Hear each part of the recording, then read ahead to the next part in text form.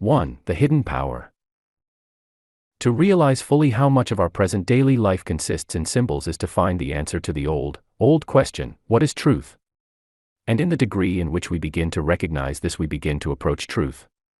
The realization of truth consists in the ability to translate symbols, whether natural or conventional, into their equivalents, and the root of all the errors of mankind consists in the inability to do this, and in maintaining that the symbol has nothing behind it. The great duty incumbent on all who have attained to this knowledge is to impress upon their fellow men that there is an inner side to things, and that until this inner side is known, the things themselves are not known. There is an inner and an outer side to everything, and the quality of the superficial mind which causes it to fail in the attainment of truth is its willingness to rest content with the outside only. So long as this is the case, it is impossible for a man to grasp the import of his own relation to the universal, and it is this relation which constitutes all that is signified by the word truth. So long as a man fixes his attention only on the superficial, it is impossible for him to make any progress in knowledge. He is denying the principle of growth, which is the root of all life, whether spiritual, intellectual, or material, for he does not stop to reflect that all which he sees as the outer side of things can result only from some germinal principle hidden deep in the center of their being. Expansion from the center by growth according to a necessary order of sequence, this is the law of life of which the whole universe is the outcome, alike in the one great solidarity of cosmic being, as in the separate individualities of its minutest organisms. This great principle is the key to the whole riddle of life, upon whatever plane we contemplate it, and without this key the door from the outer to the inner side of things can never be opened. It is therefore the duty of all to whom this door has, at least in some measure, been opened, to endeavor to acquaint others with the fact that there is an inner side to things, and that life becomes truer and fuller in proportion as we penetrate to it and make our estimates of all things according to what becomes visible from this interior point of view.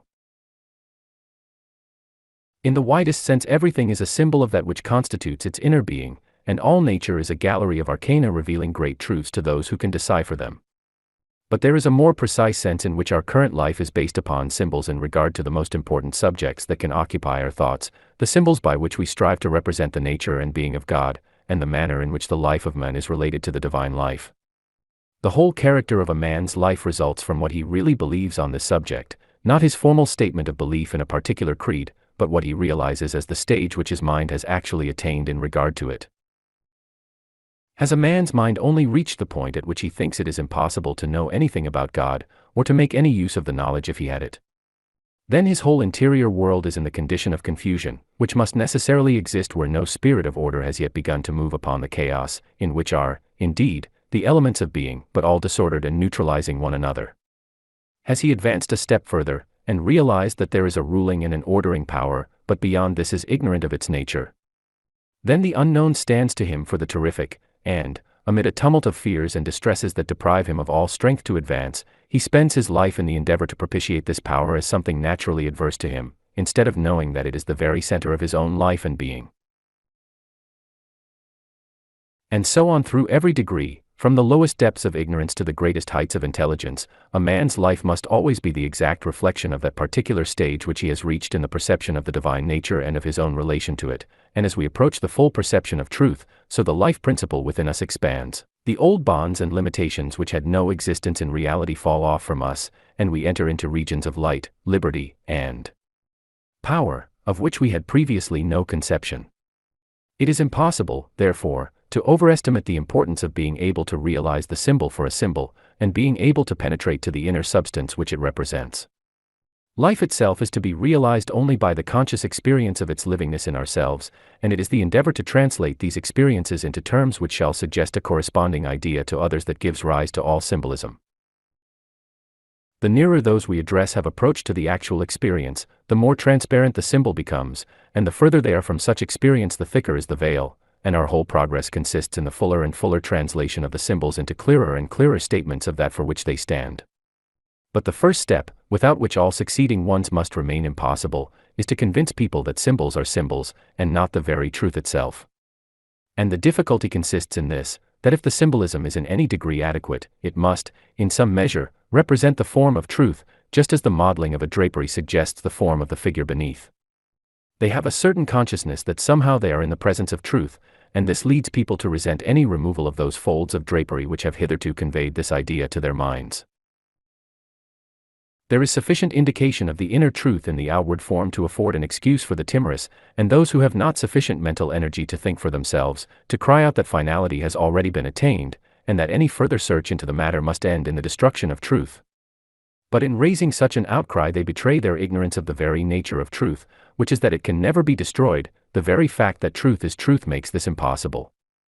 And again they exhibit their ignorance of the first principle of life, namely, the law of growth, which throughout the universe perpetually pushes forward into more and more vivid forms of expression, having expansion everywhere and finality nowhere.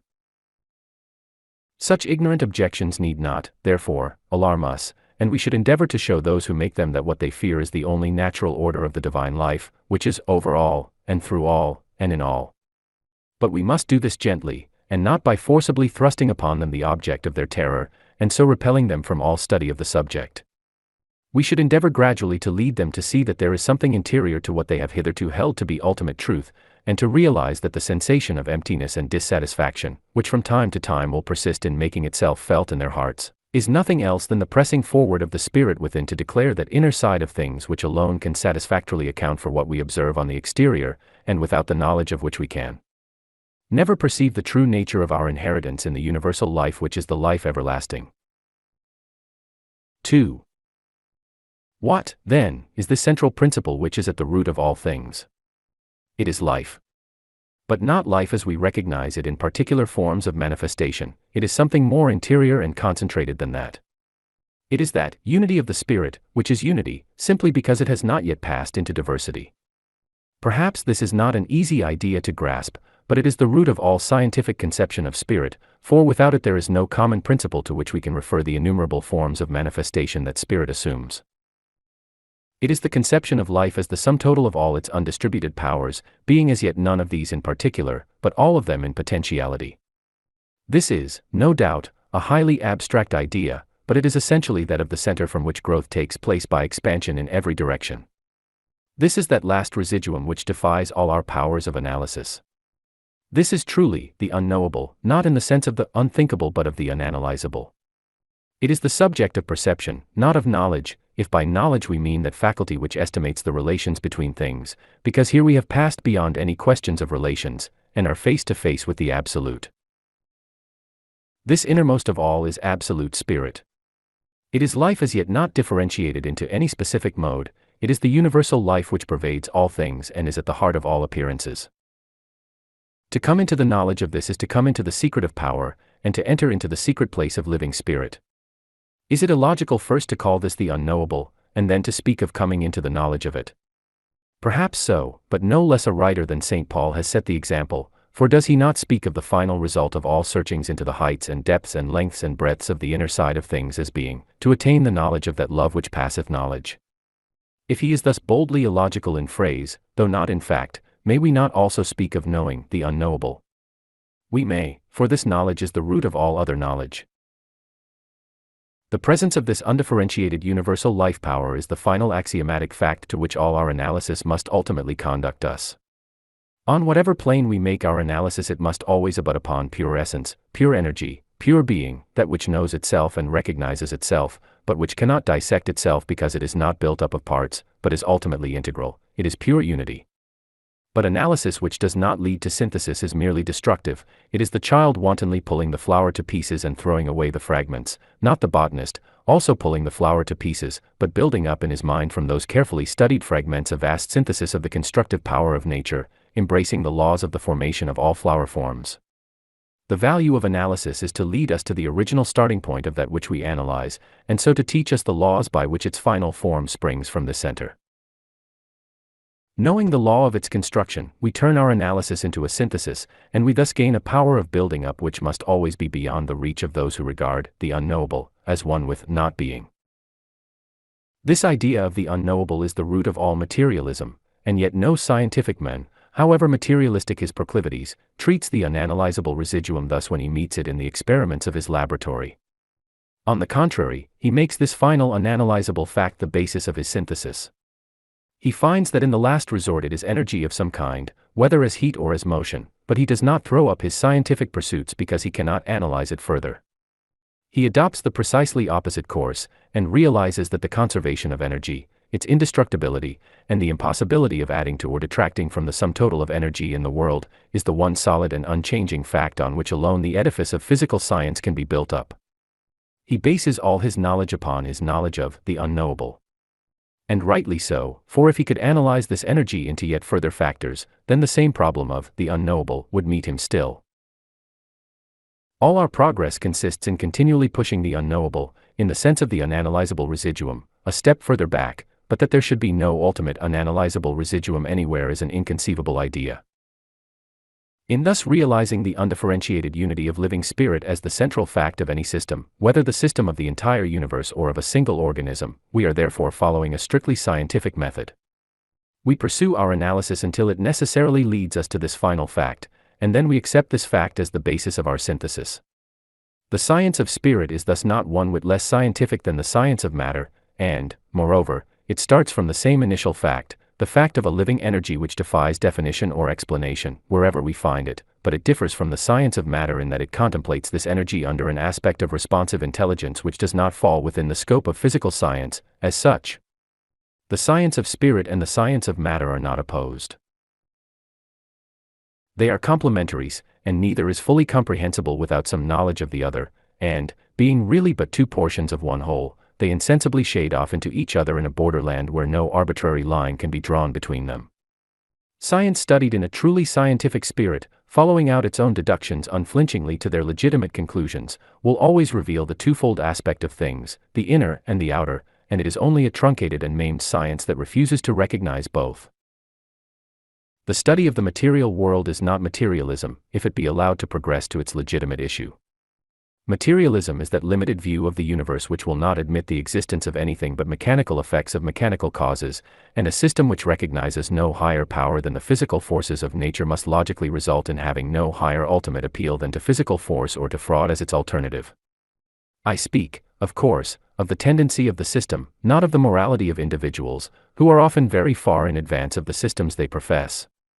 But as we would avoid the propagation of a mode of thought whose effects history shows only too plainly, whether in the Italy of the Borgias, or the France of the First Revolution, or the Commune of the Franco-Prussian War, we should set ourselves to study that inner and spiritual aspect of things which is the basis of a system whose logical results are truth and love instead of perfidy and violence. Some of us, doubtless, have often wondered why the heavenly Jerusalem is described in the book of Revelations as a cube, the length and the breadth and the height of it are equal. This is because the cube is the figure of perfect stability, and thus represents truth, which can never be overthrown. Turn it on what side you will, it still remains the perfect cube, always standing upright, you cannot upset it.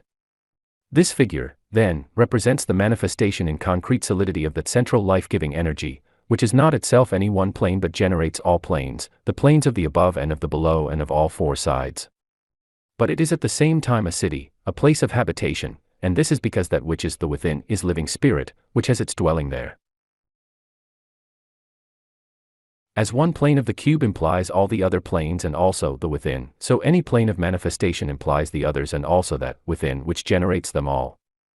Now, if we would make any progress in the spiritual side of science, and every department of science has its spiritual side, we must always keep our minds fixed upon this innermost within, which contains the potential of all outward manifestation, the fourth dimension, which generates the cube, and our common forms of speech show how intuitively we do this. We speak of the spirit in which an act is done, of entering into the spirit of a game, of the spirit of the time, and so on.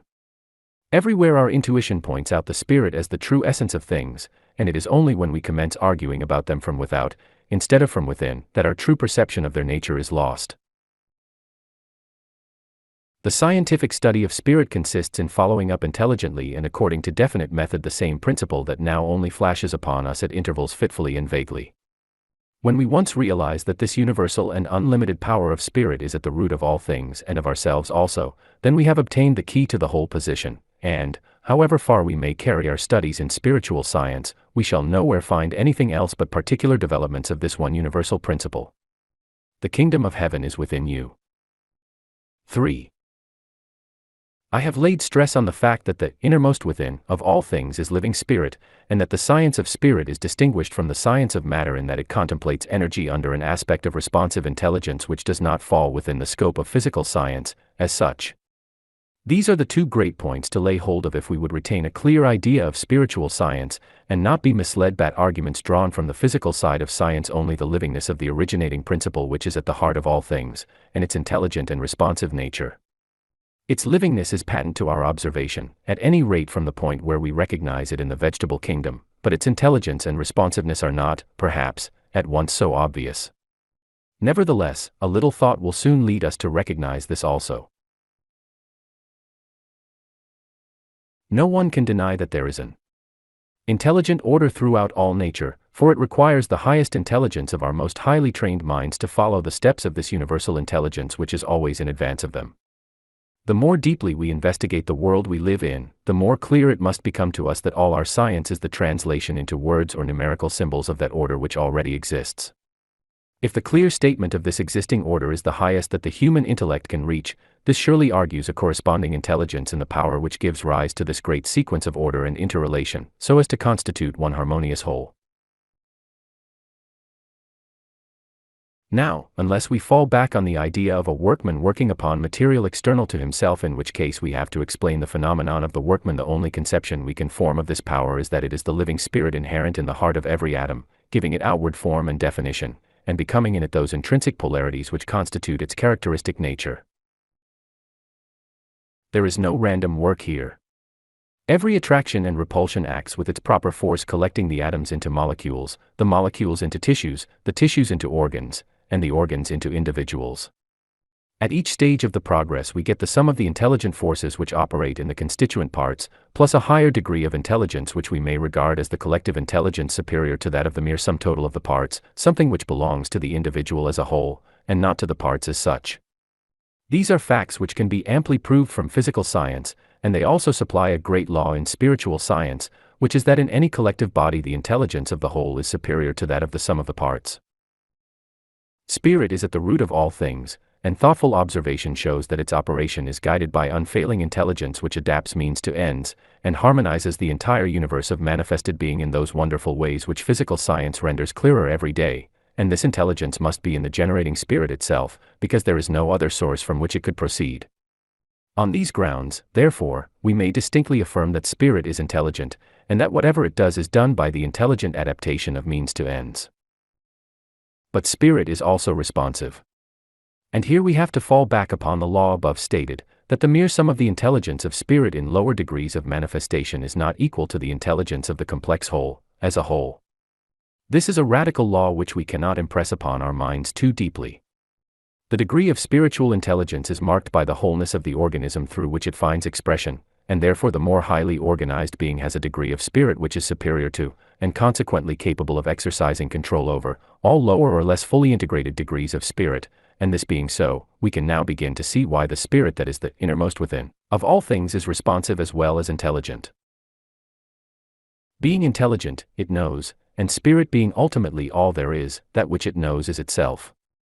Hence it is that power which recognizes itself, and accordingly the lower powers of it recognize its higher powers, and by the law of attraction they are bound to respond to the higher degrees of themselves. On this general principle, therefore, spirit, under whatever exterior revealed, is necessarily intelligent and responsive. But intelligence and responsiveness imply personality, and we may therefore now advance a step further and argue that all spirit contains the elements of personality, even though, in any particular instance, it may not yet be expressed as that individual personality which we find in ourselves. In short, spirit is always personal in its nature, even when it has not yet attained to that degree of synthesis which is sufficient to render it personal in manifestation. In ourselves the synthesis has proceeded far enough to reach that degree, and therefore we recognize ourselves as the manifestation of personality. The human kingdom is the kingdom of the manifestation of that personality, which is of the essence of spiritual substance on every plane. Or, to put the whole argument in a simpler form, we may say that our own personality must necessarily have had its origin in that which is personal, on the principle that you cannot get more out of a bag than it contains. In ourselves, therefore, we find that more perfect synthesis of the spirit into manifested personality which is wanting in the lower kingdoms of nature, and, accordingly, since spirit is necessarily that which knows itself and must, therefore, recognize its own degrees in its various modes, the spirit in all degrees below that of human personality is bound to respond to itself in that superior degree which constitutes human individuality, and this is the basis of the power of human thought to externalize itself in infinite forms of its own ordering. But if the subordination of the lower degrees of spirit to the higher is one of the fundamental laws which lie at the bottom of the creative power of thought, there is another equally fundamental law which places a salutary restraint upon the abuse of that power. It is the law that we can command the powers of the universal for our own purposes only in proportion as we first realize and obey their generic character. We can employ water for any purpose which does not require it to run uphill, and we can utilize electricity for any purpose that does not require it to pass from a lower to a higher potential. So with that universal power which we call the spirit, it has an inherent generic character with which we must comply if we would employ it for our specific purposes, and this character is summed up in the one word, goodness. The spirit is life, hence its generic tendency must always be lifeward or to the increase of the livingness of every individual. And since it is universal, it can have no particular interest to serve, and therefore its action must always be equally for the benefit of all. This is the generic character of spirit, and just as water, or electricity, or any other of the physical forces of the universe, will not work contrary to their generic character, so spirit will not work contrary to its generic character. The inference is obvious. If we would use spirit, we must follow the law of the spirit, which is goodness. This is the only limitation. If our originating intention is good, we may employ the spiritual power for what purpose we will. And how is goodness to be defined? Simply by the child's definition that what is bad is not good, and that what is good is not bad. We all know the difference between bad and good instinctively. If we will conform to this principle of obedience to the generic law of the spirit, all that remains is for us to study the law of the proportion which exists between the more and less fully integrated modes of spirit, and then bring our knowledge to bear with determination. 4. The law of spirit, to which our investigation has now led us, is of the very widest scope. We have followed it up from the conception of the intelligence of spirit, subsisting in the initial atoms, to the aggregation of this intelligence as the conscious identity of the individual. But there is no reason why this law should cease to operate at this point, or at any point short of the whole. The test of the soundness of any principle is that it can operate as effectively on a large scale as on a small one, that though the nature of its field is determined by the nature of the principle itself, the extent of its field is unlimited. If, therefore, we continue to follow up the law we have been considering, it leads us to the conception of a unit of intelligence as far superior to that of the individual man as the unity of his individual intelligence is superior to that of the intelligence of any single atom of his body, and thus we may conceive of a collective individuality representing the spiritual character of any aggregate of men, the inhabitants of a city, a district, a country, or of the entire world. Nor need the process stop here. On the same principle, there would be a superior collective individuality for the humanity of the entire solar system, and finally we reach the conception of a supreme intelligence bringing together in itself the collective individualities of all the systems in the universe. This is by no means a merely fanciful notion. We find it as the law by which our own conscious individuality is constituted, and we find the analogous principle working universally on the physical plane. It is known to physical science as the law of inverse squares, by which the forces of reciprocal attraction or repulsion, as the case may be, are not merely equivalent to the sum of the forces emitted by the two bodies concerned, but are equivalent to these two forces multiplied together and divided by the square of the distance between them, so that the resultant power continually rises in a rapidly increasing ratio as the two reciprocally exciting bodies approach one another. Since this law is so universal throughout physical nature, the doctrine of continuity affords every ground for supposing that its analog holds good in respect of spiritual nature. We must never lose sight of the old world saying that a truth on one plane is a truth on all. If a principle exists at all, it exists universally. We must not allow ourselves to be misled by appearances. We must remember that the perceptible results of the working of any principle consist of two factors: the principle itself or the active factor, and the subject matter on which it acts or the passive factor, and that while the former is invariable, the latter is variable, and that the operation of the same invariable upon different variables must necessarily produce a variety of results. This at once becomes evident if we state it mathematically. For example, A, B or C, multiplied by X give respectively the results X, Bx, Cx, which differ materially from one another, though the factor X always remains the same. This law of the generation of power by attraction applies on the spiritual as well as on the physical plane, and acts with the same mathematical precision on both, and thus the human individuality consists, not in the mere aggregation of its parts, whether spiritual or corporeal, but in the unity of power resulting from the intimate association into which those parts enter with one another, which unity, according to this law of the generation of power by attraction, is infinitely superior, both in intelligence and power, to any less fully integrated mode of spirit.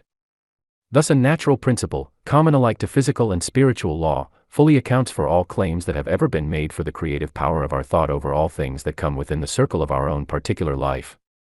Thus it is that each man is the center of his own universe, and has the power, by directing his own thought, to control all things therein. But, as I have said above, there is no reason why this principle should not be recognized as expanding from the individual until it embraces the entire universe. Each man, as the center of his own world, is himself centered in a higher system in which he is only one of innumerable similar atoms, and this system again in a higher until we reach the supreme center of all things. Intelligence and power increase from center to center in a ratio rising with inconceivable rapidity, according to the law we are now investigating, until they culminate in illimitable intelligence and power commensurate with all being. Now we have seen that the relation of man to the lower modes of spirit is that of superiority and command, but what is his relation to these higher modes? In any harmoniously constituted system, the relation of the part to the whole never interferes with the free operation of the part in the performance of its own functions, but, on the contrary, it is precisely by means of this relation that each part is maintained in a position to discharge all functions for which it is fitted. Thus, then, the subordination of the individual man to the Supreme Mind, so far from curtailing his liberty, is the very condition which makes liberty possible, or even life itself. The generic movement of the whole necessarily carries the part along with it, and so long as the part allows itself thus to be carried onwards, there will be no hindrance to its free working in any direction for which it is fitted by its own individuality. This truth was set forth in the old Hindu religion as the car of Jaggarnath, an ideal car only, which later ages degraded into a terribly material symbol. Jaggarnath means Lord of the universe, and thus signifies the universal mind. This, by the law of being, must always move forward regardless of any attempts of individuals to restrain it. Those who mount upon its car move onward with it to endlessly advancing evolution, while those who seek to oppose it must be crushed beneath its wheels, for it is no respecter of persons. If, therefore, we would employ the universal law of spirit to control our own little individual worlds, we must also recognize it in respect to the supreme center round which we ourselves revolve. But not in the old way of supposing that this center is a capricious individuality external to ourselves, which can be propitiated or cajoled into giving the good which he is not good enough to give of his own proper motion. So long as we retain this infantile idea, we have not come into the liberty which results from the knowledge of the certainty of law. Supreme mind is supreme law, and can be calculated upon with the same accuracy as when manifested in any of the particular laws of the physical world, and the result of studying, understanding and obeying this supreme law is that we thereby acquire the power to use it. Nor need we fear it with the old fear which comes from ignorance, for we can rely with confidence upon the proposition that the whole can have no interest adverse to the parts of which it is composed, and conversely that the part can have no interest adverse to the whole. Our ignorance of our relation to the whole may make us appear to have separate interests, but a truer knowledge must always show such an idea to be mistaken. For this reason, therefore, the same responsiveness of spirit which manifests itself as obedience to our wishes, when we look to those degrees of spirit which are lower than her own individuality, must manifest itself as a necessary inflowing of intelligence and power when we look to the infinity of spirit, of which our individuality is a singular expression, because in so looking upwards we are looking for the higher degrees of ourself. The increased vitality of the parts means the increased vitality of the whale, and since it is impossible to conceive of spirit otherwise than as a continually expanding principle of life, the demand for such increased vitality must, by the inherent nature of spirit, be met by a corresponding supply of continually growing intelligence and power. Thus, by a natural law, the demand creates the supply, and this supply may be freely applied to any and every subject matter that commends itself to us. There is no limit to the supply of this energy other than what we ourselves put to it by our thought, nor is there any limit to the purposes we may make it serve other than the one grand law of order, which says that good things used for wrong purposes become evil. The consideration of the intelligent and responsive nature of spirit shows that there can be no limitations but these. The one is a limitation inherent in spirit itself, and the other is a limitation which has no root except in our own ignorance. It is true that to maintain our healthy action within the circle of our own individual world we must continually move forward with the movement of the larger whole of which we form a part. But this does not imply any restriction of our liberty to make the fullest use of our lives in accordance with those universal principles of life upon which they are founded, for there is not one law for the part and another for the whole, but the same law of being permeates both alike. In proportion, therefore, as we realize the true law of our own individuality, we shall find that it is one with the law of progress for the race. The collective individuality of mankind is only the reproduction on a larger scale of the personal individuality, and whatever action truly develops the inherent powers of the individual must necessarily be in line with that forward march of the universal mind which is the evolution of humanity as a whole. Selfishness is a narrow view of our own nature which loses sight of our place in relation to the whole, not perceiving that it is from this very relation that our life is drawn. It is ignorance of our own possibilities and consequent limitation of our own powers. If, therefore, the evidence of harmonious correlation throughout the physical world leads irresistibly to the inference of intelligent spirit as the innermost within of all things, we must recognize ourselves also as individual manifestations of the same spirit which expresses itself throughout the universe as that power of intelligent responsiveness which is love. Thus we find ourselves to be a necessary and integral part of the infinite harmony of all being, not merely recognizing this great truth as a vague intuition, but as the logical and unavoidable result of the universal life principle which permeates all nature. We find our intuition was true because we have discovered the law which gave rise to it, and now intuition and investigation both unite in telling us of our own individual place in the great scheme of things.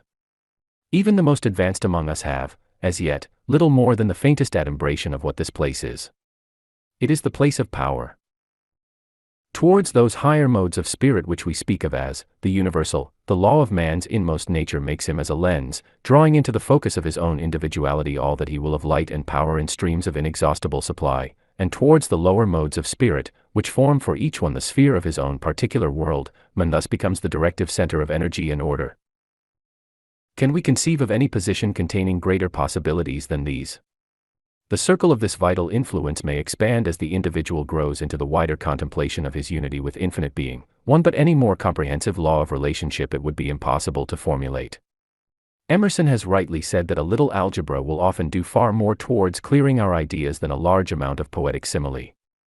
Algebraically, it is a self-evident proposition that any difference between various powers of x disappears when they are compared with x multiplied into itself to infinity, because there can be no ratio between any determinate power, however high, and the infinite, and thus the relation between the individual and all being must always remain the same.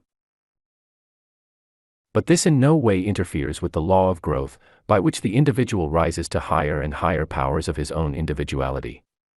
The unchangeableness of the relation between all determinate powers of x and infinity does not affect the relations of the different powers of x between themselves, but rather the fact that the multiplication of x into itself to infinity is mentally conceivable is the very proof that there is no limit to the extent to which it is possible to raise x in its determinate powers. I trust unmathematical readers will pardon my using this method of statement for the benefit of others to whom it will carry conviction. A relation once clearly grasped in its mathematical aspect becomes thenceforth one of the unalterable truths of the universe, no longer a thing to be argued about, but an axiom which may be assumed as the foundation on which to build up the edifice of further knowledge. But, laying aside mathematical formulae, we may say that because the infinite is infinite there can be no limit to the extent to which the vital principle of growth may draw upon it, and therefore there is no limit to the expansion of the individual's powers. Because we are what we are, we may become what we will. The Kabbalists tell us of the lost word, the word of power which mankind has lost. To him who discovers this word all things are possible. Is this mirific word really lost? Yes, and no. It is the open secret of the universe, and the Bible gives us the key to it. It tells us, the word is nigh thee, even in thy mouth and in thy heart. It is the most familiar of all words, the word which in our heart we realize as the center of our conscious being, and which is in our mouth 100 times a day. It is the word, I am. Because I am what I am, I may be what I will to be. My individuality is one of the modes in which the infinite expresses itself, and therefore I am myself that very power which I find to be the innermost within of all things. To me, thus realizing the great unity of all spirit, the infinite is not the indefinite, for I see it to be the infinite of myself. It is the very same I am that I am, and this not by any act of uncertain favor, but by the law of polarity which is the basis of all nature. The law of polarity is that law according to which everything attains completion by manifesting itself in the opposite direction to that from which it started. It is the simple law by which there can be no inside without an outside, nor one end of a stick without an opposite end. Life is motion, and all motion is the appearance of energy at another point, and, where any work has been done, under another form than that in which it originated, but wherever it reappears, and in whatever new form, the vivifying energy is still the same. This is nothing else than the scientific doctrine of the conservation of energy, and it is upon this well-recognized principle that our perception of ourselves as integral portions of the great universal power is based. We do well to pay heed to the sayings of the great teachers who have taught that all power is in the I Am, and to accept this teaching by faith in their bare authority rather than not accept it at all, but the more excellent way is to know why they taught thus, and to realize for ourselves this first great law which all the masterminds have realized throughout the ages. It is indeed true that the lost word is the one most familiar to us, ever in our hearts and on our lips. We have lost, not the word, but the realization of its power. And as the infinite depths of meaning which the words I am carry with them open out to us, we begin to realize the stupendous truth that we are ourselves the very power which we seek. It is the polarization of spirit from the universal into the particular, carrying with it all its inherent powers, just as the smallest flame has all the qualities of fire. The I Am in the individual is none other than the I Am in the universal. It is the same power working in the smaller sphere of which the individual is the center. This is the great truth which the ancients set forth under the figure of the macrocosm and the microcosm, the lesser I Am reproducing the precise image of the greater, and of which the Bible tells us when it speaks of man as the image of God. Now the immense practical importance of this principle is that it affords the key to the great law that, as a man thinks so he is. We are often asked why this should be, and the answer may be stated as follows: we know by personal experience that we realize our own livingness in two ways, by our power to act and our susceptibility to feel, and when we consider spirit in the absolute we can only conceive of it as these two modes of livingness carried to infinity. This, therefore, means infinite susceptibility. There can be no question as to the degree of sensitiveness, for spirit is sensitiveness, and is thus infinitely plastic to the slightest touch that is brought to bear upon it, and hence every thought we formulate sends its vibrating currents out into the infinite of spirit, producing their currents of like quality but of far vaster power. But spirit in the infinite is the creative power of the universe, and the impact of our thought upon it thus sets in motion a veritable creative force. And if this law holds good of one thought, it holds good of all, and hence we are continually creating for ourselves a world of surroundings which accurately reproduces the complexion of our own thoughts. Persistent thoughts will naturally produce a greater external effect than casual ones not centered upon any particular object. Scattered thoughts which recognize no principle of unity will fail to reproduce any principle of unity. The thought that we are weak and have no power over circumstances results in inability to control circumstances, and the thought of power produces power. At every moment we are dealing with an infinitely sensitive medium which stirs creative energies that give form to the slightest of our thought vibrations. This power is inherent in us because of our spiritual nature, and we cannot divest ourselves of it. It is our truly tremendous heritage because it is a power which, if not intelligently brought into lines of orderly activity, will spend its uncontrolled forces in devastating energy. If it is not used to build up, it will destroy. And there is nothing exceptional in this, it is merely the reappearance on the plane of the universal and undifferentiated of the same principle that pervades all the forces of nature. Which of these is not destructive unless drawn off into some definite direction? Accumulated steam, accumulated electricity, accumulated water, will at length burst forth, carrying destruction all around, but, drawn off through suitable channels, they become sources of constructive power, inexhaustible as nature itself. And here let me pause to draw attention to this idea of accumulation. The greater the accumulation of energy, the greater the danger if it be not directed into a proper order, and the greater the power if it be. Fortunately for mankind, the physical forces, such as electricity, do not usually subsist in a highly concentrated form. Occasionally circumstances concur to produce such concentration, but as a rule the elements of power are more or less equally dispersed. Similarly, for the mass of mankind, this spiritual power has not yet reached a very high degree of concentration. Every mind, it is true, must be in some measure a center of concentration, for otherwise it would have no conscious individuality, but the power of the individualized mind rapidly rises as it recognizes its unity with the infinite life, and its thought currents, whether well or ill-directed, then assume a proportionately great significance. Hence the ill effects of wrongly directed thought are in some degree mitigated in the great mass of mankind, and many causes are in operation to give a right direction to their thoughts, though the thinkers themselves are ignorant of what thought power is. To give a right direction to the thoughts of ignorant thinkers is the purpose of much religious teaching, which these uninstructed ones must accept by faith in bare authority because they are unable to realize its true import. But notwithstanding the aids thus afforded to mankind, the general stream of unregulated thought cannot but have an adverse tendency, and hence the great object to which the instructed mind directs its power is to free itself from the entanglements of disordered thought, and to help others to do the same. To escape from this entanglement is to attain perfect liberty, which is perfect power.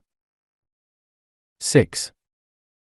The entanglement from which we need to escape has its origin in the very same principle which gives rise to liberty and power. It is the same principle applied under inverted conditions. And here I would draw particular attention to the law that any sequence followed out in an inverted order must produce an inverted result, for this goes a long way to explain many of the problems of life. The physical world affords endless examples of the working of inversion. In the dynamo, the sequence commences with mechanical force which is ultimately transformed into the subtler power of electricity, but invert this order, commence by generating electricity, and it becomes converted into mechanical force, as in the motor. In the one order the rotation of a wheel produces electricity, and in the opposite order electricity produces the rotation of a wheel. Or to exhibit the same principle in the simplest arithmetical form, if 10 divided by 2 is equal to 5, then 10 divided by 5 is equal to 2. Inversion is a factor of the greatest magnitude and has to be reckoned with, but I must content myself here with only indicating the general principle that the same power is capable of producing diametrically opposite effects if it be applied under opposite conditions, a truth which the so-called magicians of the Middle Ages expressed by two triangles placed inversely to one another. We are apt to fall into the mistake of supposing that results of opposite character require powers of opposite character to produce them, and our conceptions of things in general become much simplified when we recognize that this is not the case, but that the same power will produce opposite results as it starts from opposite poles. Accordingly, the inverted application of the same principle which gives rise to liberty and power constitutes the entanglement from which we need to be delivered before power and liberty can be attained, and this principle is expressed in the law that, as a man thinks so he is. This is the basic law of the human mind. It is Descartes' cogito, ergo sum. If we trace consciousness to its seat, we find that it is purely subjective. Our external senses would cease to exist were it not for the subjective consciousness which perceives what they communicate to it. The idea conveyed to the subjective consciousness may be false, but until some truer idea is more forcibly impressed in its stead, it remains a substantial reality to the mind which gives it objective existence. I have seen a man speak to the stump of a tree which in the moonlight looked like a person standing in a garden, and repeatedly ask its name and what it wanted, and so far as the speaker's conception was concerned, the garden contained a living man who refused to answer. Thus every mind lives in a world to which its own perceptions give objective reality. Its perceptions may be erroneous, but they nevertheless constitute the very reality of life for the mind that gives form to them. No other life than the life we lead in our own mind is possible, and hence the advance of the whole race depends on substituting the ideas of good, of liberty, and of order for their opposites. And this can be done only by giving some sufficient reason for accepting the new idea in place of the old. For each one of us our beliefs constitute our facts, and these beliefs can be changed only by discovering some ground for a different belief. This is briefly the rationale of the maxim that, as a man thinks so he is, and from the working of this principle all the issues of life proceed. Now man's first perception of the law of cause and effect in relation to his own conduct is that the result always partakes of the quality of the cause, and since his argument is drawn from external observation only, he regards external acts as the only causes he can effectively set in operation. Hence, when he attains sufficient moral enlightenment to realize that many of his acts have been such as to merit retribution, he fears retribution as their proper result. Then, by reason of the law that thoughts are things, the evils which he fears take form and plunge him into adverse circumstances, which again prompt him into further wrong acts, and from these come a fresh crop of fears which in their turn become externalized into fresh evils, and thus arises a circulus from which there is no escape so long as the man recognizes nothing but his external acts as a causative power in the world of his surroundings. This is the law of works, the circle of karma, or wheel of fate, from which there appears to be no escape, because the complete fulfillment of the law of our moral nature today is only sufficient for today and leaves no surplus to compensate the failure of yesterday. This is the necessary law of things as they appear from external observation only, and, so long as this conception remains, the law of each man's subjective consciousness makes it a reality for him. What is needed, therefore, is to establish the conception that external acts are not the only causative power, but that there is another law of causation, namely, that of pure thought. This is the law of faith, the law of liberty, for it introduces us to a power which is able to inaugurate a new sequence of causation not related to any past actions. But this change of mental attitude cannot be brought about till we have laid hold of some fact which is sufficient to afford a reason for the change. We require some solid ground for our belief in this higher law. Ultimately, we find this ground in the great truth of the eternal relation between spirit in the universal and in the particular. When we realize that substantially there is nothing else but spirit, and that we ourselves are reproductions in individuality of the intelligence and love which rule the universe, we have reached the firm standing ground where we find that we can send forth our thought to produce any effect we will.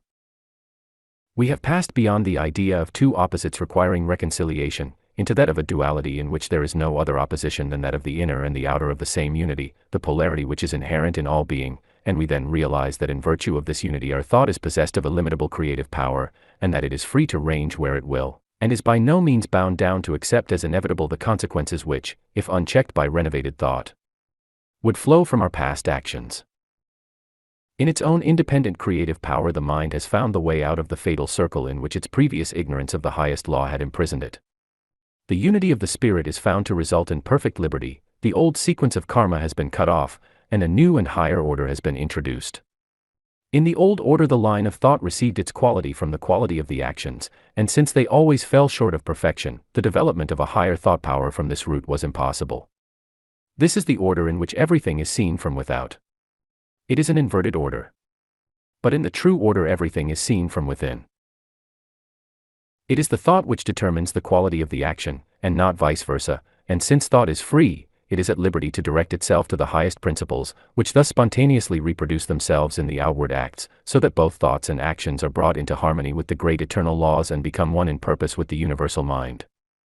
The man realizes that he is no longer bound by the consequences of his former deeds, done in the time of his ignorance, in fact, that he never was bound by them except so far as he himself gave them this power by false conceptions of the truth, and thus recognizing himself for what he really is, the expression of the infinite spirit in individual personality, he finds that he is free, that he is a partaker of divine nature, not losing his identity, but becoming more and more fully himself with an ever-expanding perfection, following out a line of evolution whose possibilities are inexhaustible. But there is not in all men this knowledge. For the most part they still look upon God as an individual being external to themselves, and what the more instructed man sees to be unity of mind and identity of nature appear to the less advanced to be an external reconciliation between opposing personalities. Hence the whole range of conceptions which may be described as the messianic idea. This idea is not, as some seem to suppose, a misconception of the truth of being. On the contrary, when rightly understood it will be found to imply the very widest grasp of that truth, and it is from the platform of this supreme knowledge alone that an idea so comprehensive in its adaptation to every class of mind could have been evolved. It is the translation of the relations arising from the deepest laws of being into terms which can be realized even by the most unlearned, a translation arranged with such consummate skill that, as the mind grows in spirituality, every stage of advance is met by a corresponding unfolding of the divine meaning, while yet even the crudest apprehension of the idea implied is sufficient to afford the required basis for an entire renovation of the man's thoughts concerning himself, giving him a standing ground from which to think of himself as no longer bound by the law of retribution for past offenses, but as free to follow out the new law of liberty as a child of God. The man's conception of the modus operandi of this emancipation may take the form of the grossest anthropomorphism or the most childish notions as to the satisfaction of the divine justice by vicarious substitution, but the working result will be the same. He has got what satisfies him as a ground for thinking of himself in a perfectly new light, and since the states of our subjective consciousness constitute the realities of our life, to afford him a convincing ground for thinking himself free, is to make him free. With increasing light he may find that his first explanation of the modus operandi was inadequate, but when he reaches this stage, further investigation will show him that the great truth of his liberty rests upon a firmer foundation than the conventional interpretation of traditional dogmas, and that it has its roots in the great law of nature, which are never doubtful, and which can never be overturned.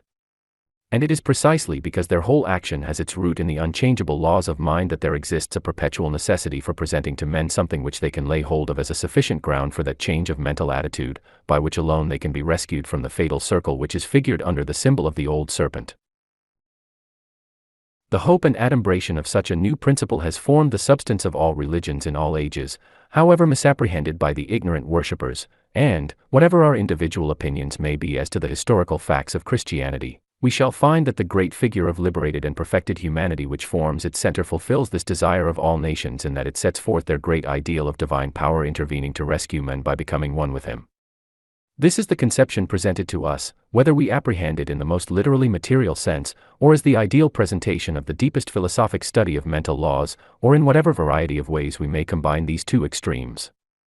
The ultimate idea impressed upon the mind must always be the same. It is that there is a divine warrant for knowing ourselves to be the children of God and partakers of the divine nature, and when we thus realize that there is solid ground for believing ourselves free, by force of this very belief we become free. The proper outcome of the study of the laws of spirit which constitute the inner side of things is not the gratification of a mere idle curiosity, nor the acquisition of abnormal powers, but the attainment of our spiritual liberty, without which no further progress is possible. When we have reached this goal, the old things have passed away and all things have become new. The mystical 7 days of the old creation have been fulfilled, and the first day of the new week dawns upon us with its resurrection to a new life, expressing on the highest plane that great doctrine of the octave which the science of the ancient temples traced through nature, and which the science of the present day endorses, though ignorant of its supreme significance. When we have thus been made free by recognizing our oneness with infinite being, we have reached the termination of the old series of sequences and have gained the starting point of the new. The old limitations are found never to have had any existence save in our own misapprehension of the truth, and one by one they fall off as we advance into clearer light. We find that the life spirit we seek is in ourselves, and, having this for our center, our relation to all else becomes part of a wondrous living order in which every part works in sympathy with the whole, and the whole in sympathy with every part, a harmony wide as infinitude, and in which there are no limitations save those imposed by the law of love. I have endeavored in this short series of articles to sketch briefly the principal points of relation between spirit in ourselves and in our surroundings. This subject has employed the intelligence of mankind from grey antiquity to the present day, and no one thinker can ever hope to grasp it in all its amplitude. But there are certain broad principles which we must all grasp, however we may specialize our studies in detail, and these I have sought to indicate. With what degree of success the reader must form his own opinion. Let him, however, lay firm hold of this one fundamental truth, and the evolution of further truth from it is only a question of time, that there is only one spirit, however many the modes of its manifestations, and that the unity of the spirit is the bond of peace. 2. The perversion of truth. There is a very general recognition, which is growing day by day more and more widespread, that there is a sort of hidden power somewhere which it is within our ability, somehow or other, to use. The ideas on this subject are exceedingly vague with the generality of people, but still they are assuming a more and more definite form, and that which they appear to be taking with the generality of the public is the recognition of the power of suggestion. I suppose none of us doubts that there is such a thing as the power of suggestion, and that it can produce very great results indeed, and that it is par excellence a hidden power. It works behind the scenes, it works through what we know as the subconscious mind, and consequently its activity is not immediately recognizable, or the source from which it comes. Now there is in some aspects its usefulness, its benefit, but in other aspects there is a source of danger, because a power of this kind is obviously one which can be used either well or ill. In itself it is perfectly neutral, it all depends on the purpose for which it is used, and the character of the agent who employs it. This recognition of the power of suggestion is in many instances taking a most undesirable form, and I commend to your notice, in support of this observation, numerous advertisements in certain classes of magazines. Many of you must have seen many specimens of that kind, offering for a certain sum of money to put you in the way of getting personal influence, mental power, power of suggestion, as the advertisements very unblushingly put it, for any purpose that you may desire. Some of them even go into further particulars, telling you the particular sort of purposes for which you can employ this, all of them certainly being such uses as no one should ever attempt to make of it. Therefore, this recognition of the power of suggestion, say even as a mere money-making power, to leave alone other misapplications of it, is a feature which is taking hold, so to say, of certain sections of the public who do not realize a higher platform in these things. It is deplorable that it should be so, but it is in the nature of things unavoidable. You have a power which can be used affirmatively, and which can be used negatively, which can be used for higher purposes, and can be used for lower purposes, and consequently you will find numbers of people who, as soon as they get hold of it, will at once think only of the lower purposes, not of the higher. In support of what I say, although this is by no means, I suppose, intended as a low application, probably it is intended as a high application, but I cannot say I agree with it. But to show you that I am talking from actual facts, I will read you a note which I have made from the Daily Mail of the January 10th, that I dare say some of you may have seen. It is an article headed, "Killing by Prayer," and the article goes on to say that a certain circular has been sent round to the different hospitals and other places where the study of vivisection goes forward to this effect. In this circular, signed with the letters M.C., the writer says that he accidentally heard of a person who was in the habit of praying from time to time for the death of one of our leading vivisectors, and that always the men indicated died. That is what M.C. heard by chance during conversation at a hotel dinner. Then, thinking over this, M.C. goes on to say that he, or she, tried praying that the men most likely to cause suffering to innocent subjects by his experiments might be removed, and the consequence was that about a fortnight later one of our most distinguished medical scientists died. I do not know who the scientist in question was. I dare say some of you may be aware of the name. However, that is what the Daily Mail tells us, and it also states that the anti-vivisection societies were unanimous in condemning this circular, and very properly so. Now you see, the sender of that circular, whoever he was, obviously thought he was doing a very good piece of work. I myself am by no means any friend of vivisection. I do not think anyone can have a real knowledge of the truth and remain in touch with it, but I certainly agreed with the anti-vivisection societies in condemning such a circular as that. You see, there is the assumption that prayer, or mental power, can be used to remove a person from the stage of life, and M.C. claims that he did it in the case of this particular scientist. That brings back another parallel, almost, I might say, an historical parallel, to our mind, that of Dr. Anna Kingsford, taking place perhaps some 40 years ago, who claimed, of course she was a very strong anti-vivisectionist, that by thought power she caused the death of Claude Bernard, the great vivisection scientist of France. Certainly at the time that she put out her forces he did die, but on the other hand, it has been remarked that it was from that very date that her own breakup commenced, and never ceased till she herself passed into the other world. So you see, these actions are likely to revert to the sender, even if they are successful. Now in these two cases the ultimate object was not a low one, it was one which was supposed to be for the benefit of humanity and of the dumb creation. But that does not justify the means. The maxim, "the end justifies the means," is the greatest perversion of truth, and still more so if this hidden power, the power of suggestion, is used to injure anyone for a more personal motive than in these cases which I have cited. The lower the motive, the lower the action becomes, and to suppose that because mental means are employed they make any difference in the nature of the act is a very great mistake. It has been sometimes my painful duty to sentence people to death for murder, and therefore I claim that I have a very fair knowledge of what differentiates murder from those cases in which life is taken which do not amount to murder, and speaking from the judicial experience of a great many years, and the trial of a large number of cases which have involved the question whether the death penalty should be passed or not, I have no hesitation in saying that to kill by mental means is just as much murder as to kill by poison or the dagger. Speaking judicially, I should have not the least hesitation in hanging anyone who committed murder by means of mental suggestion. Psychological crime, remember, is crime just the same, possibly it is more deeply dyed crime, because of the greater knowledge which must go along with it. I say that the psychological criminal is worse than the ordinary criminal. One of the teachings of the Master is on this very point. I refer you to the miracle of the fig tree. You know that he exhibited his power of killing not a person, not even an animal, but a tree.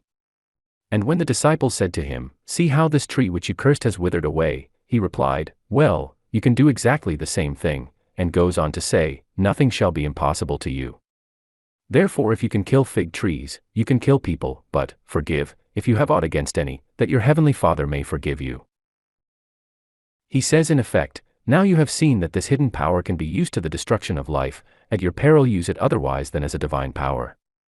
Use it with prayer to God and with forgiveness of all against whom you have any sort of grudge or ill feeling, and if its use is always prefaced in this way, according to the Master's directions, then nobody can use it to injure another either in mind, body, or estate.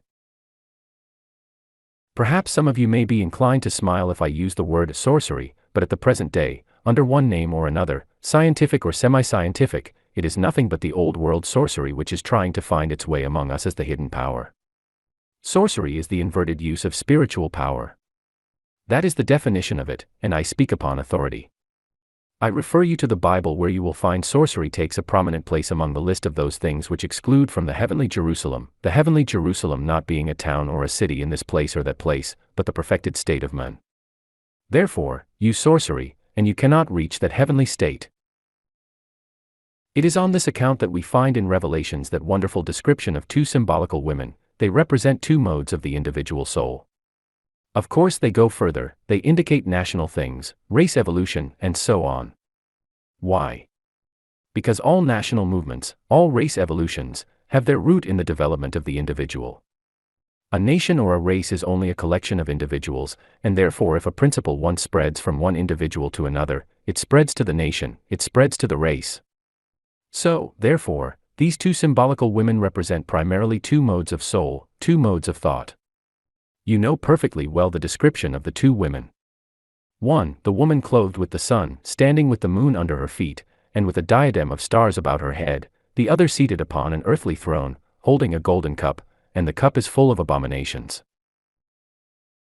Those are the two women, and we know that one of them is called in the scripture, Babylon, and we know which one that is. One of the marks of this woman, mind you, that means the class of individuality, is the mark of sorcery, the mark of the inverted use of spiritual and mental powers. But what is the end of it? The end is that this Babylon becomes the habitation of devils, the hole door, as the original Greek has it, the prison of evil, an unclean spirit, the cage of every unclean bird. That is the development which takes place in each individual who sets out to misuse this mental power.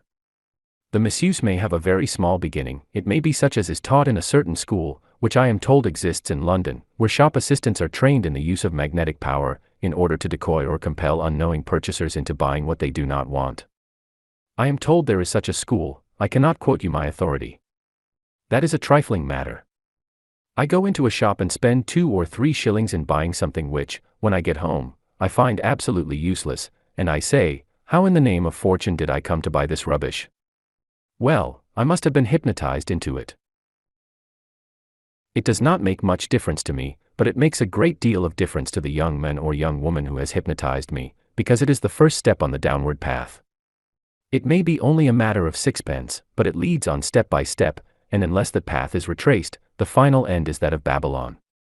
Therefore it is that St. John says, I heard a voice from heaven saying, Come forth, my people, out of her, and that is out of Babylon. Come forth, my people, out of her, that is out of this inverted mode of using spiritual power. Come forth, my people, out of her, that ye have no fellowship with her sins, and that ye shall receive not of her plague. Therefore, against this inverted use of the hidden power I warn every one from the first day when he begins to realize that there is such a thing as mental or spiritual power which can be exercised upon other persons. Are we then on this account to go continually in terror of suffering from malicious magnetism, fearing that some enemy here, or some enemy there, is turning on this hidden power against us? If so, we should go in trepidation continually. No, I do not think there is the least reason for us to go in fear in this way. To begin with, there are comparatively few who know the law of suggestion sufficiently well to use it either affirmatively or negatively, and of those who do know it sufficiently to make use of it, I am convinced that the majority would wish only to use it in all kindness, and for the benefit of the person concerned. That, I am confident, is the attitude of 9/10, or I might perhaps say 99/100, of the students of this subject. They wish to do well, and look upon their use of mental power as an additional means of doing good. But after all, human nature is human nature, and there remains a small minority who are both able and willing to use this hidden power injuriously for their own purposes. Now, how are we to deal with this minority? The answer is simple. Just see them in their true light, see them for what they really are, that is to say, persons who are ignorant of the real spiritual power. They think they have it, and they have not. That is what it is. See them in their true light and their power will fall away from them. The real and ultimate power is that of the affirmative, the negative is destructive, the affirmative is constructive. So this negative use of the hidden power is to be destroyed by the use of the affirmative, the constructive power. The affirmative destroys the negative always in one way, and that is not by attacking it, not by running at it like a bull in a china shop, but by building up life. It is always a building power. It is building life and more life, and when that life comes in, the negative of necessity goes out. The ultimate affirmative position is that of conscious union with the source of life. Realize this, and you need not trouble yourself about any action of the negative whatever. Seek conscious union with the ultimate, the first cause, that which is the starting point of all things, whether in the universe or in yourself as the individual. That starting point is always present, it is the same yesterday, today, and forever, and you are the world and the universe in miniature, and it is always there working in you if you will recognize it. Remember the reciprocity between yourself and this truly hidden power. The power of suggestion is a hidden power, but the power which creates all things is the hidden power which is at the back of all things. Now realize that it is in yourselves and you need trouble about the negative no longer. This is the Bible teaching regarding Christ, and that teaching is to bring about this conscious personal union with the divine all-creating Spirit as a present living power to be used day by day. The Bible tells us there is such a thing as the mystery of iniquity, that is to say, the mystery of the spiritual power used invertedly, used from the diabolical standpoint, and when the Bible speaks of the mystery of iniquity, it means what it says.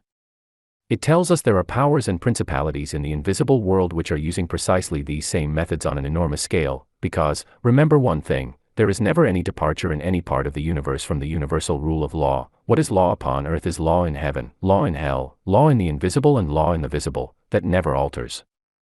What is done by any spiritual power, whether it is a spiritual power of evil or of good, is done through the mental constitution which you have.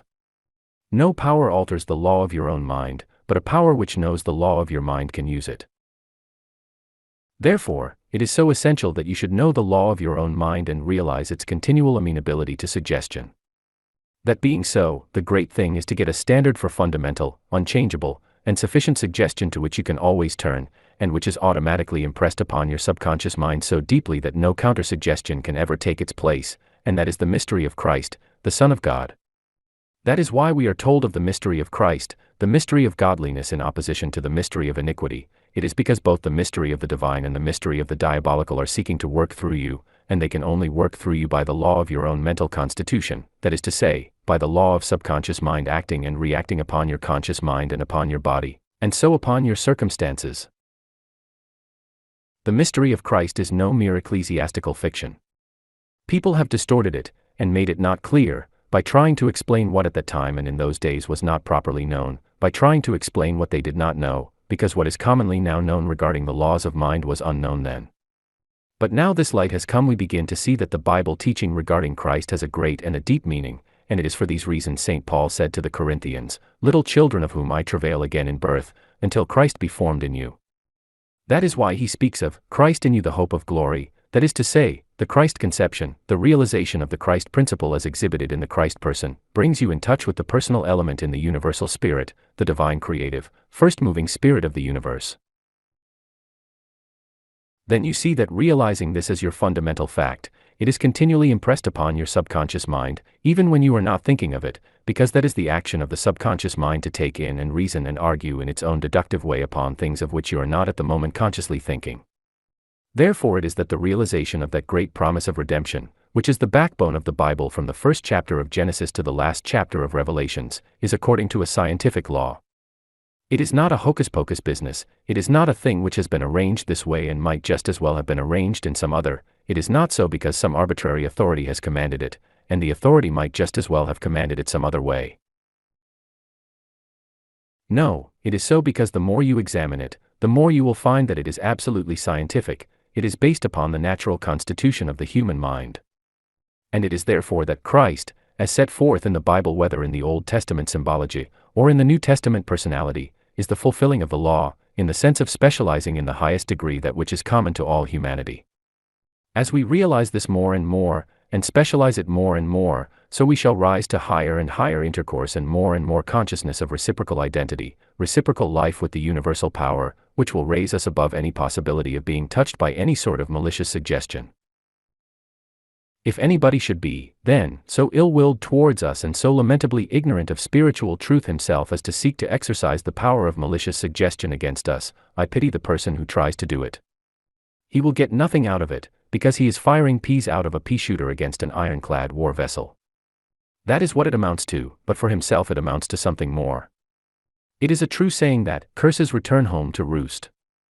I think if we study these things, and consider that there is a reason for them, we need not be in the least alarmed about negative suggestion, or malicious magnetism, of being brought under the power of other minds, of being got over in some way, of being done out of our property, of being injured in our health, or being hurt in our circumstances, and so on.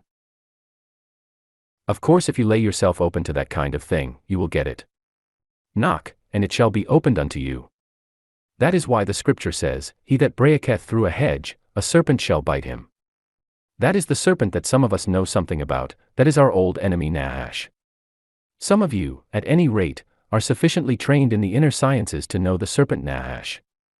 Break down the hedge, that is to say, the conscious control of your own mind, and above all the hedge of the divine love and wisdom with which God Himself will surround you in the personality of His Son. Break down this hedge, and of course Nahash comes in. But if you keep your hedge in, remember the old Hebrew tradition always spoke of the divine law as the hedge. If you keep your hedge unbroken, nothing can come in except by the door. Christ said, I am the door, by me if any man enter in, he shall be saved. I have spoken of the two great mysteries, the mystery of godliness and the mystery of iniquity, the mystery of Christ and the mystery of Antichrist. Now, it is not necessary, mind you, that you should understand these mysteries in full in order to get into your right position.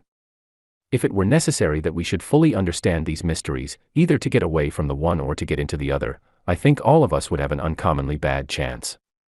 I certainly should. I can touch only the fringe of these things, but we can realize the principle of the affirmative and the principle of the negative which underlies them both. One is the mystery of light, the other is the mystery of darkness. I do not say do not study these mysteries, they are exactly what we ought to study, but do not think that you remain in a state of danger until you have completely fathomed the mystery. Not a bit of it. You can quite get on the right side without understanding the whole thing, exactly as you travel on a railway without understanding the mechanism of the engine which takes you along. So then we have these two mysteries, that of light and that of darkness, and therefore what we have to do is to exercise our will to receive the mystery of light, and then that will make for itself a center in our own hearts and beings, and you will become conscious of that center. Whether you understand it or not, you will become conscious of it, and then from that center of light in yourself, you can start everything in your life, whether spiritual or temporal. You do not have to go further back, you do not have to analyze the why and the wherefore of these things in order to get your starting point. It may interest you afterwards, it may strengthen you afterwards to do so, but for a practical starting point you must realize the divine presence in yourself, which is the Son of God manifested in you, that is the divine principle of personality speaking within yourself. So then, having realized this as your center, you carry the all-originating affirmative power with you, all through everything that you do and everything that you are. Day and night it will be there, it will protect you, it will guide you, it will help you.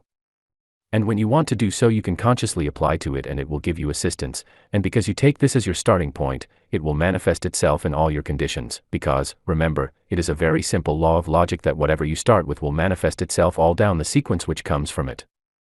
If you start with the color red you can make all sorts of modifications and bring out orange, purple, and brown, but the red basis will show itself all down the scale of color, and so if you start with a basis of blue, blue will show itself all down the scale of various colors.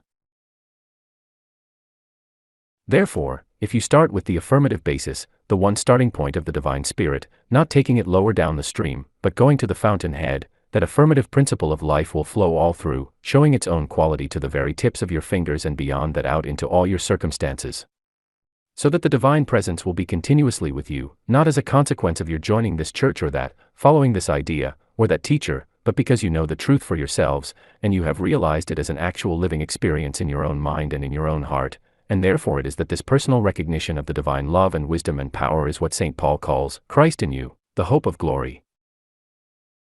Each one who recognizes this, is one who answers the biblical description of a true Israelite indeed. That word, Israelite, in the Bible is a very deeply symbolical word, and carries an immense amount of meaning with it. So get this recognition as the real working fact that each one of you is an Israelite indeed, and if so, then make yourselves perfectly happy with the everlasting statement, which is as true now as it was on the day on which it was uttered, there is no divination or enchantment against Israel. 1909. 3. The I Am. We often do not sufficiently recognize the truth of Walt Whitman's pithy saying, I am not all contained between my hat and my boots, and forget the twofold nature of the I Am, that it is at once both the manifested and the unmanifest, the universal and the individual. By losing sight of this truth we surround ourselves with limitations, we see only part of the self, and then we are surprised that the part fails to do the work of the whole. Factors crop up on which we had not reckoned, and we wonder where they come from, and do not understand that they necessarily arise from that great unity in which we are all included. It is the grand intelligence and livingness of universal spirit continually pressing forward to manifestation of itself in a glorious humanity. This must be effected by each individual's recognition of his power to cooperate with the supreme principle through an intelligent conception of its purpose and of the natural laws by which that purpose is accomplished, a recognition which can proceed only from the realization that he himself is none other than the same universal principle in particular manifestation. When he sees this, he sees that Walt Whitman's saying is true, and that his source of intelligence, power, and purpose is in that universal self, which is his as well as another's just because it is universal, and which is therefore as completely and entirely identified with himself as though there were no other expression of it in the world. The understanding which alone gives value to knowledge is the understanding that, when we employ the formula, I am, therefore I can, therefore I will, the I am with which the series starts is a being who, so to speak, has his head in heaven and his feet upon the earth, a perfect unity, and with a range of ideas far transcending the little ideas which are limited by the requirements of a day or an hour. On the other hand, the requirements of the day and the hour are real while they last, and since the manifested life can be lived only in the moment that now is, whether it be today or 10,000 years hence, our need is to harmonize the life of expression with the life of purpose, and by realizing in ourselves the source of the highest purposes to realize also the life of the fullest expression. This is the meaning of prayer. Prayer is not a foolish seeking to change the mind of supreme wisdom, but it is an intelligent seeking to embody that wisdom in our thoughts so as more and more perfectly to express it in expressing ourselves. Thus, as we gradually grow into the habit of finding this inspiring presence within ourselves, and of realizing its forward movement as the ultimate determining factor in all true healthful mental action, it will become second nature to us to have all our plans, down to the apparently most trivial, so floating upon the undercurrent of this universal intelligence that a great harmony will come into our lives. Every discordant manifestation will disappear, and we shall find ourselves more and more controlling all things into the forms that we desire. Why? Because we have attained to commanding the Spirit and making it obey us? Certainly not, for, if the blind lead the blind, both shall fall into the ditch, but because we are companions of the Spirit, and by a continuous and growing intimacy have changed, not the mind of the Spirit, but our own, and have learned to think from a higher standpoint, where we see that the old world saying, know thyself, includes the knowledge of all that we mean when we speak of God. I am is one. This may seem a very elementary proposition, but it is one of which we are too apt to lose sight. What does it mean? It means everything, but we are most concerned with what it means in regard to ourselves, and to each of us personally it means this.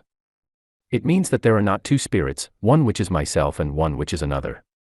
It means that there is not some great unknown power external to myself which may be actuated by perfectly different motives to my own, and which will, therefore, oppose me with its irresistible force and pass over me, leaving me crushed and broken like the devotee over whom the car of Jaggarnath has rolled. It means that there is only one mind, one motive, one power, not two opposing each other, and that my conscious mind in all its movements is only the one mind expressing itself as, not merely through, my own particular individuality. There are not two I ams, but one I am. Whatever, therefore, I can conceive the great universal life principle to be, that I am. Let us try fully to realize what this means.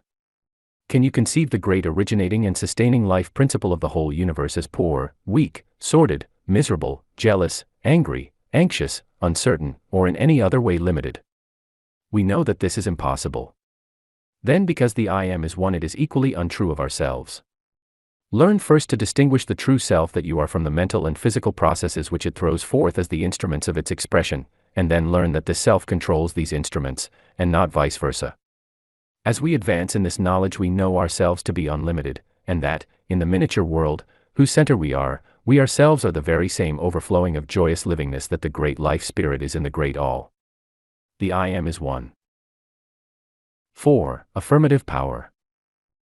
Thoroughly to realize the true nature of affirmative power is to possess the key to the great secret. We feel its presence in all the innumerable forms of life by which we are surrounded, and we feel it as the life in ourselves, and at last someday the truth bursts upon us like a revelation that we can wield this power, this life, by the process of thought. And as soon as we see this, the importance of regulating our thinking begins to dawn upon us. We ask ourselves what this thought process is, and we then find that it is thinking affirmative force into forms which are the product of our own thought. We mentally conceive the form and then think life into it. This must always be the nature of the creative process on whatever scale, whether on the grand scale of the universal cosmic mind or on the miniature scale of the individual mind. The difference is only in degree and not in kind. We may picture the mental machinery by which this is done in the way that best satisfies our intellect, and the satisfying of the intellect on this point is a potent factor in giving us the confidence in our mental action without which we can effect nothing, but the actual externalization is the result of something more powerful than a merely intellectual apprehension. It is the result of that inner mental state which, for want of a better word, we may call our emotional conception of ourselves. It is that self which we feel ourselves to be, which takes forms of our own creating. For this reason our thought must be so grounded upon knowledge that we shall feel the truth of it, and thus be able to produce in ourselves that mental attitude of feeling which corresponds to the condition which we desire to externalize. We cannot think into manifestation a different sort of life to that which we realize in ourselves. As Horace says, nemo dat quod non habet, we cannot give what we have not got. And, on the other hand, we can never cease creating forms of some sort by our mental activity, thinking life into them. This point must be very carefully noted. We cannot sit still producing nothing. The mental machinery will keep on turning out work of some sort, and it rests with us to determine of what sort it shall be. In our entire ignorance or imperfect realization of this, we create negative forms and think life into them. We create forms of death, sickness, sorrow, trouble, and limitation of all sorts, and then think life into these forms, with the result that, however non-existent in themselves, to us they become realities and throw their shadow across the path which would otherwise be bright with the many-colored beauties of innumerable flowers and the glory of the sunshine. This need not be. It is giving to the negative an affirmative force which does not belong to it. Consider what is meant by the negative. It is the absence of something. It is not being, and is the absence of all that constitutes being. Left to itself, it remains in its own nothingness, and it only assumes form and activity when we give these to it by our thought. Here, then, is the great reason for practicing control over our thought. It is the one and only instrument we have to work with, but it is an instrument which works with the greatest certainty, for limitation if we think limitation, for enlargement if we think enlargement. Our thought as feeling is the magnet which draws to us those conditions which accurately correspond to itself. This is the meaning of the saying that thoughts are things. But, you say, how can I think differently from the circumstances? Certainly you are not required to say that the circumstances at the present moment are what they are not. To say so would be untrue, but what is wanted is not to think from the standpoint of circumstances at all. Think from that interior standpoint where there are no circumstances, and from whence you can dictate what circumstances shall be, and then leave the circumstances to take care of themselves. Do not think of this, that, or the other particular circumstances of health, peace, etc., but of health, peace, and prosperity themselves. Here is an advertisement from Pearson's Weekly, Think Money. Big money makers think money. This is a perfectly sound statement of the power of thought, although it is only an advertisement, but we may make an advance beyond thinking money. We can think life, in all its fullness, together with that perfect harmony of conditions which includes all that we need of money and 1,000 other good things besides, for some of which money stands as the symbol of exchangeable value, while others cannot be estimated by so material a standard. Therefore think life, illumination, harmony, prosperity, happiness, think the things rather than this or that condition of them. And then by the sure operation of the universal law these things will form themselves into the shapes best suited to your particular case, and will enter your life as active, living forces, which will never depart from you because you know them to be part and parcel of your own being. 5. Submission. There are two kinds of submission: submission to superior force and submission to superior truth. The one is weakness and the other is strength. It is an exceedingly important part of our training to learn to distinguish between these two, and the more so because the wrong kind is extolled by nearly all schools of popular religious teaching at the present day as constituting the highest degree of human attainment. By some this is pressed so far as to make it an instrument of actual oppression, and withal it is a source of weakness and a bar to progress. We are forbidden to question what are called the wise dispensations of providence and are told that pain and sorrow are to be accepted because they are the will of God, and there is much eloquent speaking and writing concerning the beauty of quiet resignation, all of which appeals to a certain class of gentle minds who have not yet learnt that gentleness does not consist in the absence of power but in the kindly and beneficent use of it. Minds cast in this mold are peculiarly apt to be misled. They perceive a certain beauty in the picture of weakness leaning upon strength, but they attribute its soothing influence to the wrong element of the combination. A thoughtful analysis would show them that their feelings consisted of pity for the weak figure and admiration for the strong one, and that the suggestiveness of the whole arose from its satisfying the artistic sense of balance which requires a compensation of this sort. But which of the two figures in the picture would they themselves prefer to be? Surely not the weak one needing help, but the strong one giving it. By itself the weak figure only stirs our pity and not our admiration. Its form may be beautiful, but its very beauty only serves to enhance the sense of something wanting, and the something wanting is strength. The attraction which the doctrine of passive resignation possesses for certain minds is based upon an appeal to sentiment, which is accepted without any suspicion that the sentiment appealed to is a false one. Now the healthful influence of the movement known as the higher thought consists precisely in this, that it sets itself rigorously to combat this debilitating doctrine of submission. It can see as well as others the beauty of weakness leaning upon strength, but it sees that the real source of the beauty lies in the strong element of the combination. The true beauty consists in the power to confer strength, and this power is not to be acquired by submission, but by the exactly opposite method of continually asserting our determination not to submit.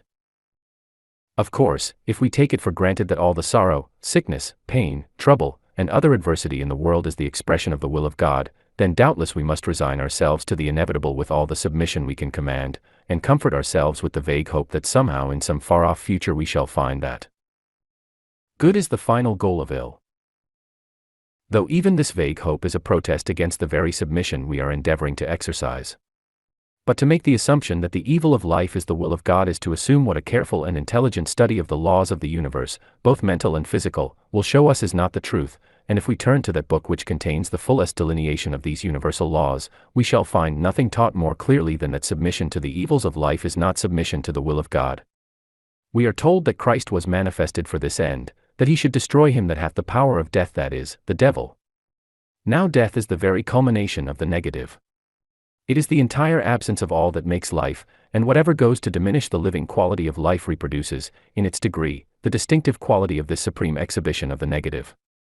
Everything that tends to detract from the fullness of life has in it this deathful quality. In that completely renovated life, which is figured under the emblem of the New Jerusalem, we are told that sorrow and sighing shall flee away, and that the inhabitant shall not say, I am sick. Nothing that obscures life, or restricts it, can proceed from the same source as the power which gives light to them that sit in darkness, and deliverance to them that are bound. Negation can never be affirmation, and the error we have always to guard against is that of attributing positive power to the negative. If we once grasp the truth that God is life, and that life in every mode of expression can never be anything else than affirmative, then it must become clear to us that nothing which is of the opposite tendency can be according to the will of God. For God, the good, to will any of the evil that is in the world would be for life to act with the purpose of diminishing itself, which is a contradiction in terms to the very idea of life. God is life, and life is, by its very nature, affirmative. The submission we have hitherto made has been to our own weakness, ignorance, and fear, and not to the supreme good. But is no such thing as submission, then, required of us under any circumstances? Are we always to have our own way in everything? Assuredly the whole secret of our progress to liberty is involved in acquiring the habit of submission, but it is submission to superior truth, and not to superior force. It sometimes happens that, when we attain a higher truth, we find that its reception requires us to rearrange the truths which we possessed before, not, indeed, to lay any of them aside, for truth once recognized cannot be again put out of sight, but to recognize a different relative proportion between them from that which we had seen previously. Then there comes a submitting of what has hitherto been our highest truth to one which we recognize as still higher, a process not always easy of attainment, but which must be gone through if our spiritual development is not to be arrested. The lesser degree of life must be swallowed up in the greater, and for this purpose it is necessary for us to learn that the smaller degree was only a partial and limited aspect of that which is more universal, stronger, and of a larger build every way. Now, in going through the processes of spiritual growth, there is ample scope for that training in self-knowledge and self-control which is commonly understood by the word submission. But the character of the act is materially altered. It is no longer a half-despairing resignation to a superior force external to ourselves, which we can only vaguely hope is acting kindly and wisely, but it is an intelligent recognition of the true nature of our own interior forces and of the laws by which a robust spiritual constitution is to be developed, and the submission is no longer to limitations which drain life of its livingness, and against which we instinctively rebel, but to the law of our own evolution which manifests itself in continually increasing degrees of life and strength. The submission which we recognize is the price that has to be paid for increase in any direction. Even in the money market we must invest before we can realize profits. It is a universal rule that nature obeys us exactly in proportion as we first obey nature, and this is as true in regard to spiritual science as to physical. The only question is whether we will yield an ignorant submission to the principle of death, or a joyous and intelligent obedience to the principle of life. If we have clearly grasped the fact of our identity with universal spirit, we shall find that, in the right direction, there is really no such thing as submission. Submission is to the power of another. A man cannot be said to submit to himself. When the I am in us recognizes a greater degree of I amness, if I may coin the word, than it has hitherto attained, then, by the very force of this recognition, it becomes what it sees, and therefore naturally puts off from itself whatever would limit its expression of its own completeness. But this is a natural process of growth, and not an unnatural act of submission. It is not the pouring out of ourselves in weakness, but the gathering of ourselves together in increasing strength. There is no weakness in spirit, it is all strength, and we must therefore always be watchful against the insidious approaches of the negative which would invert the true position. The negative always points to some external source of strength. Its formula is, I am not. It always seeks to fix a gulf between us and the infinite sufficiency. It would always have us believe that sufficiency is not our own, but that by an act of uncertain favor we may have occasional spoonfuls of it doled out to us. Christ's teaching is different. We do not need to come with our pitcher to the well to draw water, like the woman of Samaria, but we have in ourselves an inexhaustible supply of the living water springing up into everlasting life. Let us then inscribe, "No surrender," in bold characters upon our banner, and advance undaunted to claim our rightful heritage of liberty and life. 6. Completeness. A point on which students of mental science often fail to lay sufficient stress is the completeness of man, not a completeness to be attained hereafter, but here and now. We have been so accustomed to have the imperfection of man drummed into us in books, sermons, and hymns, and above all in a mistaken interpretation of the Bible, that at first the idea of his completeness altogether staggers us. Yet until we see this we must remain shut out from the highest and best that mental science has to offer, from a thorough understanding of its philosophy, and from its greatest practical achievements. To do any work successfully you must believe yourself to be a whole man in respect of it. The completed work is the outward image of a corresponding completeness in yourself. And if this is true in respect of one work, it is true of all. The difference in the importance of the work does not matter. We cannot successfully attempt any work until, for some reason or other, we believe ourselves able to accomplish it. In other words, until we believe that none of the conditions for its completion is wanting in us, and that we are therefore complete in respect of it. Our recognition of our completeness is thus the measure of what we are able to do, and hence the great importance of knowing the fact of our own completeness. But, it may be asked, do we not see imperfection all around? Is there not sorrow, sickness, and trouble? Yes, but why? Just for the very reason that we do not realize our completeness. If we realized that in its fullness these things would not be, and in the degree in which we come to realize it we shall find them steadily diminish. Now if we really grasp the two fundamental truths that spirit is life pure and simple, and that external things are the result of interior forces, then it ought not to be difficult to see why we should be complete, for to suppose otherwise is to suppose the reactive power of the universe to be either unable or unwilling to produce the complete expression of its own intention in the creation of man. That it should be unable to do so would be to depose it from its place as the creative principle, and that it should be unwilling to fulfill its own intention is a contradiction in terms, so that on either supposition we come to a reductio ad absurdum.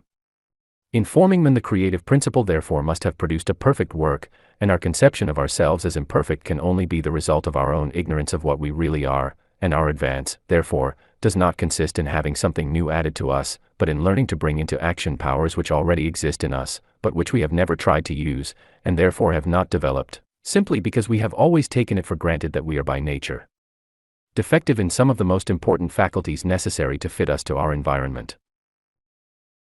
If we wish to attain to these great powers, the question is, where are we to seek them? And the answer is in ourselves. That is the great secret. We are not to go outside ourselves to look for power. As soon as we do so we find, not power, but weakness. To seek strength from any outside source is to make affirmation of our weakness, and all know what the natural result of such an affirmation must be. We are complete in ourselves, and the reason why we fail to realize this is that we do not understand how far the self of ourselves extends. We know that the whole of anything consists of all its parts and not only of some of them, yet this is just what we do not seem to know about ourselves. We say rightly that every person is a concentration of the universal spirit into individual consciousness, but if so, then each individual consciousness must find the universal spirit to be the infinite expression of itself. It is this part of the self that we so often leave out in our estimate of what we are, and consequently we look upon ourselves as crawling pygmies when we might think of ourselves as archangels. We try to work with the mere shadows of ourselves instead of with the glorious substance, and then wonder at our failures. If we only understood that our better half is the whole infinite of spirit, that which creates and sustains the universe, then we should know how complete our completeness is. As we approach this conception, our completeness becomes a reality to us, and we find that we need not go outside ourselves for anything. We have only to draw on that part of ourselves which is infinite to carry out any intention we may form in our individual consciousness, for there is no barrier between the two parts, otherwise they would not be a whole. Each belongs perfectly to the other, and the two are one. There is no antagonism between them, for the infinite life can have no interest against its individualization of itself. If there is any feeling of tension, it proceeds from our not fully realizing this conception of our own wholeness. We are placing a barrier somewhere, when in truth there is none, and the tension will continue until we find out where and how we are setting up this barrier and remove it. This feeling of tension is the feeling that we are not using our whole being. We are trying to make half do the work of the whole, but we cannot rid ourselves of our wholeness, and therefore the whole protests against our attempts to set one half against the other. But when we realize that our concentration out of the infinite also implies our expansion into it, we shall see that our whole self includes both the concentration and the expansion, and seeing this first intellectually, we shall gradually learn to use our knowledge practically and bring our whole man to bear upon whatever we take in hand. We shall find that there is in us a constant action and reaction between the infinite and the individual, like the circulation of the blood from the heart to the extremities and back again, a constant pulsation of vital energy, quite natural and free from all strain and exertion. This is the great secret of the livingness of life, and it is called by many names and set forth under many symbols in various religions and philosophies, each of which has its value in proportion as it brings us nearer the realization of this perfect wholeness. But the thing itself is life, and therefore can only be suggested, but not described, by any words or symbols. It is a matter of personal experience which no one can convey to another. All we can do is to point out the direction in which this experience is to be sought, and to tell others the intellectual arguments which have helped us to find it, but the experience itself is the operation of definite vital functions of the inner being, and no one but ourselves can do our living for us. But, so far as it is possible to express these things in words, what must be the result of realizing that the self in us includes the infinite as well as the individual? All the resources of the infinite must be at our disposal. We may draw on them as we will, and there is no limit save that imposed by the law of kindness, a self-imposed limitation, which, because of being self-imposed, is not bondage but only another expression of our liberty. Thus we are free and all limitations are removed.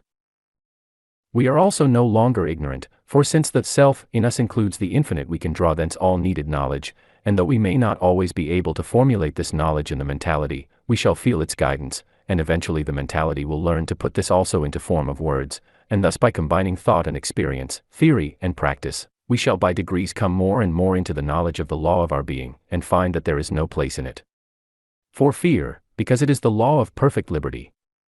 And knowing what our whole self really is, we shall walk erect as free men and women, radiating light and life all round, so that our very presence will carry a vivifying influence with it, because we realize ourselves to be an affirmative whole, and not a mere negative disintegration of parts. We know that our whole self includes that greater man which is back of and causes the phenomenal man, and this greater man is the true human principle in us. It is, therefore, universal in its sympathies, but at the same time not less individually ourself, and thus the true man in us, being at once both universal and individual, can be trusted as a sure guide. It is that thinker which is behind the conscious mentality, and which, if we will accept it as our center, and realize that it is not a separate entity but ourself, will be found equal to every occasion, and will lead us out of a condition of servitude into the glorious liberty of the sons of God. 7. The principle of guidance. If I were asked which of all the spiritual principles ranked first, I should feel inclined to say the principle of guidance, not in the sense of being more essential than the others, for every portion is equally essential to the completeness of a perfect whole, but in the sense of being first in order of sequence and giving value to all our other powers by placing them in their due relation to one another. Giving value to our other powers, I say, because this also is one of our powers. It is that which, judged from the standpoint of personal self-consciousness, is above us, but which, realized from the point of view of the unity of all spirit, is part and parcel of ourselves, because it is that infinite mind which is of necessity identified with all its manifestations. Looking to this infinite mind as a superior intelligence from which we may receive guidance does not therefore imply looking to an external source. On the contrary, it is looking to the innermost spring of our own being, with a confidence in its action which enables us to proceed to the execution of our plans with a firmness and assurance that are in themselves the very guarantee of our success. The action of the spiritual principles in us follows the order which we impose upon them by our thought, therefore the order of realization will reproduce the order of desire, and if we neglect this first principle of right order and guidance, we shall find ourselves beginning to put forth other great powers, which are at present latent within us, without knowing how to find suitable employment for them, which would be a very perilous condition, for without having before us objects worthy of the powers to which we awake, we should waste them on petty purposes dictated only by the narrow range of our unilluminated intellect. Therefore the ancient wisdom says, with all thy getting, get understanding. The awakening to consciousness of our mysterious interior powers will sooner or later take place, and will result in our using them whether we understand the law of their development or not, just as we already use our physical faculties whether we understand their laws or not. The interior powers are natural powers as much as the exterior ones. We can direct their use by a knowledge of their laws, and it is therefore of the highest importance to have some sound principle of guidance in the use of these higher faculties as they begin to manifest themselves. If, therefore, we would safely and profitably enter upon the possession of the great inheritance of power that is opening out before us, we must before all things seek to realize in ourselves that superior intelligence which will become an unfailing principle of guidance if we will only recognize it as such. Everything depends on our recognition. Thoughts are things, and therefore as we will our thoughts to be, so we will the thing to be. If, then, we will to use the infinite spirit as a spirit of guidance, we shall find that the fact is as we have willed it, and in doing this we are still making use of our own supreme principle. And this is the true understanding which, by placing all the other powers in their correct order, creates one grand unity of power directed to clearly defined and worthy aims, in place of the dispersion of our powers, by which they only neutralize each other and effect nothing. This is that spirit of truth which shall guide us into all truth. It is the sincere desire of us reaching out after truth.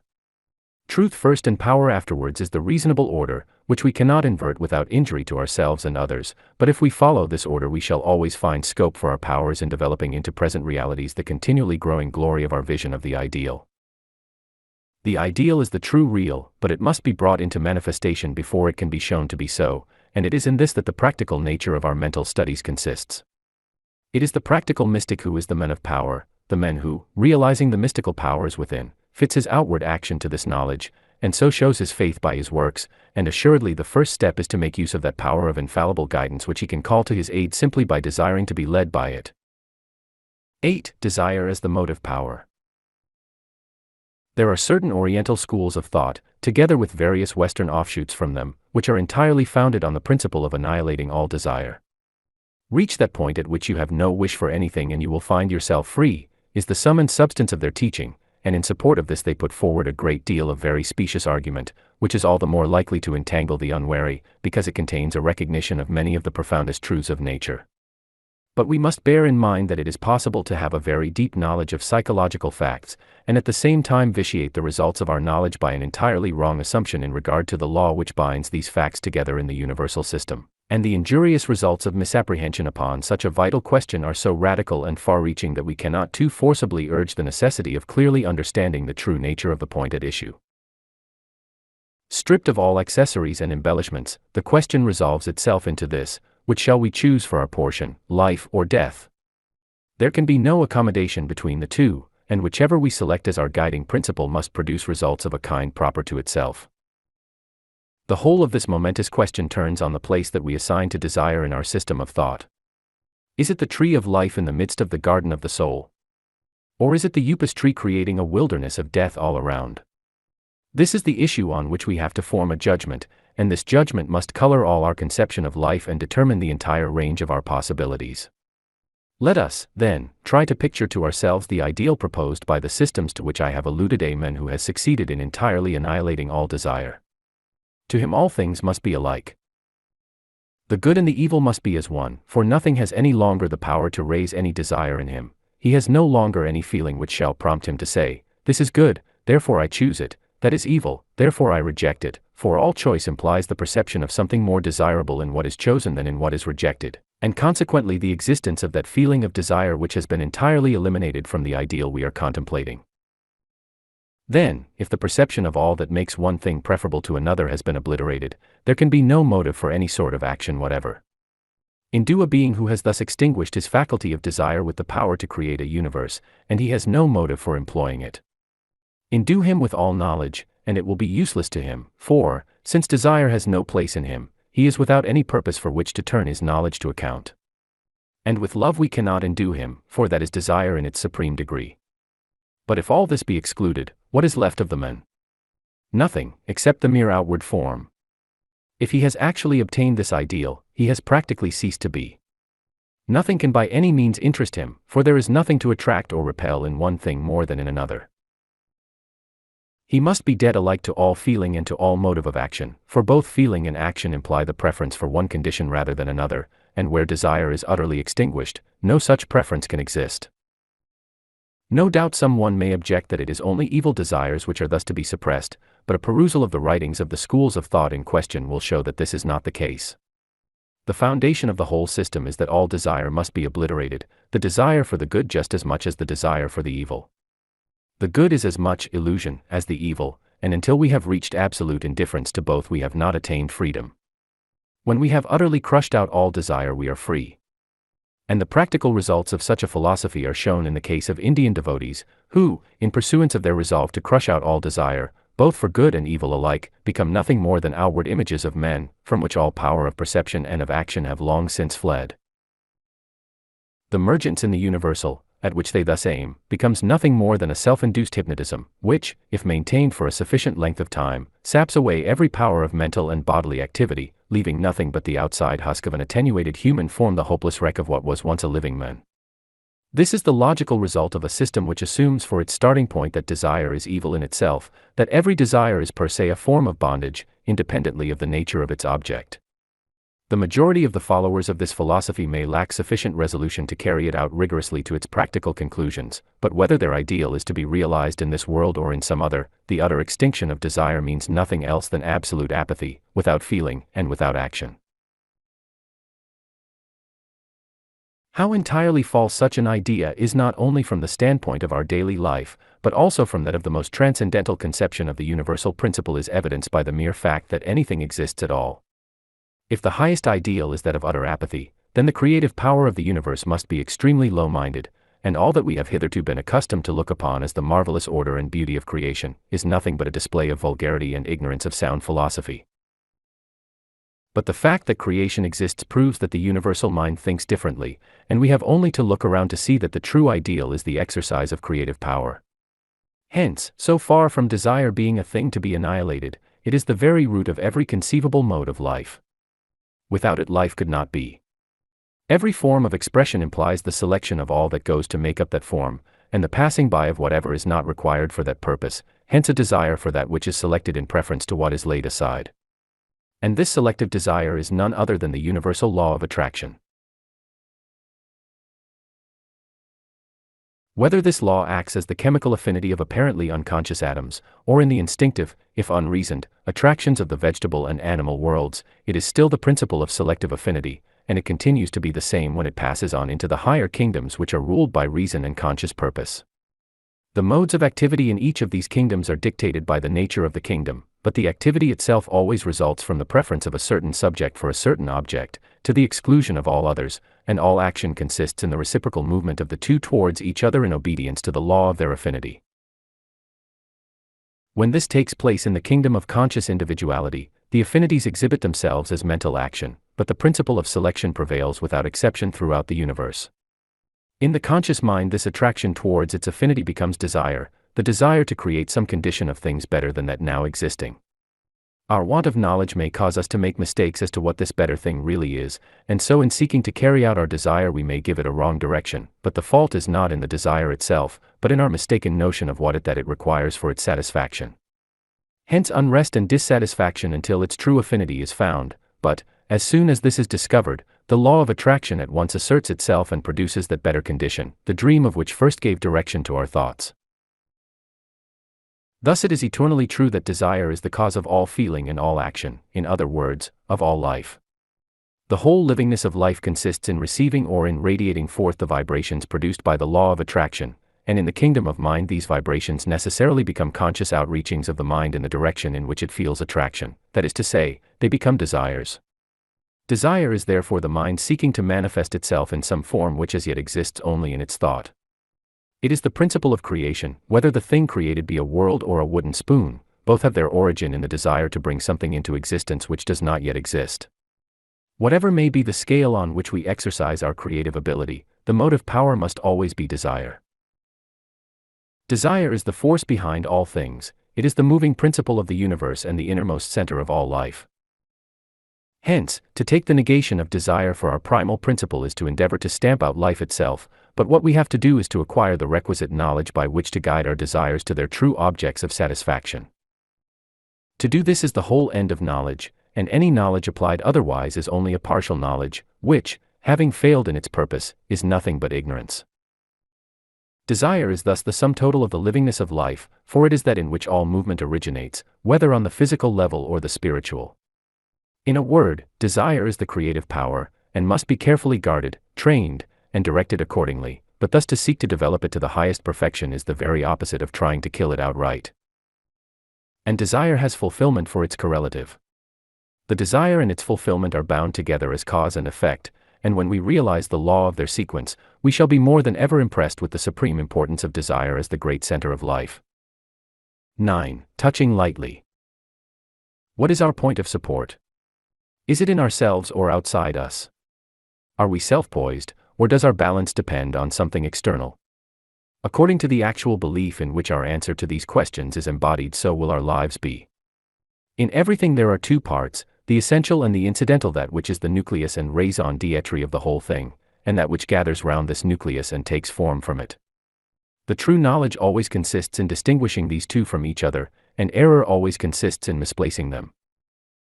In all our affairs there are two factors, ourselves and the matter to be dealt with, and since for us the nature of anything is always determined by our thought of it, it is entirely a question of our belief which of these two factors shall be the essential and which the accessory.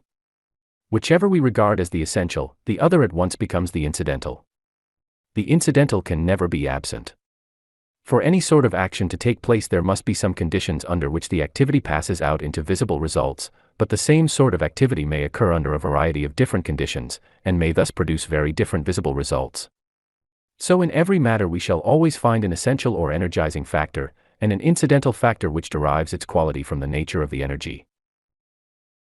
We can therefore never escape from having to select our essential and our incidental factor, and whichever we select as the essential, we thereby place the other in the position of the incidental. If, then, we make the mistake of reversing the true position and suppose that the energizing force comes from the merely accessory circumstances, we make them our point of support and lean upon them, and stand or fall with them accordingly, and so we come into a condition of weakness and obsequious waiting on all sorts of external influences, which is the very reverse of that strength, wisdom, and opulence which are the only meaning of liberty. But if we would ask ourselves the common sense question, where can the center of a man's life be except in himself? We shall see that in all which pertains to us the energizing center must be in ourselves. We can never get away from ourselves as the center of our own universe, and the sooner we clearly understand this the better. There is really no energy in our universe but what emanates from ourselves in the first instance, and the power which appears to reside in our surroundings is derived entirely from our own mind. If once we realize this, and consider that the life which flows into us from the universal life principle is at every moment new life entirely undifferentiated to any particular purpose besides that of supporting our own individuality, and that it is therefore ours to externalize in any form we will, then we find that this manifestation of the eternal life principle in ourselves is the standpoint from which we can control our surroundings. We must lean firmly on the central point of our own being and not on anything else. Our mistake is in taking our surroundings too much, au grand sérieux. We should touch things more lightly. As soon as we feel that their weight impedes our free handling of them, they are mastering us, and not we them. Light handling does not mean weak handling. On the contrary, lightness of touch is incompatible with a weak grasp of the instrument, which implies that the weight of the tool is excessive relatively to the force that seeks to guide it. A light, even playful handling, therefore implies a firm grasp and perfect control over the instrument. It is only in the hands of a Grinling Gibbons that the carving tool can create miracles of aerial lightness from the solid wood. The light yet firm touch tells not of weakness, but of power held in reserve, and if we realize our own out-and-out spiritual nature, we know that behind any measure of power we may put forth there is the whole reserve of the infinite to back us up. As we come to know this, we begin to handle things lightly, playing with them as a juggler does with his flying knives, which cannot make the slightest movement other than he has assigned to them, for we begin to see that our control over things is part of the necessary order of the universe. The disorder we have met with in the past has resulted precisely from our never having attempted consciously to introduce this element of our personal control as part of the system. Of course, I speak of the whole man, and not merely of that part of him which Walt Whitman says is contained between his hat and his boots. The whole man is an infinitude, and the visible portion of him is the instrument through which he looks out upon and enjoys all that belongs to him, his own kingdom of the infinite. And when he learns that this is the meaning of his conscious individuality, he sees how it is that he is infinite, and finds that he is one with infinite mind, which is the innermost core of the universe.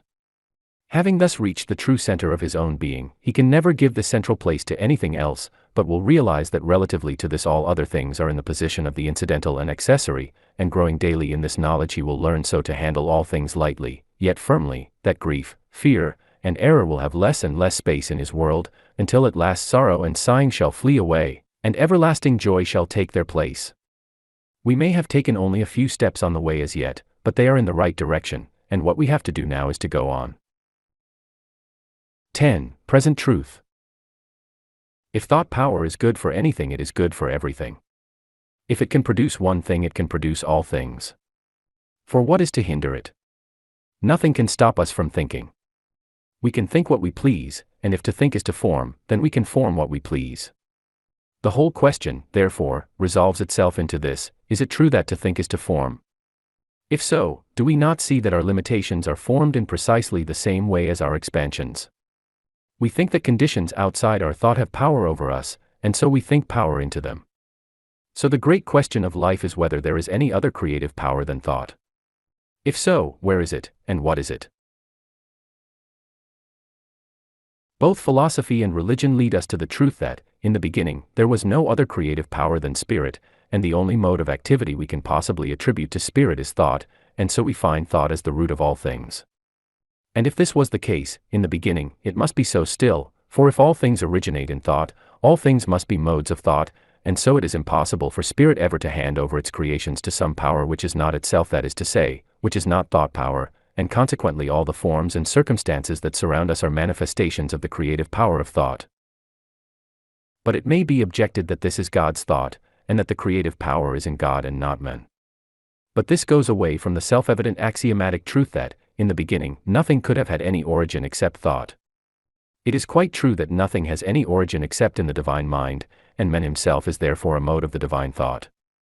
Again, man is self-conscious, therefore man is the divine thought evolved into individual consciousness, and when he becomes sufficiently enlightened to realize this as his origin, then he sees that he is a reproduction in individuality of the same spirit which produces all things, and that his own thought in individuality has exactly the same quality as the divine thought in universality, just as fire is equally igneous whether burning round a large center of combustion or a small one, and thus we are logically brought to the conclusion that our thought must have creative power.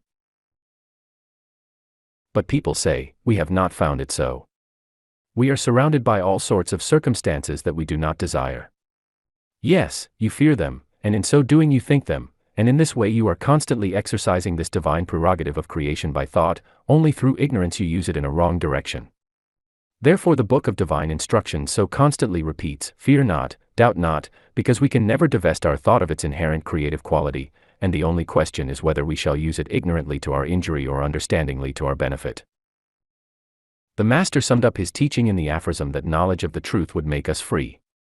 Here is no announcement of anything we have to do, or of anything that has to be done for us, in order to gain our liberty, neither is it a statement of anything future. Truth is what is. He did not say, you must wait till something becomes true which is not true now. He said, know what is truth now, and you will find that the truth concerning yourself is liberty. If the knowledge of truth makes us free, it can only be because in truth we are free already, only we do not know it. Our liberty consists in our reproducing on the scale of the individual the same creative power of thought which first brought the world into existence, so that the things which are seen were not made of things which do appear. Let us, then, confidently claim our birthright as sons and daughters of the Almighty, and by habitually thinking the good, the beautiful, and the true, surround ourselves with conditions corresponding to our thoughts, and by our teaching and example help others to do the same. 11. Yourself. I want to talk to you about the livingness there is in being yourself.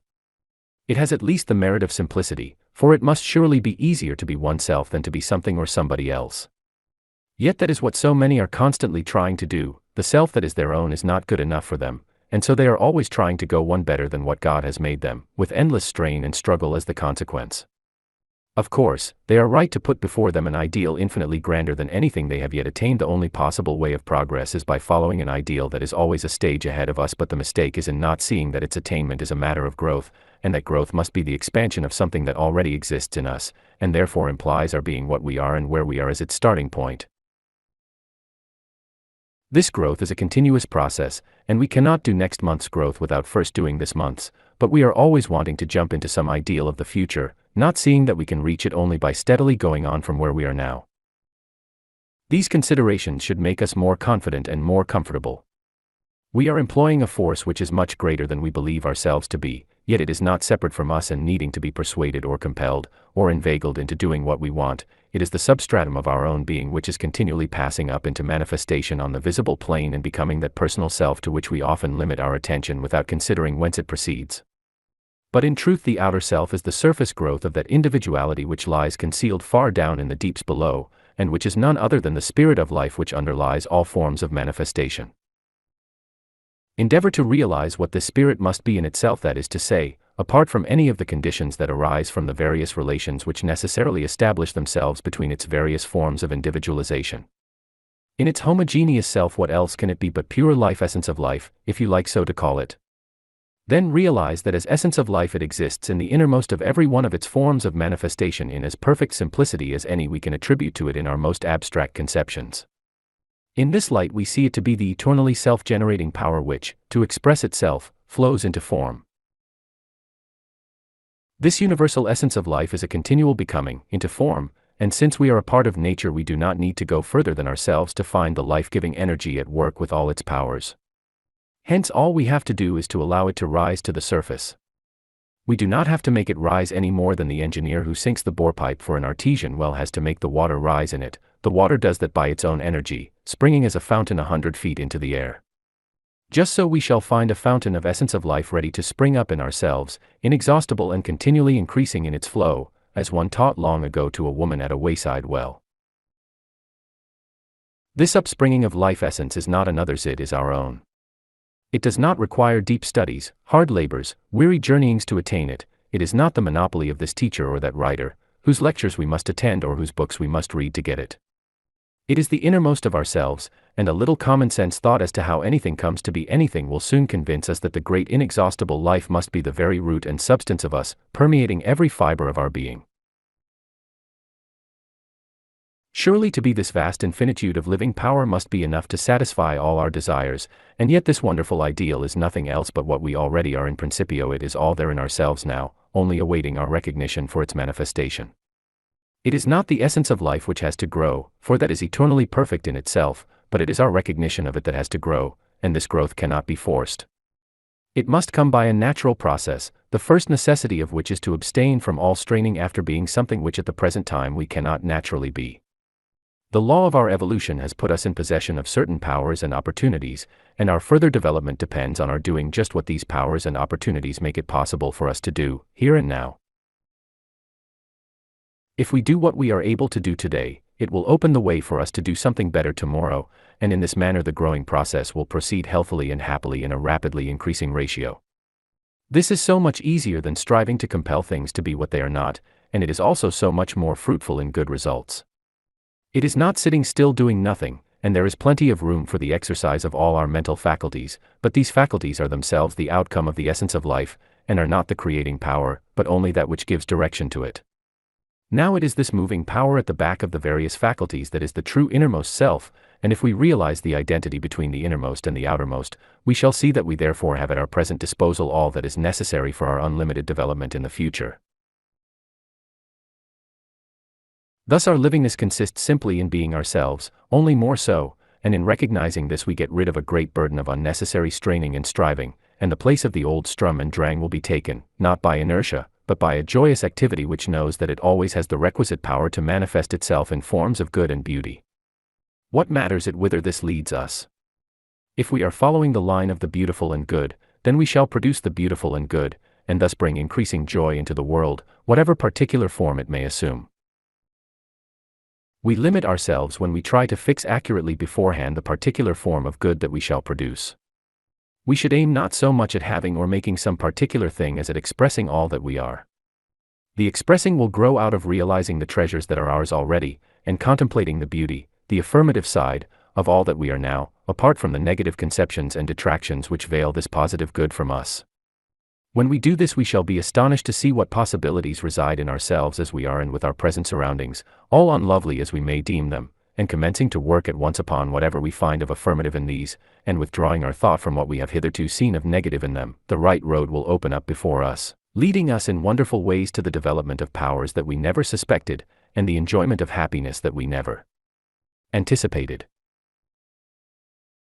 We have never been out of our right path, only we have been walking in it backwards instead of forwards, and now that we have begun to follow the path in the right direction, we find that it is none other than the way of peace, the path of joy, and the road to eternal life. These things we may attain by simply living naturally with ourselves. It is because we are trying to be or do something which is not natural to us that we experience weariness and labor, where we should find all our activities joyously concentrated on objects which lead to their own accomplishment by the force of the love that we have for them. But when we make the grand discovery of how to live naturally, we shall find it to be all, and more than all, that we had ever desired, and our daily life will become a perpetual joy to ourselves, and we shall radiate light and life wherever we go. 12. Religious opinions. That great and wise writer, George Eliot, expressed her matured views on the subject of religious opinions in these words: "I have too profound a conviction of the efficacy that lies in all sincere faith, and the spiritual blight that comes with no faith, to have any negative propagandism left in me." This had not always been her attitude, for in her youth she had had a good deal of negative propagandism in her, but the experience of a lifetime led her to form this estimate of the value of sincere faith, independently of the particular form of thought which leads to it. Tennyson also came to the same conclusion, and gives kindly warning. "O thou who after toil and storm mayst seem to have reached a purer air, whose faith has centered everywhere, nor cares to fix itself to form. Leave thou thy sister when she prays her early heaven, her happy views, nor thou with shadowed hint confuse a life that leads melodious days." And thus these two great minds have left us a lesson of wisdom which we shall do well to profit by. Let us see how it applies more particularly to our own case. The true presentment of the higher thought contains no negative propagandism. It is everywhere ranged on the side of the affirmative, and its great object is to extirpate the canker which gnaws at the root of every life that endeavors to center itself upon the negative. Its purpose is constructive and not destructive.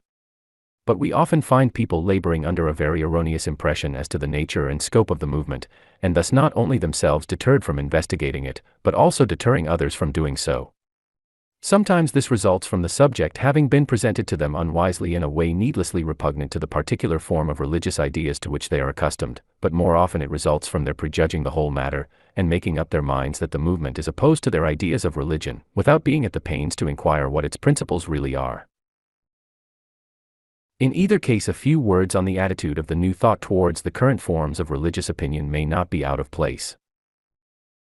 The first consideration in every concern is, what is the object aimed at? The end determines the means to be employed, and if the nature of the end be clearly kept in view, then no objectless complications will be introduced into the means. All this seems too obvious to be stated, but it is just the failure to realize this simple truth that has given rise to the whole body of Odium Theologicum, with all the persecutions and massacres and martyrdoms which disgrace the pages of history, making so many of them a record of nothing but ferocity and stupidity. Let us hope for a better record in the future, and if we are to get it, it will be by the adoption of the simple principle here stated. In our own country alone the varieties of churches and sects form a lengthy catalogue, but in every one of them the purpose is the same: to establish the individual in a satisfactory relation to the divine power. The very fact of any religious profession at all implies the recognition of God as the source of life and of all that goes to make life, and therefore the purpose in every case is to draw increasing degrees of life, whether here or hereafter, from the only source from which alone it is to be obtained, and therefore to establish such a relation with this source as may enable the worshipper to draw from it all the life he wants. Hence the necessary preliminary to drawing consciously at all is the confidence that such a relation actually has been established, and such a confidence as this is exactly all that is meant by faith. The position of the man who has not this confidence is either that no such source exists, or else that he is without means of access to it, and in either case he feels himself left to fight for his own hand against the entire universe without the consciousness of any superior power to back him up. He is thrown entirely upon his own resources, not knowing of the interior spring from which they may be unceasingly replenished. He is like a plant cut off at the stem and stuck in the ground without any root, and consequently that spiritual blight of which George Eliot speaks creeps over him, producing weakness, perplexity, and fear, with all their baleful consequences, where there should be that strength, order, and confidence which are the very foundation of all building up for whatever purpose, whether of personal prosperity or of usefulness to others.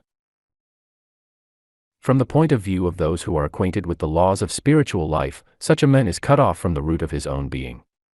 Beyond and far interior to that outer self which each of us knows as the intellectual man working with the physical brain as instrument, we have roots penetrating deep into that infinite of which, in our ordinary waking state, we are only dimly conscious, and it is through this root of our own individuality, spreading far down into the hidden depths of being, that we draw out of the unseen that unceasing stream of life which afterwards, by our thought power, we differentiate into all those outward forms of which we have need.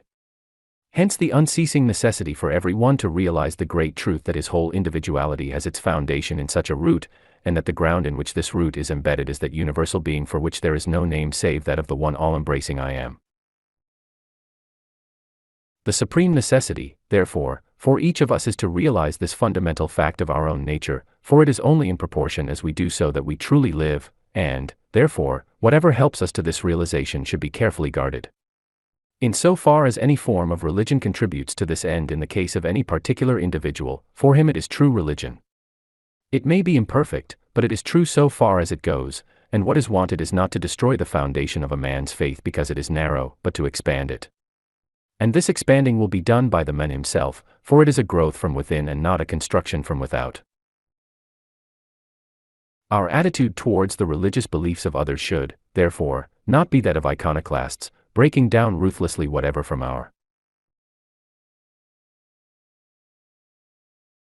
point of view we see to be merely traditionary idols, in Bacon's sense of the word, but rather the opposite method of fixing upon that in another's creed which we find to be positive and affirmative, and gradually leading him to perceive in what its affirmativeness consists, and then, when once he has got the clue to the element of strength which exists in his accustomed form of belief, the perception of the contrast between that and the non-essential accretions will grow up in his mind spontaneously, thus gradually bringing him out into a wider and freer atmosphere. In going through such a process as this, he will never have had his thoughts directed into any channel to suggest separation from his spiritual root and ground, but he will learn that the rooting and grounding in the divine, which he had trusted in at first, were indeed true, but in a sense far fuller, grander, and larger every way than his early infantile conception of them. The question is not how far can another's religious opinions stand the test of a remorseless logic, but how far do they enable him to realize his unity with divine spirit. That is the living proof of the value of his opinion to himself, and no change in his opinions can be for the better that does not lead him to a greater recognition of the livingness of divine spirit in himself. For any change of opinion to indicate a forward movement, it must proceed from our realizing in some measure the true nature of the life that is already developed in us. When we see why we are what we are now, then we can look ahead and see what the same life principle that has brought us up to the present point is capable of doing in the future. We may not see very far ahead, but we shall see where the next step is to be placed, and that is sufficient to enable us to move on. What we have to do, therefore, is to help others to grow from the root they are already living by, and not to dig their roots up and leave them to wither. We need not be afraid of making ourselves all things to all men, in the sense of fixing upon the affirmative elements in each one's creed as the starting point of our work, for the affirmative and life-giving is always true, and truth is always one and consistent with itself, and therefore we need never fear being inconsistent so long as we adhere to this method. It is worse than useless to waste time in dissecting the negative accretions of other people's beliefs. In doing so we run great risks of rooting up the wheat along with the tares, and we shall certainly succeed in brushing people up the wrong way. Moreover, by looking out exclusively for the life-giving and affirmative elements, we shall reap benefit to ourselves. We shall not only keep our temper, but we shall often find large reserves of affirmative power where at first we had apprehended nothing but worthless accumulations, and thus we shall become gainers both in largeness of mind and in stores of valuable material. Of course we must be rigidly unyielding as regards the essence of truth that must never be sacrificed, but as representatives, in however small a sphere, of the new thought, we should make it our aim to show others, not that their religion is wrong, but that all they may find of life-givingness in it is life-giving because it is part of the one truth which is always the same under whatever form expressed. As half a loaf is better than no bread, so ignorant worship is better than no worship, and ignorant faith is better than no faith. Our work is not to destroy this faith and this worship, but to lead them on into a clearer light. For this reason we may assure all inquirers that the abandonment of their customary form of worship is no necessity of the new thought, but, on the contrary, that the principles of the movement, correctly understood, will show them far more meaning in that worship than they have ever yet realized. Truth is one, and when once the truth which underlies the outward form is clearly understood, the maintenance or abandonment of the latter will be found to be a matter of personal feeling as to what form, or absence of form, best enables the particular individual to realize the truth itself. 13. A lesson from Browning. Perhaps you know a little poem of Browning's called, An Epistle Containing the Strange Medical Experiences of Karshish, the Arab Physician. The somewhat weird conception is that the Arab physician, traveling in Palestine soon after the date when the Gospel narrative closes, meets with Lazarus whom Jesus raised from the dead, and in this letter to a medical friend describes the strange effect which his vision of the other life has produced upon the resuscitated man. The poem should be studied as a whole, but for the present a few lines selected here and there must do duty to indicate the character of the change which has passed upon Lazarus. After comparing him to a beggar who, having suddenly received boundless wealth, is unable to regulate its use to his requirements, Karshish continues. So here we call the treasure knowledge, say, increased beyond the fleshly faculty, heaven opened to a soul while yet on earth, earth forced on a soul's use while seeing heaven, the man is witless of the size, the sum, the value in proportion of all things. In fact he has become almost exclusively conscious of the spiritual life around the earthly life, the law of that is known to him as this, his heart and brain move there, his feet stay here. And the result is a loss of mental balance entirely unfitting him for the affairs of ordinary life. Now there can be no doubt that Browning had a far more serious intention in writing this poem than just to record a fantastic notion that flitted through his brain. If we read between the lines, it must be clear from the general tenor of his writings that, however he may have acquired it, Browning had a very deep acquaintance with the inner region of spiritual causes which give rise to all that we see of outward phenomenal manifestation. There are continual allusions in his works to the life behind the veil, and it is to this suggestion of some mystery underlying his words that we owe the many attempts to fathom his meaning expressed through Browning societies and the like attempts which fail or succeed according as they are made from the without or from the within. No one was better qualified than the poet to realize the immense benefits of the inner knowledge, and for the same reason he is also qualified to warn us of the dangers on the way to its acquisition, for nowhere is it more true that a little knowledge is a dangerous thing. And it is one of the greatest of these dangers that he points out in this poem. Under the figure of Lazarus he describes the man who has practically grasped the reality of the inner side of things, for whom the veil has been removed, and who knows that the external and visible takes its rise from the internal and spiritual. But the description is that of one whose eyes have been so dazzled by the light that he has lost the power of accommodating his vision to the world of sense. He now commits the same error from the side of the within that he formerly committed from the side of the without, the error of supposing that there is no vital reality in the aspect of things on which his thoughts are not immediately centered. This is want of mental balance, whether it shows itself by refusing reality to the inward or the outward. To be so absorbed in speculative ideas as to be unable to give them practical application in daily life is to allow our highest thoughts to evaporate in dreams. There is a world of philosophy in the simple statement that there can be no inside without an outside, and no outside without an inside, and the great secret in life is in learning to see things in their wholeness, and to realize the inside and the outside simultaneously. Each of them without the other is a mere abstraction, having no real existence, which we contemplate separately only for the purpose of reviewing the logical steps by which they are connected together as cause and effect. Nature does not separate them, for they are inseparable, and the law of nature is the law of life. It is related of Pythagoras that, after he had led his scholars to the dizziest heights of the inner knowledge, he never failed to impress upon them the converse lesson of tracing out the steps by which these inner principles translate themselves into the familiar conditions of the outward things by which we are surrounded. The process of analysis is merely an expedient for discovering what springs in the realm of causes we are to touch in order to produce certain effects in the realm of manifestation. But this is not sufficient. We must also learn to calculate how those particular effects, when produced, will stand related to the world of already existing effects among which we propose to launch them, how they will modify these and be modified by these in turn, and this calculation of effects is as necessary as the knowledge of causes. We cannot impress upon ourselves too strongly that reality consists of both an inside and an outside, a generating principle and a generated condition, and that anything short of the reality of wholeness is illusion on one side or the other.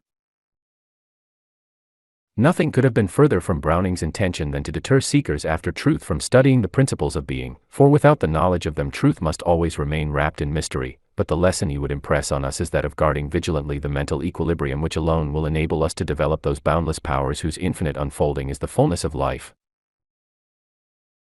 And we must remember above all that the soul of life is love, and that love shows itself by service, and service proceeds from sympathy, which is the capacity for seeing things from the point of view of those whom we would help, while at the same time seeing them also in their true relations, and therefore, if we would realize that love which is the inmost vitalizing principle even of the most interior powers, it must be kept alive by maintaining our hold upon the exterior life as being equally real with the inward principles of which it is the manifestation. 1902. 14. The spirit of opulence. It is quite a mistake to suppose that we must restrict and stint ourselves in order to develop greater power or usefulness. This is to form the conception of the divine power as so limited that the best use we can make of it is by a policy of self-starvation, whether material or mental. Of course, if we believe that some form of self-starvation is necessary to our producing good work, then so long as we entertain this belief the fact actually is so for us. Whatsoever is not of faith, that is, not in accordance with our honest belief, is sin, and by acting contrary to what we really believe we bring in a suggestion of opposition to the divine spirit, which must necessarily paralyze our efforts, and surround us with a murky atmosphere of distrust and want of joy. But all this exists in, and is produced by, our belief, and when we come to examine the grounds of this belief we shall find that it rests upon an entire misapprehension of the nature of our own power. If we clearly realize that the creative power in ourselves is unlimited, then there is no reason for limiting the extent to which we may enjoy what we can create by means of it. Where we are drawing from the infinite we need never be afraid of taking more than our share. That is not where the danger lies. The danger is in not sufficiently realizing our own richness, and in looking upon the externalist products of our creative power as being the true riches instead of the creative power of spirit itself. If we avoid this error, there is no need to limit ourselves in taking what we will from the infinite storehouse. All things are yours. And the way to avoid this error is by realizing that the true wealth is in identifying ourselves with the spirit of opulence. We must be opulent in our thought. Do not think money, as such, for it is only one means of opulence, but think opulence, that is, largely, generously, liberally, and you will find that the means of realizing this thought will flow to you from all quarters, whether as money or as 100 other things not to be reckoned in cash. We must not make ourselves dependent on any particular form of wealth, or insist on its coming to us through some particular channel that is at once to impose a limitation, and to shut out other forms of wealth and to close other channels, but we must enter into the spirit of it. Now the spirit is life, and throughout the universe life ultimately consists in circulation, whether within the physical body of the individual or on the scale of the entire solar system, and circulation means a continual flowing around, and the spirit of opulence is no exception to this universal law of all life. When once this principle becomes clear to us, we shall see that our attention should be directed rather to the giving than the receiving. We must look upon ourselves, not as misers' chests to be kept locked for our own benefit, but as centers of distribution, and the better we fulfill our function as such centers, the greater will be the corresponding inflow. If we choke the outlet, the current must slacken, and a full and free flow can be obtained only by keeping it open. The spirit of opulence, the opulent mode of thought, that is, consists in cultivating the feeling that we possess all sorts of riches which we can bestow upon others, and which we can bestow liberally, because by this very action we open the way for still greater supplies to flow in. But you say, I am short of money, I hardly know how to pay for necessaries. What have I to give? The answer is that we must always start from the point where we are, and if your wealth at the present moment is not abundant on the material plane, you need not trouble to start on that plane. There are other sorts of wealth, still more valuable, on the spiritual and intellectual planes, which you can give, and you can start from this point and practice the spirit of opulence, even though your balance at the bank may be nil. And then the universal law of attraction will begin to assert itself. You will only begin to experience an inflow on the spiritual and intellectual planes, but it will extend itself to the material plane also. If you have realized the spirit of opulence, you cannot help drawing to yourself material good, as well as that higher wealth which is not to be measured by a money standard, and because you truly understand the spirit of opulence, you will neither affect to despise this form of good, nor will you attribute to it a value that does not belong to it, but you will coordinate it with your other more interior forms of wealth so as to make it the material instrument in smoothing the way for their more perfect expression. Used thus, with understanding of the relation which it bears to spiritual and intellectual wealth, material wealth becomes one with them, and is no more to be shunned and feared than it is to be sought for its own sake.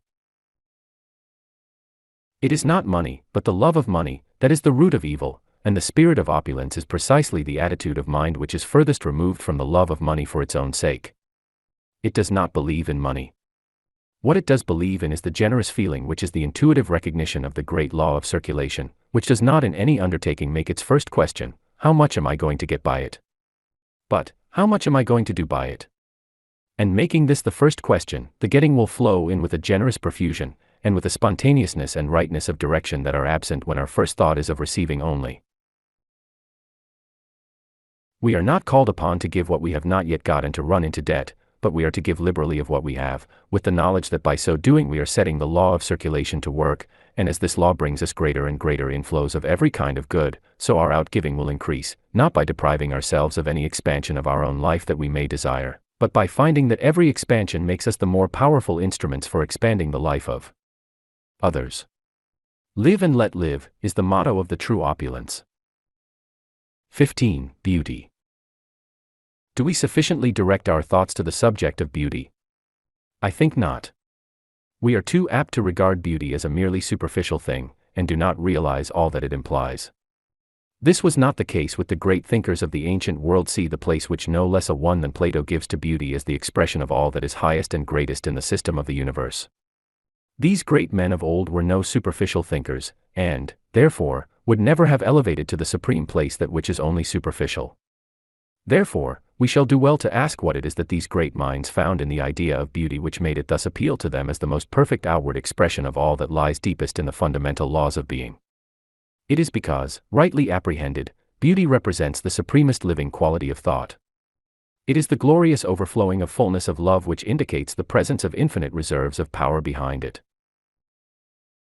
It is the joyous profusion that shows the possession of inexhaustible stores of wealth which can afford to be thus lavish and yet remain as exhaustless as before. Read aright, beauty is the index to the whole nature of being. Beauty is the externalization of harmony, and harmony is the coordinated working of all the powers of being, both in the individual and in the relation of the individual to the infinite from which it springs, and therefore this harmony conducts us at once into the presence of the innermost undifferentiated life. Thus beauty is in most immediate touch with the very arcanum of life, it is the brightness of glory spreading itself over the sanctuary of the divine spirit. For if, viewed from without, beauty is the province of the artist and the poet, and lays hold of our emotions and appeals directly to the innermost feelings of our heart, calling up the response of that within us which recognizes itself in the harmony perceived without, this is only because it speeds across the bridge of reason with such quick feet that we pass from the outmost to the inmost and back again in the twinkling of an eye, but the bridge is still there and, retracing our steps more leisurely, we shall find that, Viewed from within, beauty is no less the province of the calm reasoner and analyst. What the poet and the artist seize upon intuition ally, he elaborates gradually, but the result is the same in both cases, for no intuition is true which does not admit of being expanded into a rational sequence of intelligible factors, and no argument is true which does not admit of being condensed into that rapid suggestion which is intuition. Thus the impassioned artist and the calm thinker both find that the only true beauty proceeds naturally from the actual construction of that which it expresses. It is not something added on as an afterthought, but something pre-existing in the original idea, something to which that idea naturally leads up, and which presupposes that idea as affording it any raison d'etre. The test of beauty is, what does it express? Is it merely a veneer, a coat of paint laid on from without? Then it is indeed nothing but a whited sepulchre, a covering to hide the vacuity or deformity which needs to be removed. But is it the true and natural outcome of what is beneath the surface? Then it is the index to superabounding life and love and intelligence, which is not content with mere utilitarianism hasting to escape at the earliest possible point from the labor of construction, as though from an enforced and unwelcome task, but rejoicing over its work and unwilling to quit it until it has expressed this rejoicing in every fittest touch of form and color and exquisite proportion that the material will admit of, and this without departing by a hairbreadth from the original purpose of the design. Wherever, therefore, we find beauty, we may infer an enormous reserve of power behind it. In fact, we may look upon it as the visible expression of the great truth that life power is infinite. And when the inner meaning of beauty is thus revealed to us, and we learn to know it as the very fullness and overflowing of power, we shall find that we have gained a new standard for the guidance of our own lives. We must begin to use this wonderful process which we have learned from nature.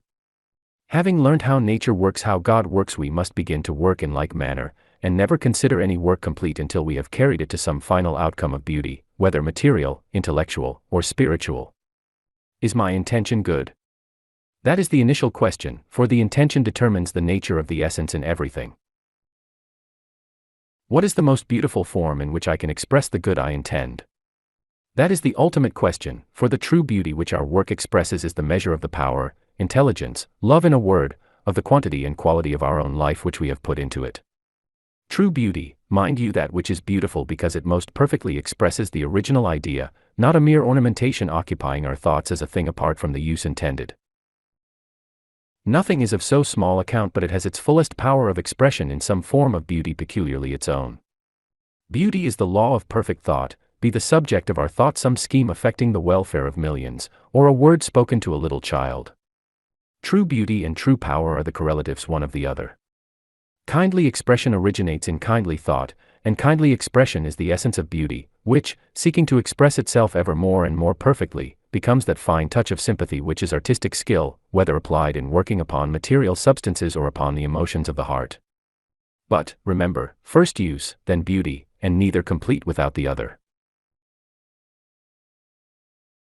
Use without beauty is ungracious giving, and beauty without use is humbug, never forgetting, however, that there is a region of the mind where the use is found in the beauty, where beauty itself serves the direct purpose of raising us to see a higher ideal which will thenceforward permeate our lives, giving a more living quality to all we think and say and do.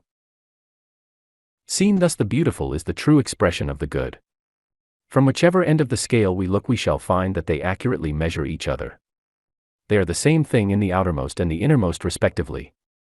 But in our search for a higher beauty than we have yet found, we must beware of missing the beauty that already exists. Perfect harmony with its environment, and perfect expression of its own inward nature are what constitute beauty, and our ignorance of the nature of the thing or its environment may shut our eyes to the beauty it already has. It takes the genius of a Millet to paint, or a Whitman in words, to show us the beauty of those ordinary workaday figures with which our world is for the most part peopled, whose originals we pass by as having no form or comeliness. Assuredly, the mission of every thinking man and woman is to help build up forms of greater beauty, spiritual, intellectual, material, everywhere, but if we would make something grander than Watteau Gardens or Dresden China shepherdesses, we must enter the great realistic school of nature and learn to recognize the beauty that already surrounds us, although it may have a little dirt on the surface. Then, when we have learnt the great principles of beauty from the all-spirit which is it, we shall know how to develop the beauty on its own proper lines without perpetuating the dirt, and we shall know that all beauty is the expression of living power, and that we can measure our power by the degree of beauty into which we can transform it, rendering our lives by loveliness of perfect deeds, more strong than all poetic thought. 16. Separation and unity. I. The prince of this world cometh, and hath nothing in me. John 14:30. In these words the Grand Master of Divine Science gives us the key to the great knowledge. Comparison with other passages shows that the terms here rendered prince and world can equally be rendered principle and age. Jesus is here speaking of a principle of the present age so entirely opposed to that principle of which he himself was the visible expression, as to have no part in him. It is the utter contradiction of everything that Jesus came to teach and to exemplify. The account Jesus gave of himself was that he came to bear witness to the truth, and in order that men might have life, and that they might have it more abundantly. Consequently, the principle to which he refers must be the exact opposite of truth and life, that is, it must be the principle of falsehood and death. What, then, is this false and destructive principle which rules the present age? If we consider the gist of the entire discourse, of which these are the concluding words, we shall find that the central idea which Jesus has been most strenuously endeavoring to impress upon his disciples at their last meeting before the crucifixion, is that of the absolute identity and out oneness of the Father and the Son, the principle of the perfect unity of God and man. If this, then, was the great truth which he was thus earnestly solicitous to impress upon his disciples' minds when his bodily presence was so shortly to be removed from them, the truth of unity, may we not reasonably infer the opposing falsehood to be the assertion of separateness, the assertion that God and men are not one? The idea of separateness is precisely the principle on which the world has proceeded from that day to this, the assumption that God and men are not one in being, and that the matter is of a different essence from spirit. In other words, the principle that finds favor with the intellectuality of the present age is that of duality, the idea of two powers and two substances opposite in kind, and, therefore, repugnant to each other, permeating all things, and so leaving no wholeness anywhere. The entire object of the Bible is to combat the idea of two opposing forces in the world. The good news is said to be that of reconciliation, 2 Cor v. 18, where also we are told that all things are from God, hence leaving no room for any other power or any other substance, and the great falsehood, which it is the purpose of the good news to expose, is everywhere in the Bible proclaimed to be the suggestion of duality, which is some other mode of life, that is not the one life, but something separate from it, an idea which it is impossible to state distinctly without involving a contradiction in terms. Everywhere the Bible exposes the fiction of the duality of separation as the great lie, but nowhere in so emphatic and concentrated a manner as in that wonderful passage of Revelations where it is figured in the mysterious number of the beast.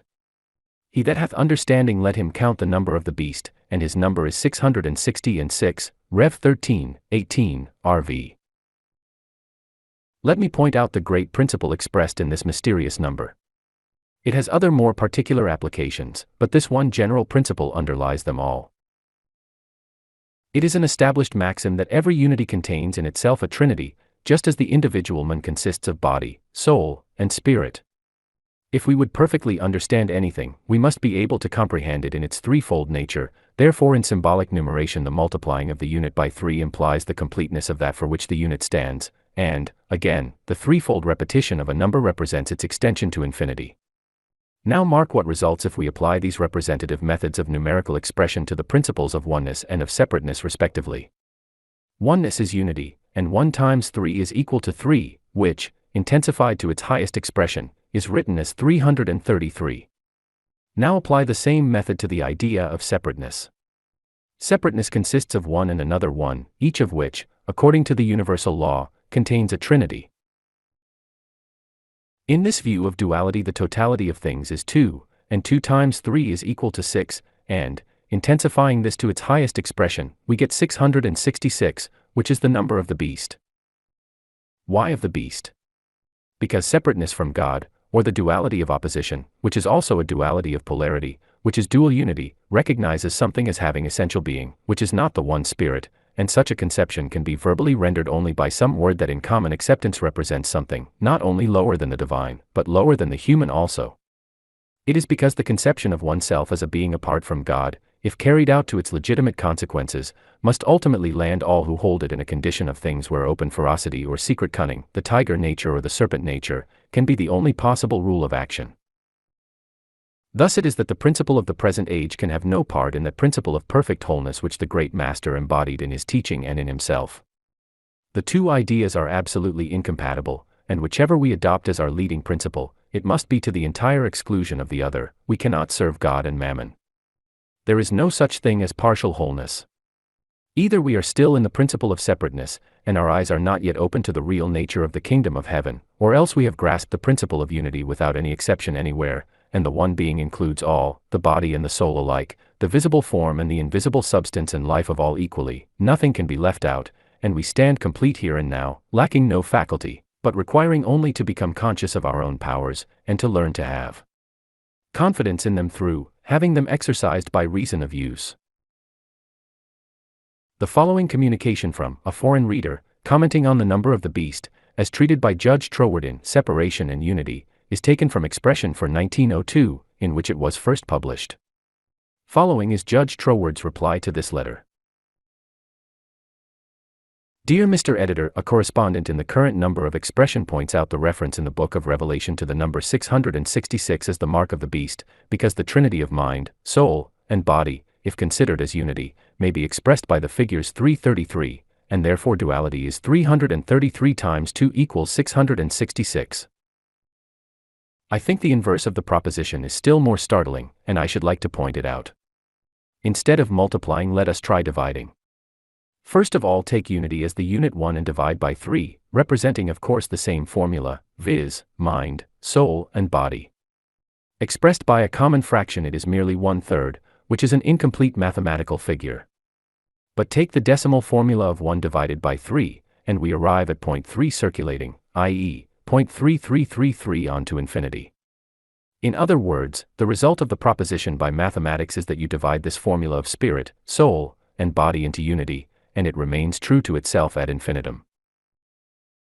Now we come to consider it as a duality in the same way. Expressed as a vulgar fraction, it is 2/3, but as a decimal fraction it is 0.6666 ad infinitum. I think this is worth noting. Yours very faithfully, a foreign reader. Brussels, August 14, 1902. Dear Editor, I return with many thanks the very interesting letter received with yours, and I am very glad that my article should have been instrumental in drawing forth this further light on the subject. This, moreover, affords an excellent illustration of one great principle of unity, which is that the unity repeats itself in every one of its parts, so that each part taken separately is an exact reproduction, in principles, of the greater unity of which it is a portion. Therefore, if you take the individual man as your unit, which is what I did, and proceed by multiplication, you get the results which were pointed out in my article. And conversely, if you take the great unity of all being as your unit, and proceed by division, you arrive at the result shown by your foreign correspondent. The principle is a purely mathematical one, and is extremely interesting in the present application as showing the existence of a system of concealed mathematics running through the whole Bible. This bears out what I said in my article, that there were other applications of the principle in question, though this one did not at the time occur to me. I am much indebted to your correspondent for the further proof thus given of the correctness of my interpretation of the number of the beast. Both our interpretations support each other, for they are merely different ways of stating the same thing, and they have this advantage over those generally given, that they do not refer to any particular form of evil, but express a general principle applicable to all alike. Yours sincerely. T. London, August 30, 1902. 2. It may perhaps emphasize my point if I remind my readers that it was the conflict between the principles of unity and separation that led to the crucifixion of Jesus. We must distinguish between the charge which really led to his death, and the merely technical charge on which he was sentenced by the Roman governor. The latter, the charge of opposition to the royal authority of Caesar, has its significance, but it is clear from the Bible record that this was merely formal, the true cause of conviction being contained in the statement that of the chief priests, "We have a law, and by our law he ought to die, because he made himself the Son of God." The antagonism of the two principles of unity and separation had first been openly manifested on the occasion when Jesus made the memorable declaration, "I and my Father are one." The Jews took up stones to stone him. Then said Jesus unto them, "Many good works have I shown you from my Father, for which of those works do ye stone me?" The Jews replied, "For a good work we stone thee not, but for blasphemy, and because that thou, being a man, makest thyself God." Jesus said, "Is it not written in your law, I said ye are gods?" If he called them gods, unto whom the word of God came, and the scriptures cannot be broken, say ye of him, whom the Father hath sanctified, and sent into the world, thou blasphemest, because I said, I am the Son of God. Here we have the first open passage of arms between the two opposing principles which led to the scene of Calvary as the final testimony of Jesus to the principle of unity. He died because he maintained the truth, that he was one with the Father. That was the substantive charge on which he was executed. Art thou the Son of the Blessed? He was asked by the priestly tribunal, and the answer came clear and unequivocal, I am. Then said the council, He hath spoken blasphemy, what further need have we of witnesses? And they all condemned him to be worthy of death. Jesus did not enter into a palpably useless argument with judges whose minds were so rooted in the idea of dualism as to be impervious to any other conception, but with a mixed multitude, who were not officially committed to a system. The case was different. Among them there might be some still open to conviction, and the appeal was, therefore, made to a passage in the Psalms with which they were all familiar, pointing out that the very persons to whom the divine word was addressed were styled gods by the divine speaker himself. The incontrovertibleness of the fact was emphasized by the stress laid upon it as scripture which cannot be broken, and the meaning to be assigned to the statement was rendered clear by the argument which Jesus deduced from it. He says in effect, You would stone me as a blasphemer for saying of myself what your own scriptures say concerning each of you. The claim of unity with the Father, he urges, was no unique one, but one which the Scripture, rightly understood, entitled every one of his hearers to make for himself. And so we find throughout that Jesus nowhere makes any claim for himself which he does not also make for those who accept his teaching. Does he say to the Jews, Ye are of this world, I am not of this world? Equally he says of his disciples, They are not of the world, even as I am not of the world. Does he say, I am the light of the world? Equally, he says, Ye are the light of the world. Does he say, I and my Father are one? Equally he prays that they all might be one, even as we are one. Is he styled the Son of God? Then St. John writes, To them gave he power to become sons of God, even to as many as believe on his name, and by belief on the name we may surely understand belief in the principle of which the name is the verbal representation. The essential unity of God and man is thus the one fact which permeates the whole teaching of Jesus. He himself stood forth as its living expression. He appealed to his miracles as the proofs of it, It is the Father that doeth the works. It formed the substance of his final discourse with his disciples in the night that he was betrayed. It is the truth, to bear witness to which, he told Pilate, was the purpose of his life. In support of this truth he died, and by the living power of this truth he rose again. The whole object of his mission was to teach men to realize their unity with God and the consequences that must necessarily follow from it, to draw them away from that notion of dualism which puts an impassable barrier between God and man, and thus renders any true conception of the principle of life impossible, and to draw them into the clear perception of the innermost nature of life, as consisting in the inherent identity of each individual with that infinite all-pervading spirit of life, which he called the Father.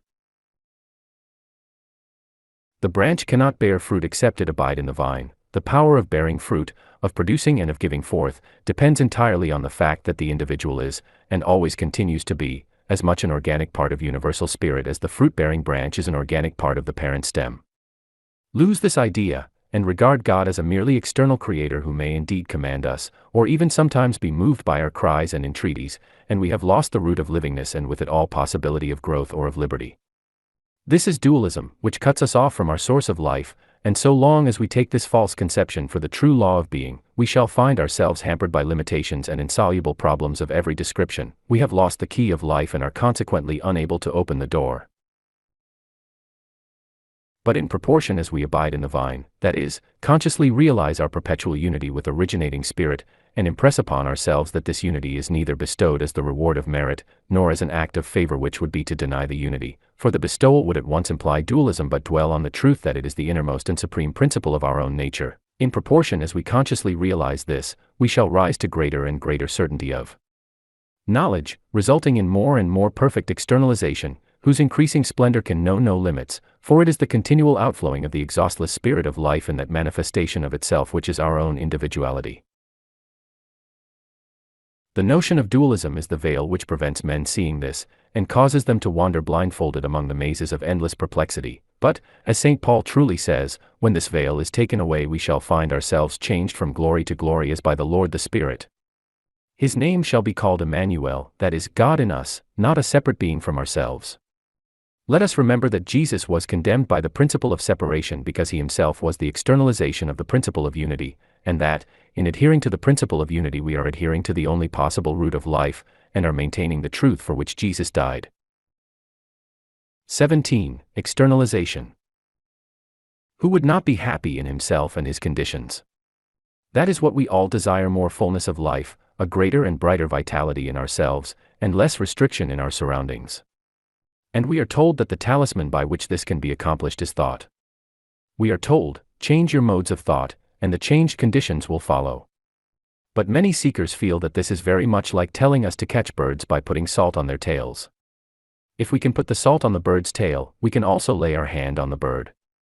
If we can change our thinking, we can thereby change our circumstances. But how are we to bring about this change of cause which will in its turn produce this changed effect? This is the practical question that perplexes many earnest seekers. They can see their way clearly enough through the whole sequence of cause and effect resulting in the externalization of the desired results, if only the one initial difficulty could be got over. The difficulty is a real one, and until it is overcome it vitiates all the teaching and reduces it to a mere paper theory. Therefore it is to this point that the attention of students should be particularly directed. They feel the need of some solid basis from which the change of thought can be effected, and until they find this, the theory of divine science, however perfect in itself, will remain for them nothing more than a mere theory, producing no practical results. The necessary scientific basis exists, however, and is extremely simple and reasonable, if we will take the pains to think it out carefully for ourselves. Unless we are prepared to support the thesis that the power which created the universe is inherently evil, or that the universe is the work of two opposite and equal powers, one evil and the other good, both of which propositions are demonstrably false, we have no alternative but to say that the originating source of all must be inherently good. It cannot be partly good and partly evil, for that would be to set it against itself and make it self-destructive, therefore it must be good altogether. But once grant this initial proposition and we cut away the root of all evil. For how can evil proceed from an all-originating source which is good altogether, and in which, therefore, no germ for the development of evil is to be found? Good cannot be the origin of evil, and since nothing can proceed except from the one originating mind, which is only good, the true nature of all things must be that which they have received from their source, namely, good. Hence it follows that evil is not the true nature of anything, and that evil must have its rise in something external to the true nature of things.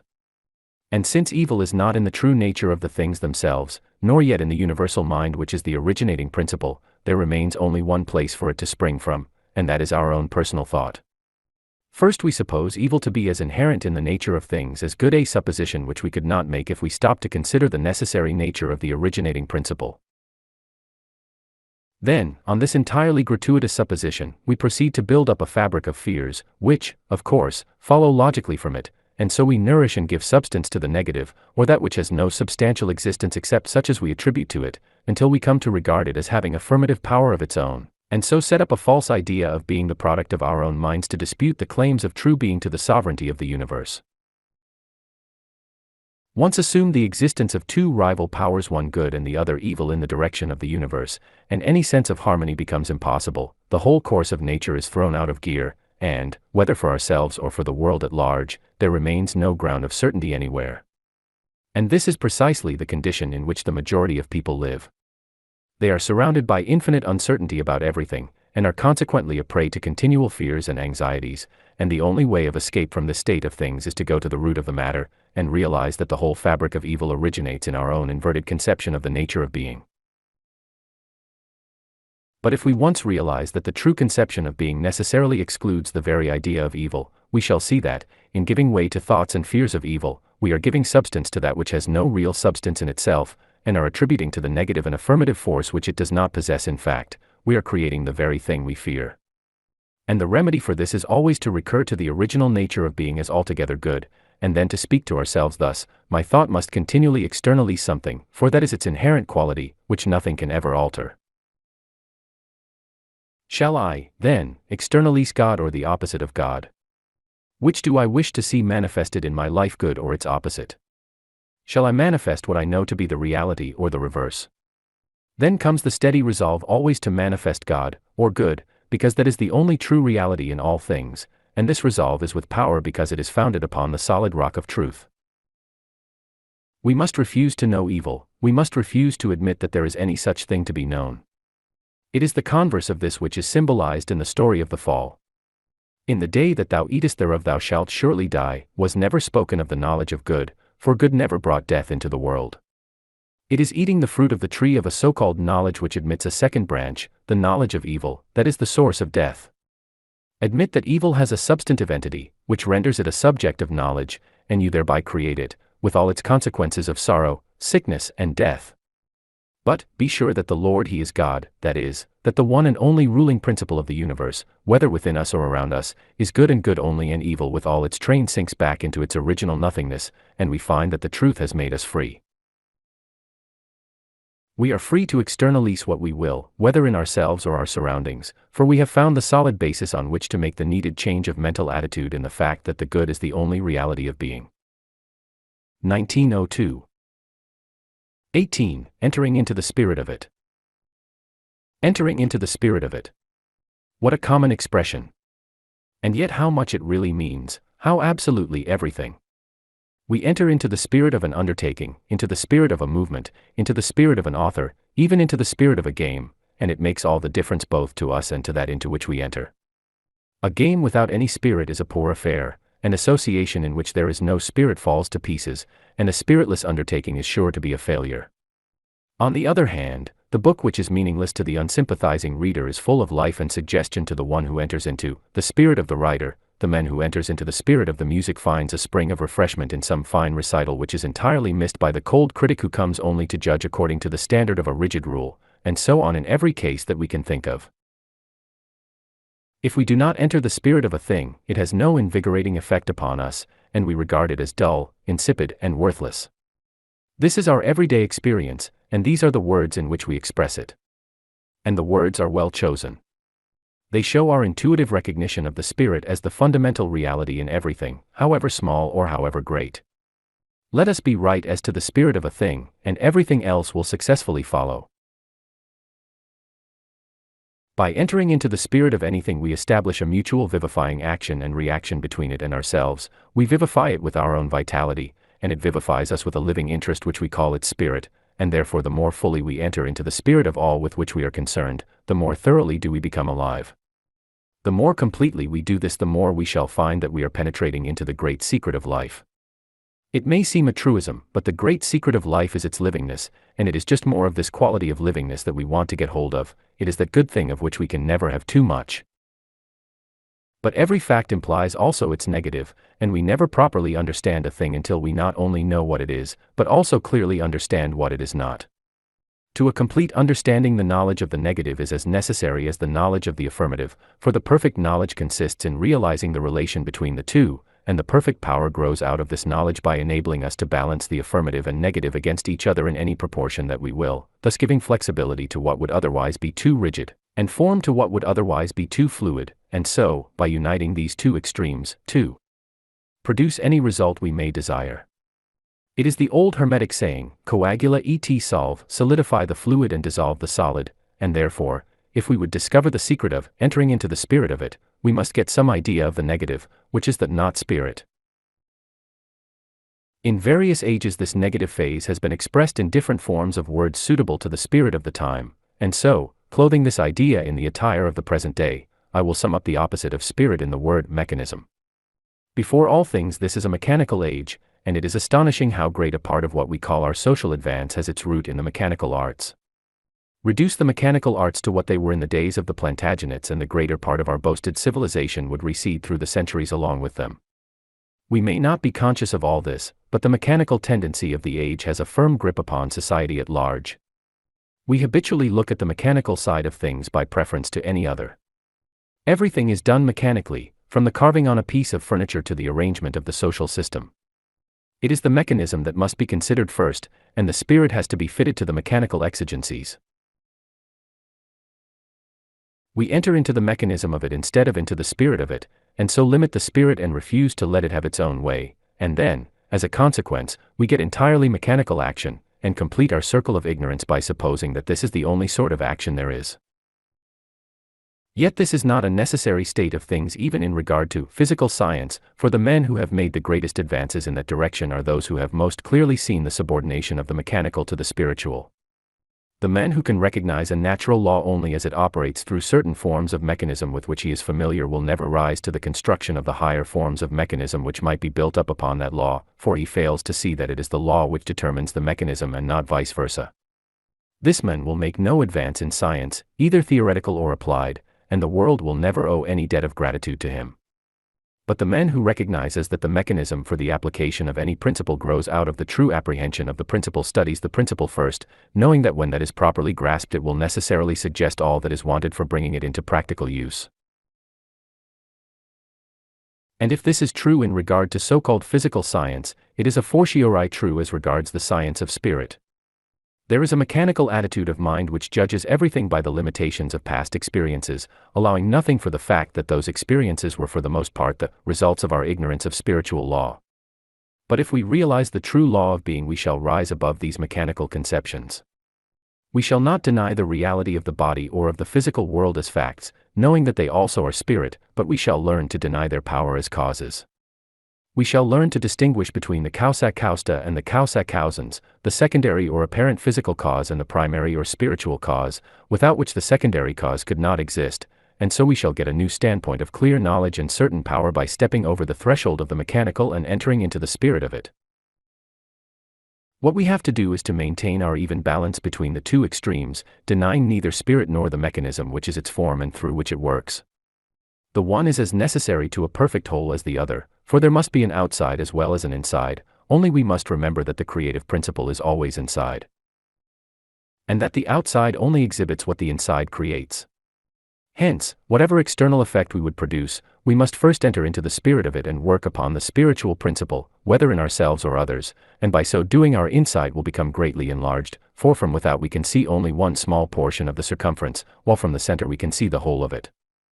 If we fully grasp the truth that spirit is creator, we can dispense with painful investigations into the mechanical side of all our problems. If we are constructing from without, then we have to calculate anxiously the strength of our materials and the force of every thrust and strain to which they may be subjected, and very possibly after all we may find that we have made a mistake somewhere in our elaborate calculations. But if we realize the power of creating from within, we shall find all these calculations correctly made for us, for the same spirit which is creator is also that which the Bible calls the wonderful numberer. Construction from without is based upon analysis, and no analysis is complete without accurate quantitative knowledge, but creation is the very opposite of analysis, and carries its own mathematics with it. To enter into the spirit of anything, then, is to make yourself one in thought with the creative principle that is at the center of it, and therefore why not go to the center of all things at once, and enter into the spirit of life? Do you ask where to find it? In yourself. And in proportion as you find it there, you will find it everywhere else. Look at life as the one thing that is, whether in you or around you, try to realize the livingness of it, and then seek to enter into the spirit of it by affirming it to be the whole of what you are. Affirm this continually in your thoughts, and by degrees the affirmation will grow into a real living force within you, so that it will become a second nature to you, and you will find it impossible and unnatural to think in any other way, and the nearer you approach this point the greater you will find your control over both body and circumstances, until at last you shall so enter into the spirit of it, into the spirit of the divine creative power which is the root of all things, that, in the words of Jesus, nothing shall be impossible to you, because you have so entered into the spirit of it that you discover yourself to be one with it. Then all the old limitations will have passed away, and you will be living in an entirely new world of life, liberty, and love, of which you yourself are the radiating center. You will realize the truth that your thought is a limitless creative power, and that you yourself are behind your thought, controlling and directing it with knowledge for any purpose which love motives and wisdom plans. Thus you will cease from your labors, your struggles and anxieties, and enter into that new order where perfect rest is one with ceaseless activity. 1902. 19. The Bible and the New Thought. I. The Sun. A deeply interesting subject to the student of the New Thought movement is to trace how exactly its teaching is endorsed by the teaching of the Bible. There is no such thing as new thought in the sense of new truth, for what is truth now must have been truth always, but there is such a thing as a new presentment of the old truth, and it is in this that the newness of the present movement consists. But the same truth has been repeatedly stated in earlier ages under various forms and in various measures of completeness, and nowhere more completely than in the scriptures of the Old and New Testaments. None of the older forms of statement is more familiarly known to our readers than that contained in the Bible, and no other is entwined around our hearts with the same sacred and tender associations. Therefore, I have no hesitation in saying that the existence of a marked correspondence between its teaching and that of the New Thought cannot but be a source of strength and encouragement to any of us who have been accustomed in the past to look to the old and hallowed book as a storehouse of divine wisdom. We shall find that the clearer light will make the rough places smooth and the dim places luminous, and that of the treasures of knowledge hidden in the ancient volume the half has not been told us. The Bible lays emphatic stress upon the glorious liberty of the sons of God, thus uniting in a single phrase the twofold idea of filial dependence and personal liberty. A careful study of the subject will show us that there is no opposition between these two ideas, but that they are necessary correlatives to each other, and that whether stated after the more concentrated method of the Bible, or after the more detailed method of the New Thought, the true teaching proclaims, not our independence of God, but our independence in God.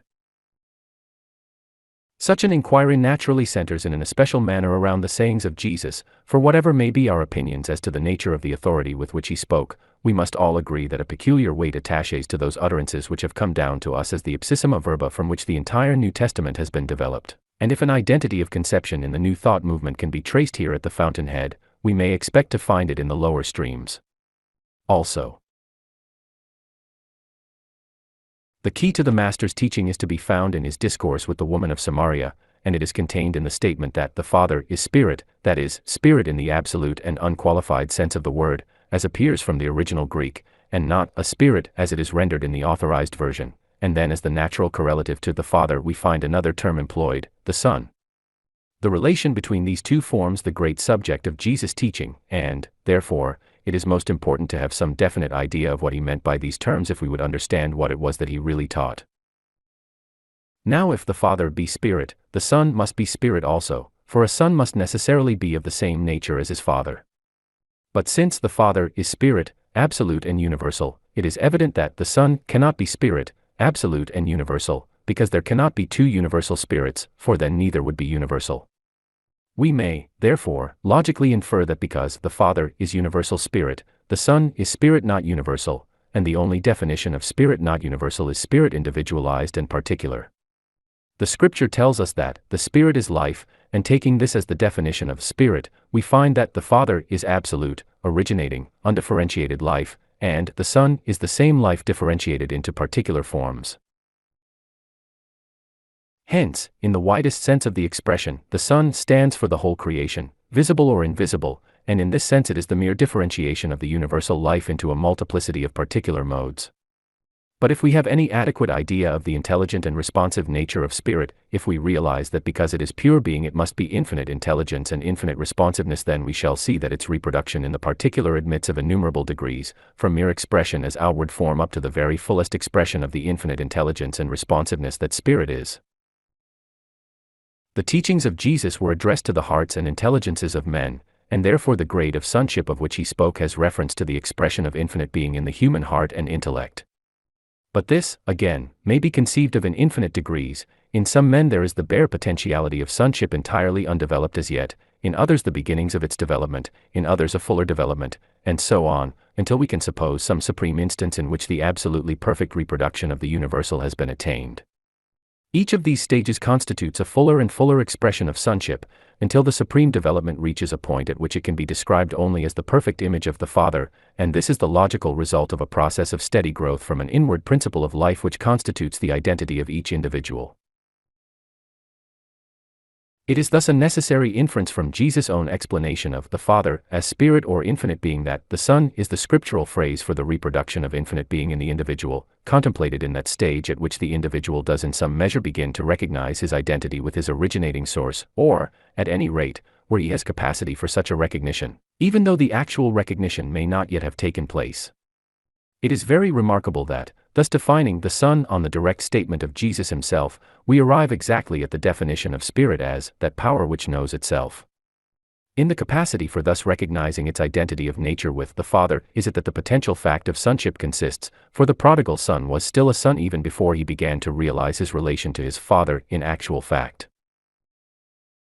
It is the dawning of this recognition that constitutes the spiritual babe, or infant son, and by degrees this consciousness grows till he attains the full estate of spiritual manhood. This recognition by the individual of his own identity with universal spirit is precisely what forms the basis of the new thought, and thus at the outset the two systems radiate from a common center. But I suppose the feature of the new thought which is the greatest stumbling block to those who view the movement from the outside is the claim it makes for thought power as an active factor in the affairs of daily life. As a mere set of speculative opinions, people might be willing to pigeonhole it along with the philosophic systems of Kant or Hegel, but it is the practical element in it which causes the difficulty. It is not only a system of thought based upon a conception of the unity of being, but it claims to follow out this conception to its legitimate consequences in the production of visible and tangible external results by the mere exercise of thought power. A ridiculous claim, a claim not to be tolerated by common sense, a trespassing upon the divine prerogative, a claim of unparalleled audacity, thus the casual objector. But this claim is not without its parallel, for the same claim was put forward on the same ground by the great teacher himself as the proper result of the Son's recognition of his relation to the Father. Ask what ye will, and it shall be done unto you; whatsoever you shall ask in prayer, believing, you shall receive, and nothing shall be impossible unto you; all things are possible to him that believeth. These statements are absolutely without any note of limitation save that imposed by the seeker's want of faith in his own power to move the infinite. This is as clear a declaration of the efficacy of mental power to produce outward and tangible results as any now made by the new thought, and it is made on precisely the same ground, namely, the readiness of the Father or Spirit in the universal to respond to the movement of spirit in the individual. In the Bible, this movement of individualized spirit is called prayer, and it is synonymous with thought, formulated with the intention of producing this response. Prayer is the heart's sincere desire, uttered or unexpressed. And we must not let ourselves be misled by the association of particular forms with particular words, but should follow the sound advice of Oliver Wendell Holmes, and submit such words to a process of depolarization, which brings out their real meaning. Whether we call our act prayer or thought concentration, we mean the same thing. It is the claim of the man to move the infinite by the action of his own mind. It may be objected, however, that this definition omits an important element of prayer, the question, namely, whether God will hear it. But this is the very element that Jesus most rigorously excludes from his description of the mental act. Prayer, according to the popular notion, is a most uncertain matter. Whether we shall be heard or not depends entirely upon another will, regarding whose action we are completely ignorant, and therefore, according to this notion, the very essence of prayer consists of utter uncertainty. Jesus' conception of prayer was the very opposite. He bids us believe that we have already in fact received what we ask for, and makes this the condition of receiving. In other words, he makes the essential factor in the mental action to consist in absolute certainty as to the corresponding response in the infinite, which is exactly the condition that the new thought lays down for the successful operation of thought power.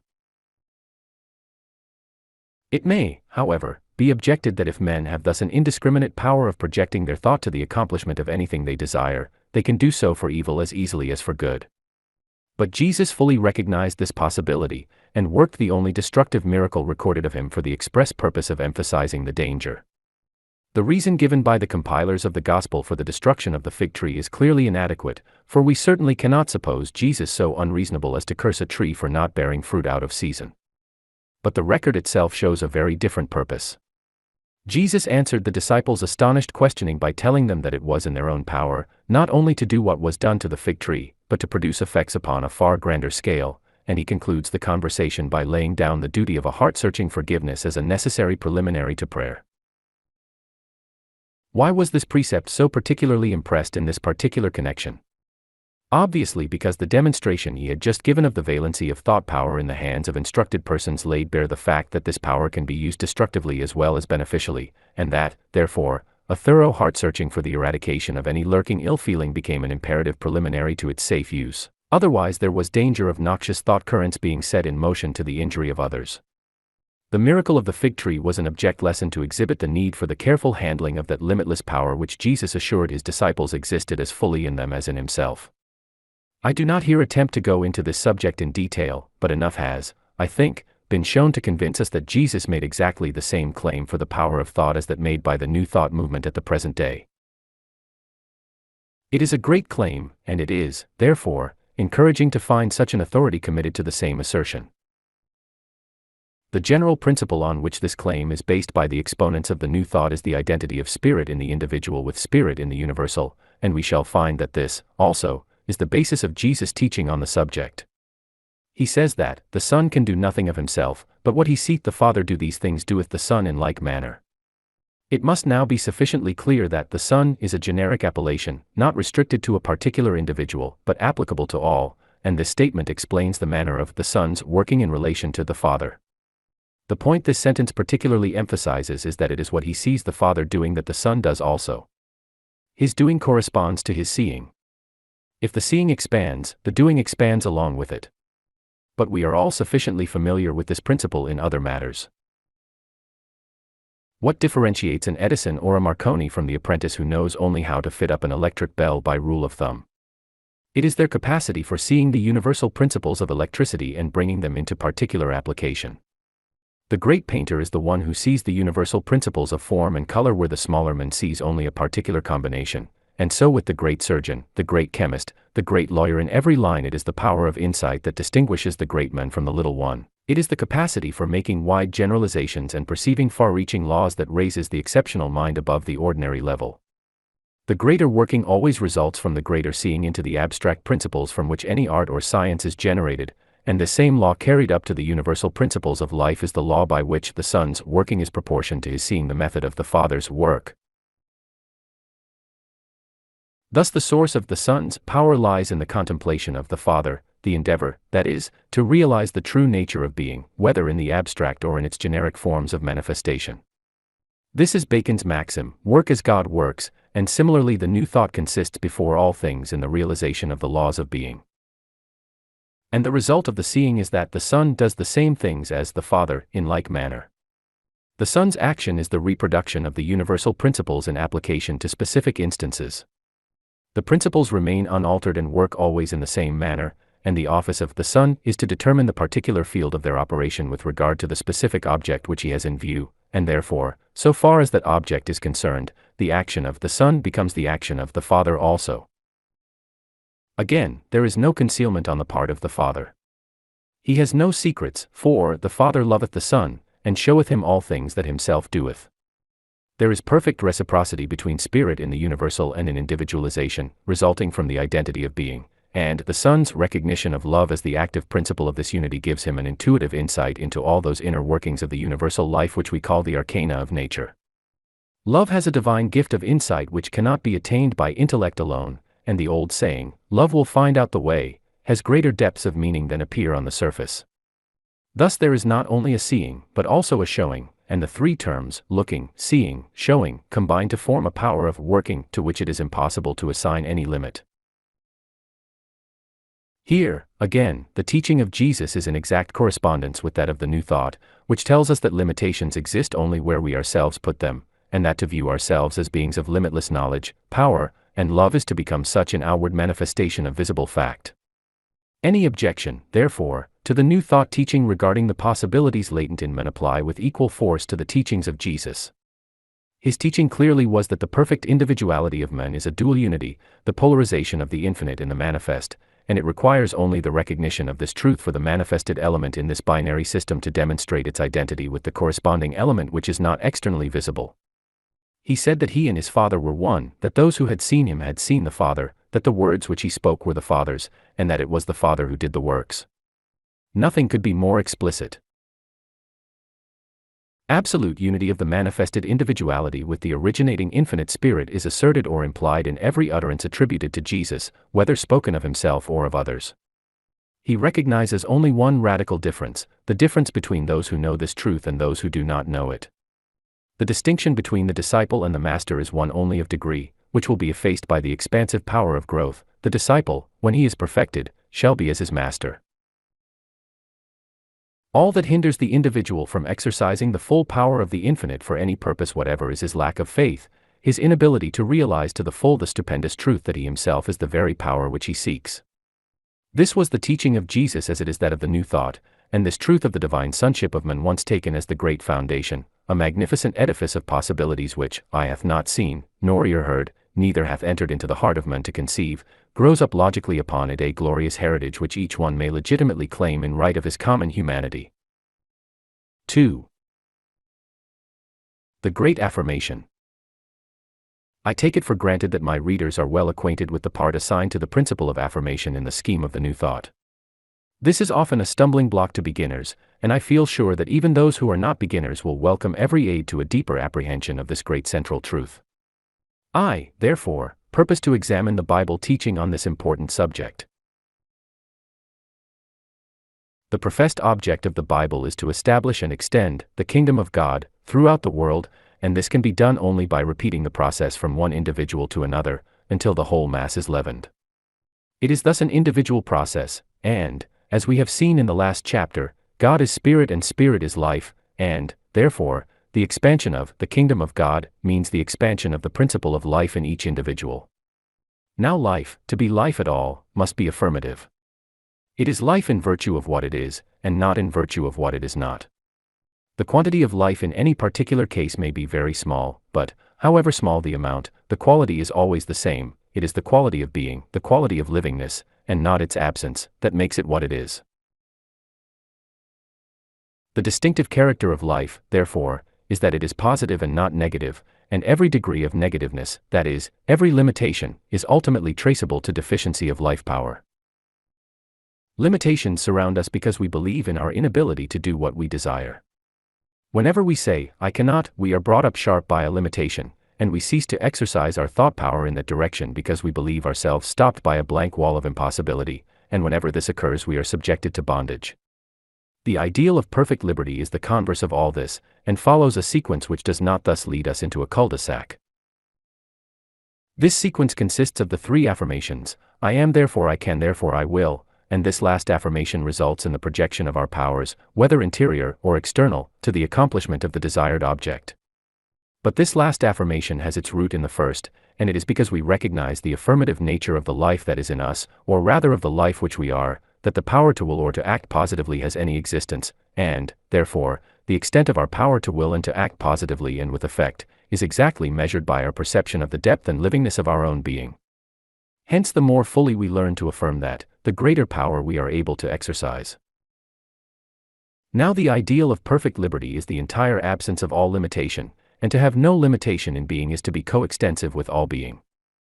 We are all grammarians enough to know that the use of a predicate is to lead the mind to contemplate the subject as represented by that predicate. In other words, it limits our conception for the time being to that particular aspect of the subject. Hence every predicate, however extensive, implies some limitation of the subject. But the ideal subject, the absolutely free self, is, by the very hypothesis, without limitation, and, therefore, no predicate can be attached to it. It stands as a declaration of its own being without any statement of what that being consists in, and therefore it says of itself, not, I am this or that, but simply I am.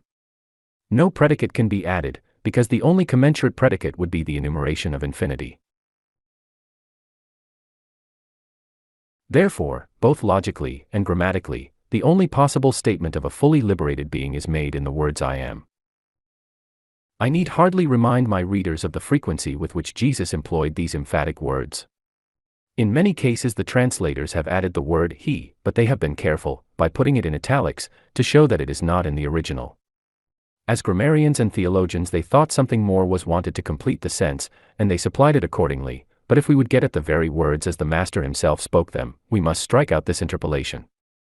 And as soon as we have done so there flashes into light the identity of his statement with that made to Moses at the burning bush, where the full significance of the words is so obvious that the translators were compelled to leave the place of the predicate in that seeming emptiness which comes from filling all things.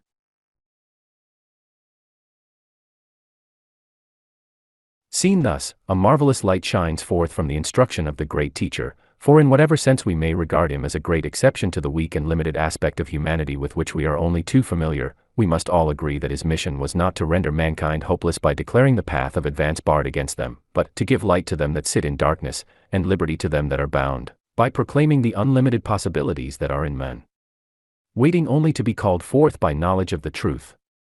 And if we suppose any personal reference in his words, it can, therefore, be only as the great example of what man has it in him to become, and not as the example of something which men can never hope to be, an exception, truly, to mankind as we see them now, but the exception that proves the rule, and sets the standard of what each one may become as he attains to the measure of the stature of the fullness of Christ.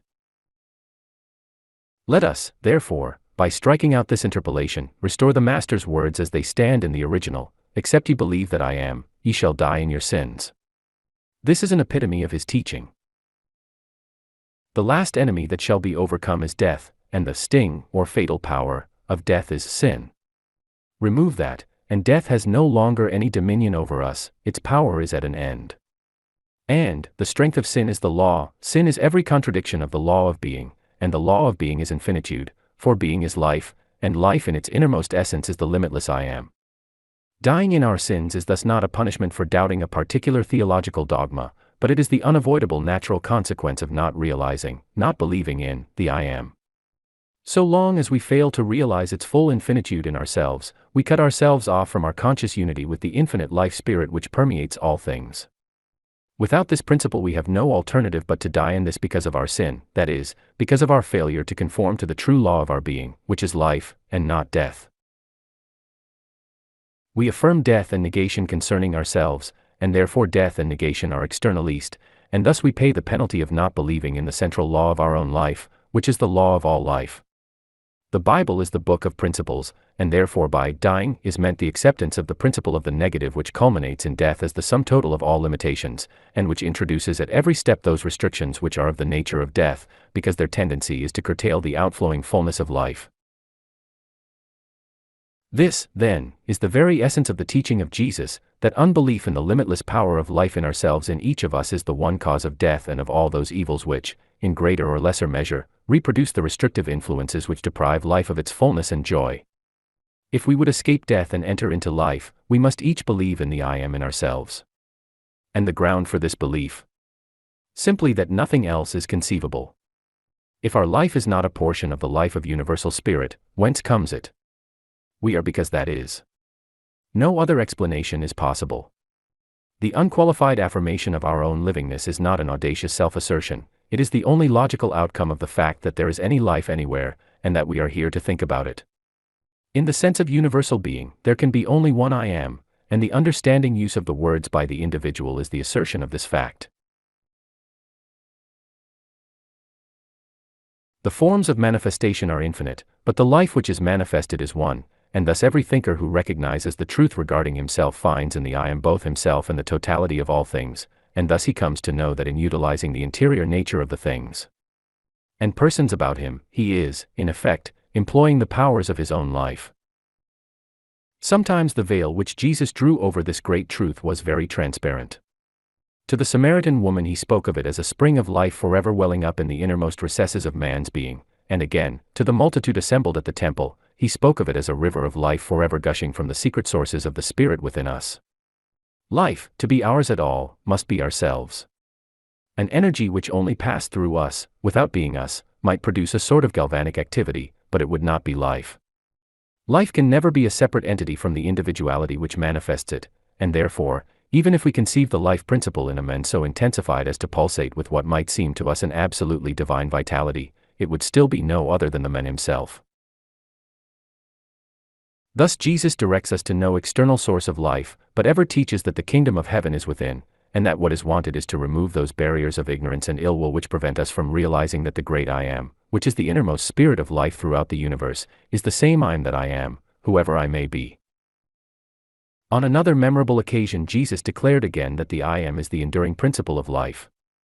It is this that is the resurrection and the life, not, as Martha supposed, a new principle to be infused from without at some future time, but an inherent core of vitality awaiting only its own recognition of itself to triumph over death and the grave. And yet, again hear the Master's answer to the inquiring Thomas. How many of us, like him, desire to know the way? To hear of wonderful powers latent in men and requiring only development is beautiful and hopeful, if we could only find out the way to develop them, but who will show us the way? The answer comes with no uncertain note. The I am includes everything. It is at once the way, the truth, and the life, not the life only, or the truth only, but also the way by which to reach them. Can words be plainer? It is by continually affirming and relying on the I am in ourselves as identical with the I am that is the one and only life, whether manifested or unmanifest, in all places of the universe, that we shall find the way to the attainment of all truth and of all life. Here we have the predicate which we are seeking to complete our affirmation regarding ourselves. I am what? The three things which include all things: truth, which is all knowledge and wisdom; life, which is all power and love; and the unfailing way which will lead us step by step, if we follow it, to heights too sublime and environment too wide for our present juvenile imaginings to picture. As the New Testament centers around Jesus, so the Old Testament centers around Moses, and he also declares the great affirmation to be the same. For him God has no name, but that intensely living universal life which is all in all, and no name is sufficient to be its equivalent. The emphatic words I am are the only possible statement of the one power which exhibits itself as all worlds and all living beings. It is the great I am which forever unfolds itself in all the infinite evolutionary forces of the cosmic scheme, and which, in marvelous onward march, develops itself into higher and higher conscious intelligence in the successive races of mankind, unrolling the scroll of history as it moves on from age to age, working out with unerring precision the steady forward movement of the whole towards that ultimate perfection in which the work of God will be completed. But stupendous as is the scale on which this providential power reveals itself to Moses and the prophets, it is still nothing else than the very same power which Jesus bids us realize in ourselves. The theater of its operations may be expanded to the magnificent proportions of a world history, or contracted to the sphere of a single individuality. The difference is only one of scale, but the life principle is always the same. It is always the principle of confident affirmation in the calm knowledge that all things are but manifestations of itself, and that, therefore, all must move together in one mighty unity which admits of no discordant elements. This unity of the Spirit, once clearly grasped, to say I am is to send the vibrations of our thought currents throughout the universe to do our bidding when and where we will, and, conversely, it is to draw in the vitalizing influences of infinite spirit as from a boundless ocean of life, which can never be exhausted and from which no power can hold us back.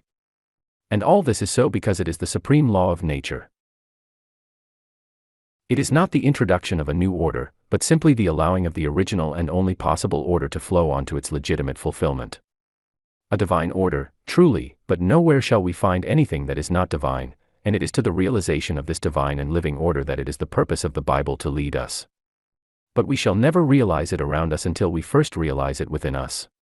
We can see God outside only by the light of God inside, and this light increases in proportion as we become conscious of the divine nature of the innermost I am, which is the center of our own individuality. Therefore, it is that Jesus tells us that the I am is the door. It is that central point of our individual being which opens into the whole illimitable life of the infinite. If we would understand the old world precept, know thyself, we must concentrate our thought more and more closely upon our own interior life until we touch its central radiating point, and there we shall find that the door into the infinite is indeed open to us, and that we can pass from the innermost of our own being into the innermost of all being. This is why Jesus spoke of the door as that through which we should pass in and out and find pasture. Pasture, the feeding of every faculty with its proper food, is to be found both on the within and the without.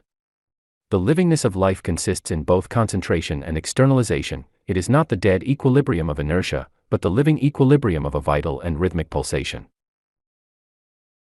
Involution and evolution must forever alternate, and the door of communication between them is the I am, which is the living power in both. Thus it is that the great affirmation is the secret of life, and that to say I am with a true understanding of all that it implies is to place ourselves in touch with all the powers of the infinite. This is the universal and eternal affirmation to which no predicate is attached, and all particular affirmations will be found to be only special differentiations of this all-embracing one. I will this or that particular thing because I know that I can bring it into externalization, and I know that I can because I know that I am, and so we always come back to the great central affirmation of all being.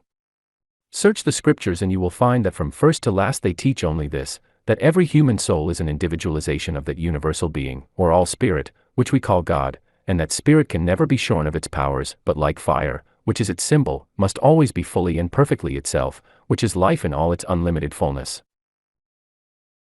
In assigning to affirmation, therefore, the importance which it does, the New Thought movement is at one with the teaching of Jesus and Moses and of the entire Bible. And the reason is clear. There is only one truth, and therefore careful seeking can bring men only to the same truth, whether they be Bible writers or any other. The Bible derives its authority from the inherent truth of the things it tells of, and not vice versa, and if these things be true at all, they would be equally true even though no Bible had ever been written. But, taking the great affirmation as our guide, we shall find that the system taught by the Bible is scientific and logical throughout, and therefore any other system which is scientifically true will be found to correspond with it in substance, however it may differ from it in form. And thus, in their statements regarding the power of affirmation, the exponents of the new thought broach no newfangled absurdity, but only reiterate a great truth which has been before the world, though very imperfectly recognized, for thousands of years. 3. The Father. If, as we have seen, the Son is the differentiating principle of spirit, giving rise to innumerable individualities, the Father is the unifying principle by which these innumerable individualities are bound together into one common life, and the necessity for recognizing this great basis of the universal harmony forms the foundation of Jesus' teaching on the subject of worship. Woman, believe me, the hour cometh, when neither in this mountain, nor yet at Jerusalem, shall ye worship the Father.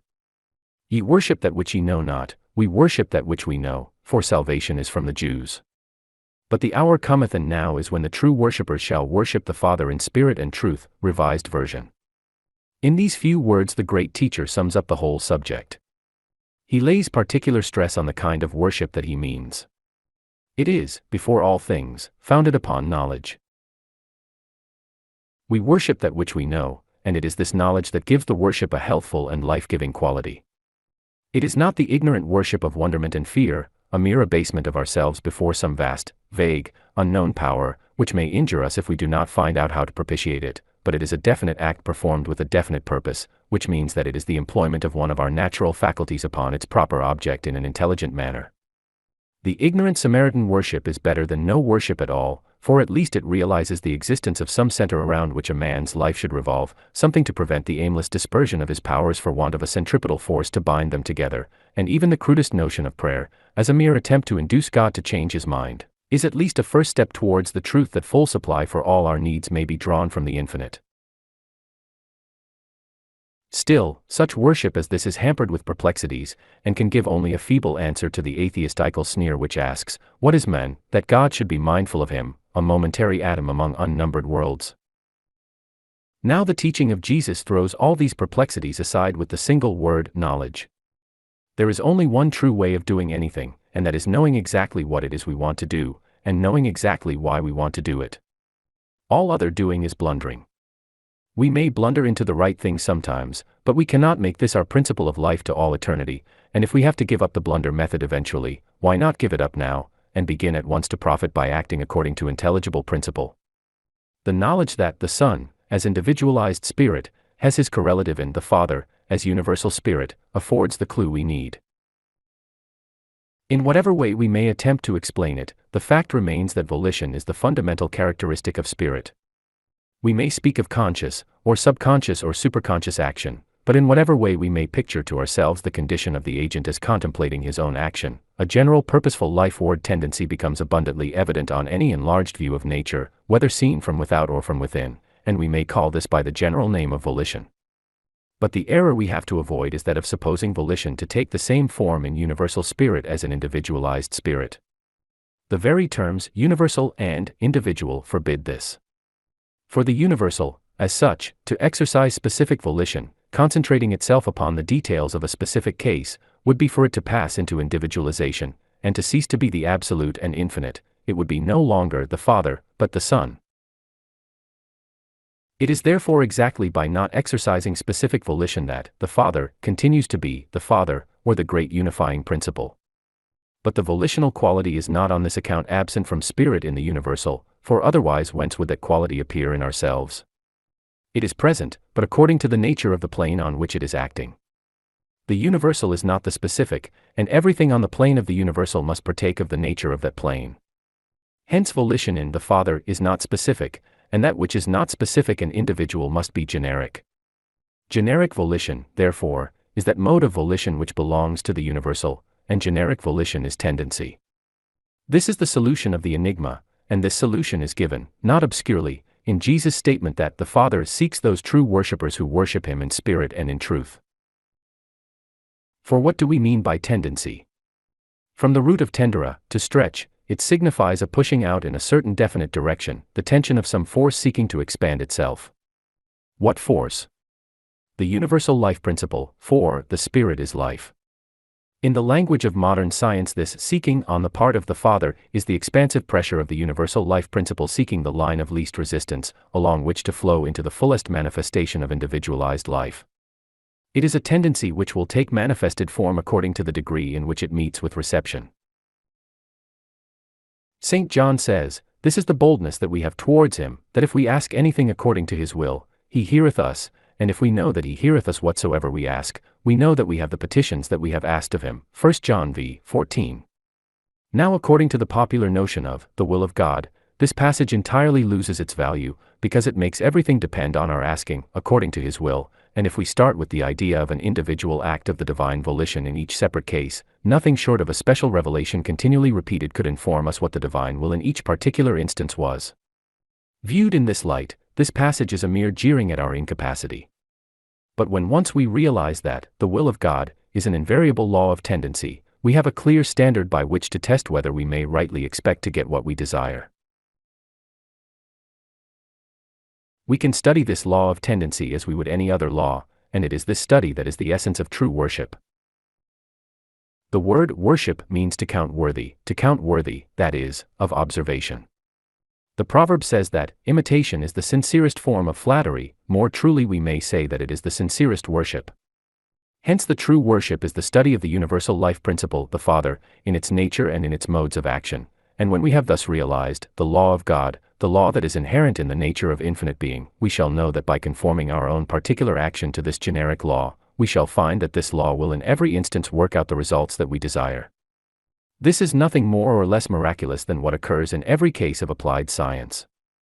He only is the true chemist or engineer who, by first learning how to obey the generic tendency of natural laws, is able to command them to the fulfillment of his individual purposes. No other method will succeed.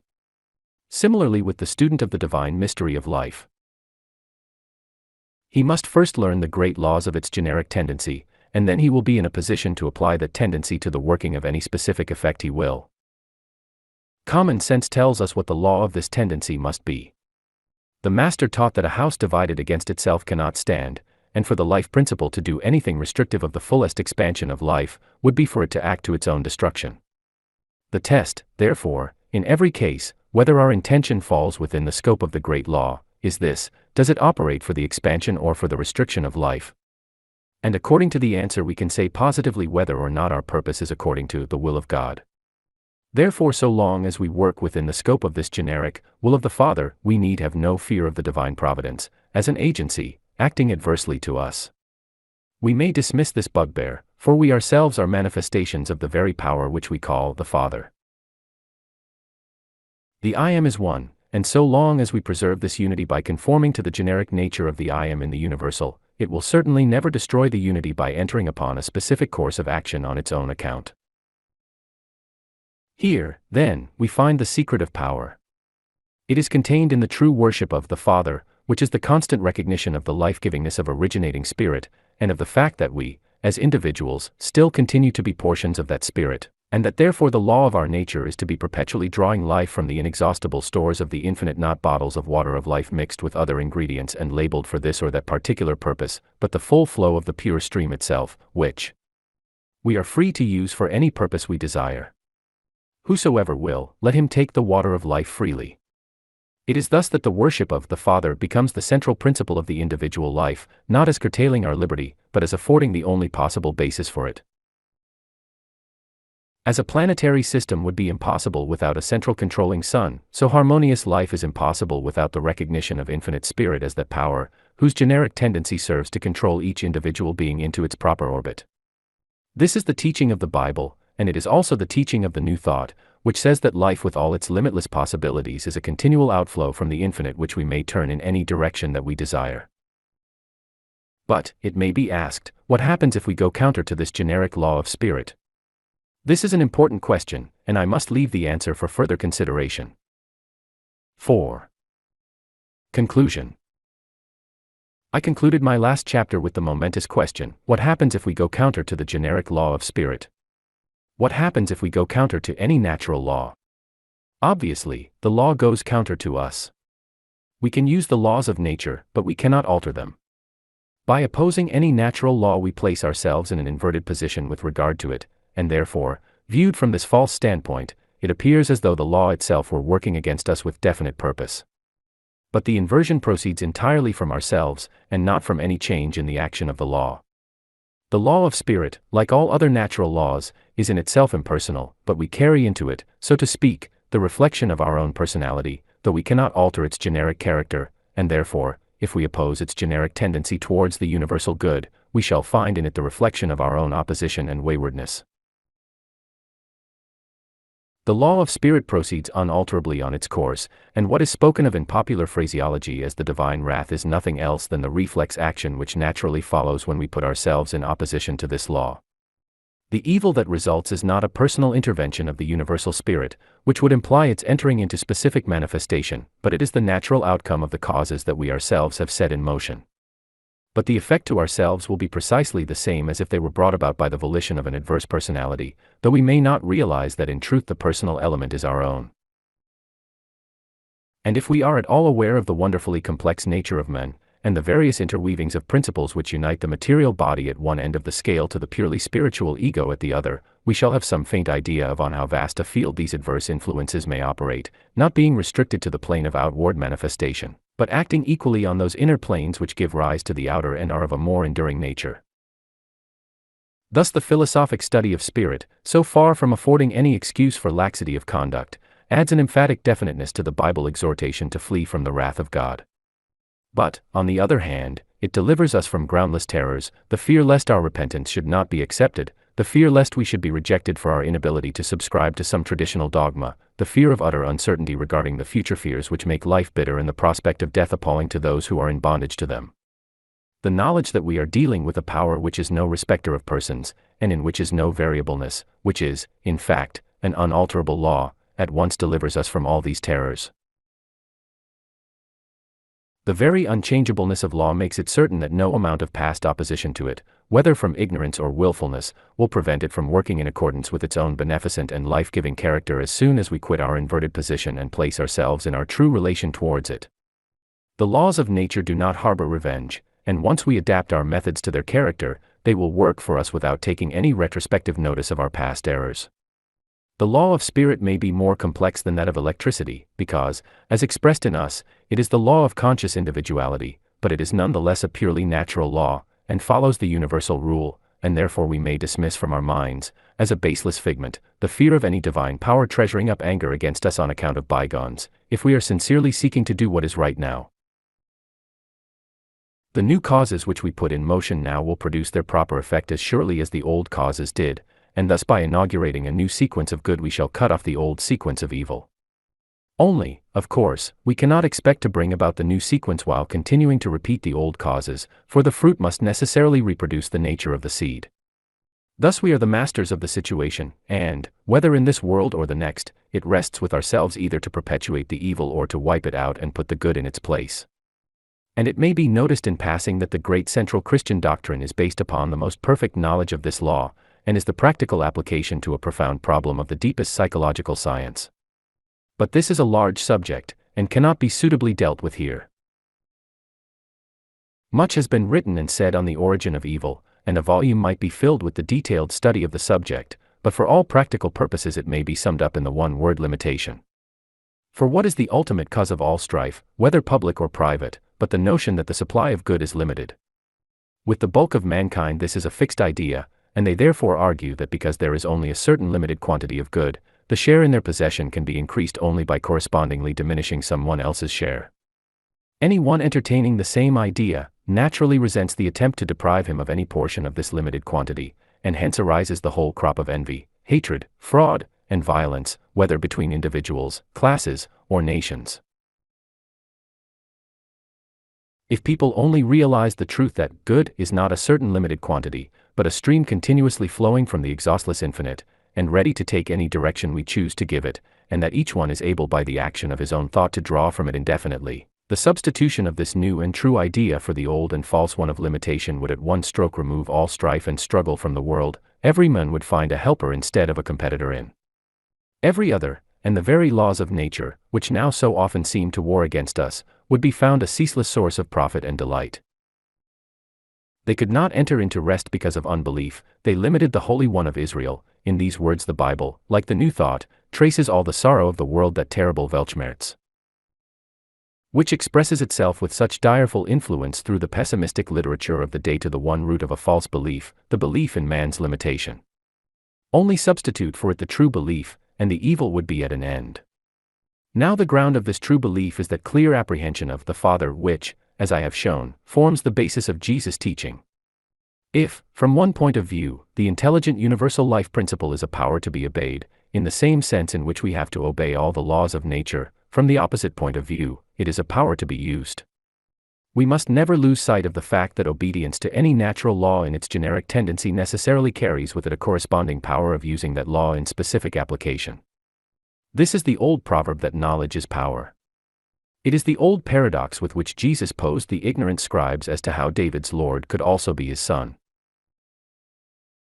The word David means beloved, and to be beloved implies that reciprocal sympathy which is intuitive knowledge. Hence David, the beloved, is the man who has realized his true relation as a son to his father and who is in tune with the infinite. On the other hand, this infinite is his Lord because it is the complex of all those unchangeable laws from which it is impossible to swerve without suffering consequent loss of power, and on the other, this knowledge of the innermost principles of all being puts him in possession of unlimited powers which he can apply to any specific purpose that he will, and thus he stands towards them in the position of a father who has authority to command the services of his son. Thus David's Lord becomes by a natural transition his son. And it is precisely in this that the principle of sonship consists. It is the raising of man from the condition of bondage as a servant by reason of limitation to the status of a son by the entire removal of all limitations. To believe and act on this principle is to believe on the Son of God, and a practical belief in our own sonship thus sets us free from all evil, and from all fear of evil it brings us out of the kingdom of death into the kingdom of life. Like everything else, it has to grow, but the good seed of liberating truth once planted in the heart is sure to germinate, and the more we endeavor to foster its growth by seeking to grasp with our understanding the reason of these things and to realize our knowledge in practice, the more rapidly we shall find our lives increase in livingness, a joy to ourselves, a brightness to our homes, and a blessing expanding to all around in ever-widening circles. Enough has now been said to show the identity of principle between the teaching of the Bible and that of the New Thought. Treated in detail, the subject would extend to many volumes explanatory of the Old and New Testaments, and if that great work were ever carried out, I have no hesitation in saying that the agreement would be found to extend to the minutest particulars. But the hints contained in the foregoing papers will, I hope, suffice to show that there is nothing antagonistic between the two systems, or, rather, to show that they are one, the statement of the one truth which always has been and always will be. And if what I have now endeavored to put before my readers should lead any of them to follow up the subject more fully for themselves, I can promise them an inexhaustible store of wonder, delight, and strength in the study of the old book in the light of the new thought. 1902. 20. Jachin and Boaz. And he reared up the pillars before the temple, one on the right hand, and the other on the left, and called the name of that on the right hand Jachin, and the name of that on the left Boaz. 2 Chronicles 17. Very likely some of us have wondered what was the meaning of these two mysterious pillars set up by Solomon in front of his temple, and why they were called by these strange names, and then we have dropped the subject as one of those inexplicable things handed down in the Bible from old time which, we suppose, can have no practical interest for us at the present day. Nevertheless, these strange names are not without a purpose. They contain the key to the entire Bible and to the whole order of nature, and as emblems of the two great principles that are the pillars of the universe, they fitly stood at the threshold of that temple which was designed to symbolize all the mysteries of being. In all the languages of the Semitic stock the letters J and Y are interchangeable, as we see in the modern Arabic, Yaqub for Jacob, and the Old Hebrew Yahweh for Jehovah. This gives us the form Yakin, which at once reveals the enigma. The word yak signifies one, and the termination hi, or hin, is an intensitive which may be rendered in English by only. Thus the word Jachin resolves itself into the words one only, the all-embracing unity. The meaning of Boaz is clearly seen in the book of Ruth. There Boaz appears as the kinsman exercising the right of preemption so familiar to those versed in Oriental law, a right which has for its purpose the maintenance of the family as the social unit. According to this widely spread custom, the purchaser, who is not a member of the family, buys the property subject to the right of kinsman within certain degrees to purchase it back, and so bring it once more into the family to which it originally belonged. Whatever may be our personal opinions regarding the vexed questions of dogmatic theology, we can all agree as to the general principle indicated in the role acted by Boaz. He brings back the alienated estate into the family, that is to say, he redeems it in the legal sense of the word. As a matter of law, his power to do this results from his membership in the family, but his motive for doing it is love, his affection for Ruth. Without pushing the analogy too far, we may say, then, that Boaz represents the principle of redemption in the widest sense of reclaiming an estate by right of relationship, while the innermost moving power in its recovery is love. This is what Boaz stands for in the beautiful story of Ruth, and there is no reason why we should not let the same name stand for the same thing when we seek the meaning of the mysterious pillar. Thus the two pillars typify unity and the redeeming power of love, with the significant suggestion that the redemption results from the unity. They correspond with the two bonds, or uniting principles spoken of by St. Paul, the unity of the Spirit, which is the bond of peace, and love, which is the bond of perfectness. The former is unity of being, the latter, unity of intention, and the principle of this dual unity is well illustrated by the story of Boaz. The whole story proceeds on the idea of the family as the social unit, the root conception of all Oriental law, and if we consider the family in this light, we shall see how exactly it embodies the twofold idea of Jachin and Boaz, unity of being and unity of thought. The family forms a unit because all the members proceed from a common progenitor, and are thus all of one blood, but, although this gives them a natural unity of being of which they cannot divest themselves, it is not enough in itself to make them a united family, as unfortunately experience too often shows. Something more is wanted, and that something is love. There must be a personal union brought about by sympathetic thought to complete the natural union resulting from birth. The inherent unity must be expressed by the individual volition of each member, and thus the family becomes the ideally perfect social unit, a truth to which St. Paul alludes when he calls God the Father, from whom every family in heaven and on earth is named. Thus Boaz stands for the principle which brings back to the original unity that which has been for a time separated from it. There has never been any separation of actual being. The family right always subsisted in the property even while in the hands of strangers, otherwise it could never have been brought back, but it requires the love principle to put this right into effective operation. When this begins to work in the knowledge of its right to do so, then there is the return of the individual to the unity, and the recognition of himself as the particular expression of the universal in virtue of his own nature. These two pillars, therefore, stand for the two great spiritual principles that are the basis of all life, Jachin typifying the unity resulting from being, and Boaz typifying the unity resulting from love. In this dual unity we find the key to all conceivable involution or evolution of spirit, and it is therefore not without reason that the record of these two ancient pillars has been preserved in our scriptures. And finally, we may take this as an index to the character of our scriptures generally. They contain infinite meanings, and often those passages which appear on the surface to be most meaningless will be found to possess the deepest significance. The book, which we often read so superficially, hides beneath its sometimes seemingly trivial words the secrets of other things. The twin pillars Jachin and Boaz bear witness to this truth. 21. Hephzibah. Thou shalt no more be termed forsaken, neither shall thy land any more be termed desolate, but thou shalt be called Hephzibah, and thy land Beulah, for the Lord delighteth in thee, and thy land shall be married. Isaiah 62:4. The name Hephzibah, or, as it might be written, Hafsba, conveys a very distinct idea to anyone who has lived in the East, and calls up a string of familiar words all containing the same root hafs, which signifies guarding or taking care of, such as hafiz, a protector, muhafiz, a custodian, as in the word muhafiz daftar, a head record keeper, or again, hifazat, custody, as by hifazat polis, in custody of the police, or again, dayam ul hafs, imprisonment for life, and other similar expressions. All words from this root suggest the idea of guarding, and therefore the name Hephzibah at once speaks its own meaning. It is one who is guarded, a protected one. And answering to this there must be some power which guards, and the name of this power is given in Hosea 2:16, where it is called Ishi. And it shall be at that day, saith the Lord, that thou shalt call me Ishi, and thou shalt call me no more Bali. Bali means Lord, Ishi means husband, and between the two there is a whole world of distinction. To call the great power Bali is to live in one world, and to call it Ishi is to live in another. The world that is ruled over by Bali is a world of miserable worms of the dust, and such crawling creatures, but the world that is warmed and lightened by Ishi is one in which men and women walk upright, conscious of their own divine nature, instead of dodging about to escape being crushed under the feet of Moloch as he strides through his dominions. If the name Bali did not suggest a wrong idea, there would be no need to change it for another, and the change of name therefore indicates the opening of the mind to a larger and sounder conception of the true nature of the ruling principle of the universe. It is no imperious autocrat, the very apotheosis of self-glorification, ill-natured and spiteful if its childish vanity be not gratified by hearing its own praises formally proclaimed, often from lips opened only by fear, nor is it an almighty extortioner desiring to deprive us of what we value most, either to satisfy its greed or to demonstrate its sovereignty. This is the image which men make of God and then bow terrified before it, offering a worship which is the worship of Baal, and making life blank because all the livingness has been wiped out of it.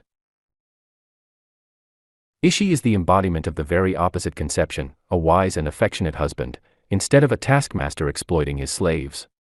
In its true aspect, the relation of husband and wife is entirely devoid of any question of relative superiority or inferiority. As well ask whether the front wheel or the back wheel of your bicycle is the more important. The two make a single whole, in which the functions of both parts are reciprocal and equally necessary, yet for this very reason these functions cannot be identical. In a well-ordered home, where husband and wife are united by mutual love and respect, we see that the man's function is to enter into the larger world and to provide the wife with all that is needed for the maintenance and comfort of the home, while the function of the woman is to be the distributor of what her husband provides, in doing which she follows her own discretion. And a sensible man, knowing that he can trust a sensible wife, does not want to poke his finger into every pie. Thus all things run harmoniously, the woman relieved of responsibilities which are not naturally hers, and the man relieved of responsibilities which are not naturally his. But let any perplexity or danger arise, and the woman knows that from her husband she will receive all the guidance and protection that the occasion may require, he being the wise and strong man that we have supposed him, and having this assurance she is able to pursue the avocations of her own sphere undisturbed by any fears or anxieties. It is this relation of protection and guidance that is implied by the word Hephzibah. It is the name of those who realize their identity with the all-ordering divine spirit. He who realizes this unity with the Spirit finds himself both guided and guarded. And here we touch the fringe of a deep natural mystery, which formed the basis of all that was most valuable in the higher mysteries of the ancients, and the substance of which we must realize if we are to make any progress in the future, whatever form we may adopt to convey the idea to ourselves or others. It is the relation of the individual mind to the universal mind, the combination of unity with independence which, though quite clear when we know it by personal experience, is almost inexpressible in words, but which is frequently represented in the Bible under the figure of the marriage relations. It is a basic principle, and in various modes pervades all nature, and has been symbolized in every religion the world has known, and in proportion as the individual realizes this relation he will find that he is able to use the universal mind, while at the same time he is guided and guarded by it. For think what it would be to wield the power of the universal mind without having its guidance. It would be the old story of Phaeton trying to drive the chariot of the sun, which ended in his own destruction, and limitless power without corresponding guidance would be the most terrible curse that any one could bring upon his head. The relation between the individual mind and the universal mind, as portrayed in the reciprocally connected names of Hephzibah and Ishi, must never be lost sight of, for the great guiding mind, immeasurably as it transcends our intellectual consciousness, is not another than ourselves. It is the one self which is the foundation of all the individual selves, and which is, therefore, in all its limitlessness, as entirely one with each individual as though no other being existed. Therefore we do not have to go out of ourselves to find it, for it is the expansion to infinity of all that we truly are, having, indeed, no place for those negative forms of evil with which we people a world of illusion, for it is the very light itself, and in it all illusion is dispelled, but it is the expansion to infinity of all in us that is affirmative, all that is really living. Therefore, in looking for its guiding and guarding we are relying upon no borrowed power from without, held at the caprice and option of another, but upon the supreme fact of our own nature, which we can use in what direction we will with perfect freedom, knowing no limitation save the obligation not to do violence to our own purest and highest feelings. And this relation is entirely natural. We must steer the happy mean between imploring and ignoring. A natural law does not need to be entreated before it will work, and, on the other hand, we cannot make use of it while ignoring its existence. What we have to do, therefore, is to take the working of the law for granted, and make use of it accordingly, and since that is the law of mind, and mind is personality, this power, which is at once ourselves and above ourselves, may be treated as a person and may be spoken with, and its replies received by the inner ear of the heart. Any scheme of philosophy that does not result in this personal intercourse with the divine mind falls short of the mark. It may be right so far as it goes, but it does not go far enough, and fails to connect us with our vital center. Names are of small importance so long as the intercourse is real. The supreme mind with which we converse is only to be met in the profoundest depths of our own being, and, as Tennyson says, is more perfectly ourselves than our own hands and feet. It is our natural base, and realizing this we shall find ourselves to be in very truth guarded ones, guided by the Spirit in all things, nothing too great and nothing too trivial to come within the great law of our being. There is another aspect of the Spirit in which it is seen as a power to be used, and the full flow of life is in the constant alternation between this aspect and the one we have been considering, but always we are linked with the universal mind as the flower lives by reason of its root. The connection itself is intrinsic, and can never be severed, but it must be consciously realized before it can be consciously used.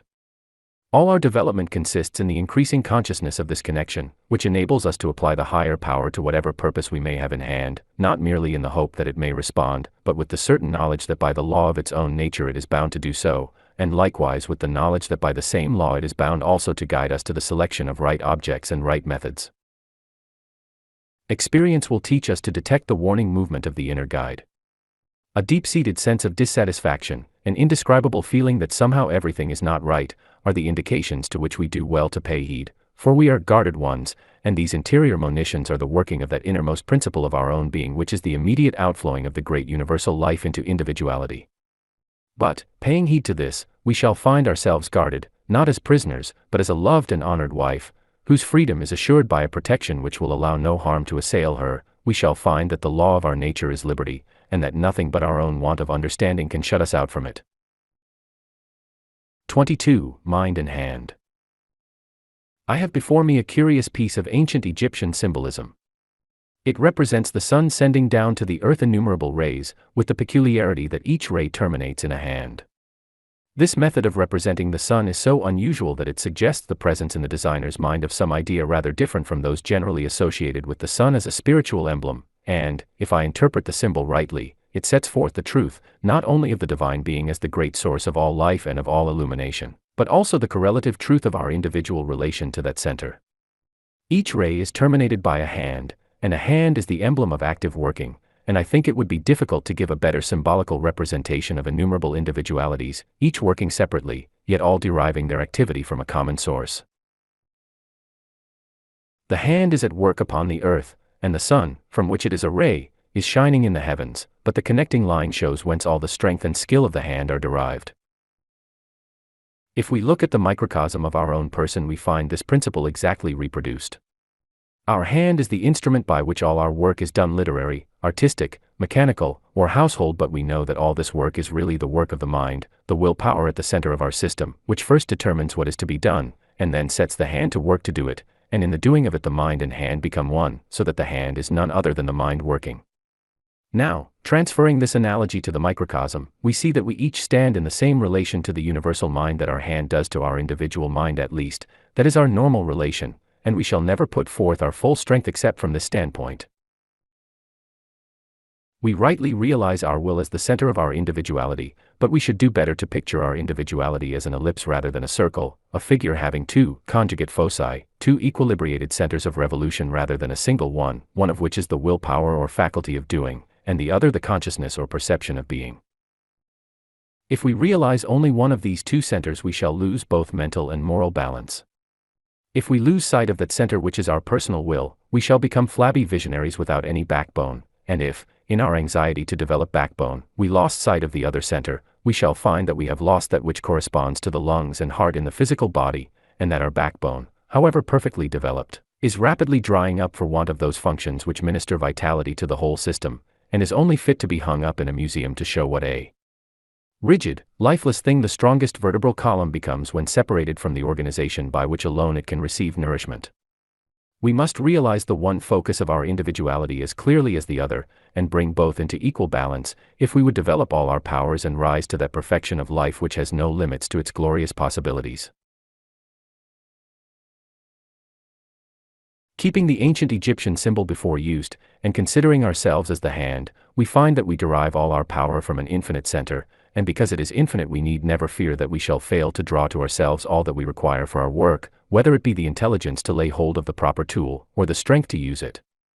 And, moreover, we learn from the symbol that this central power is generic. This is a most important truth. It is the center from which all the hands proceed, and is as fully open to any one hand as to any other. Each hand is doing its separate work, and the whole of the central energy is at its disposal for its own specific purpose.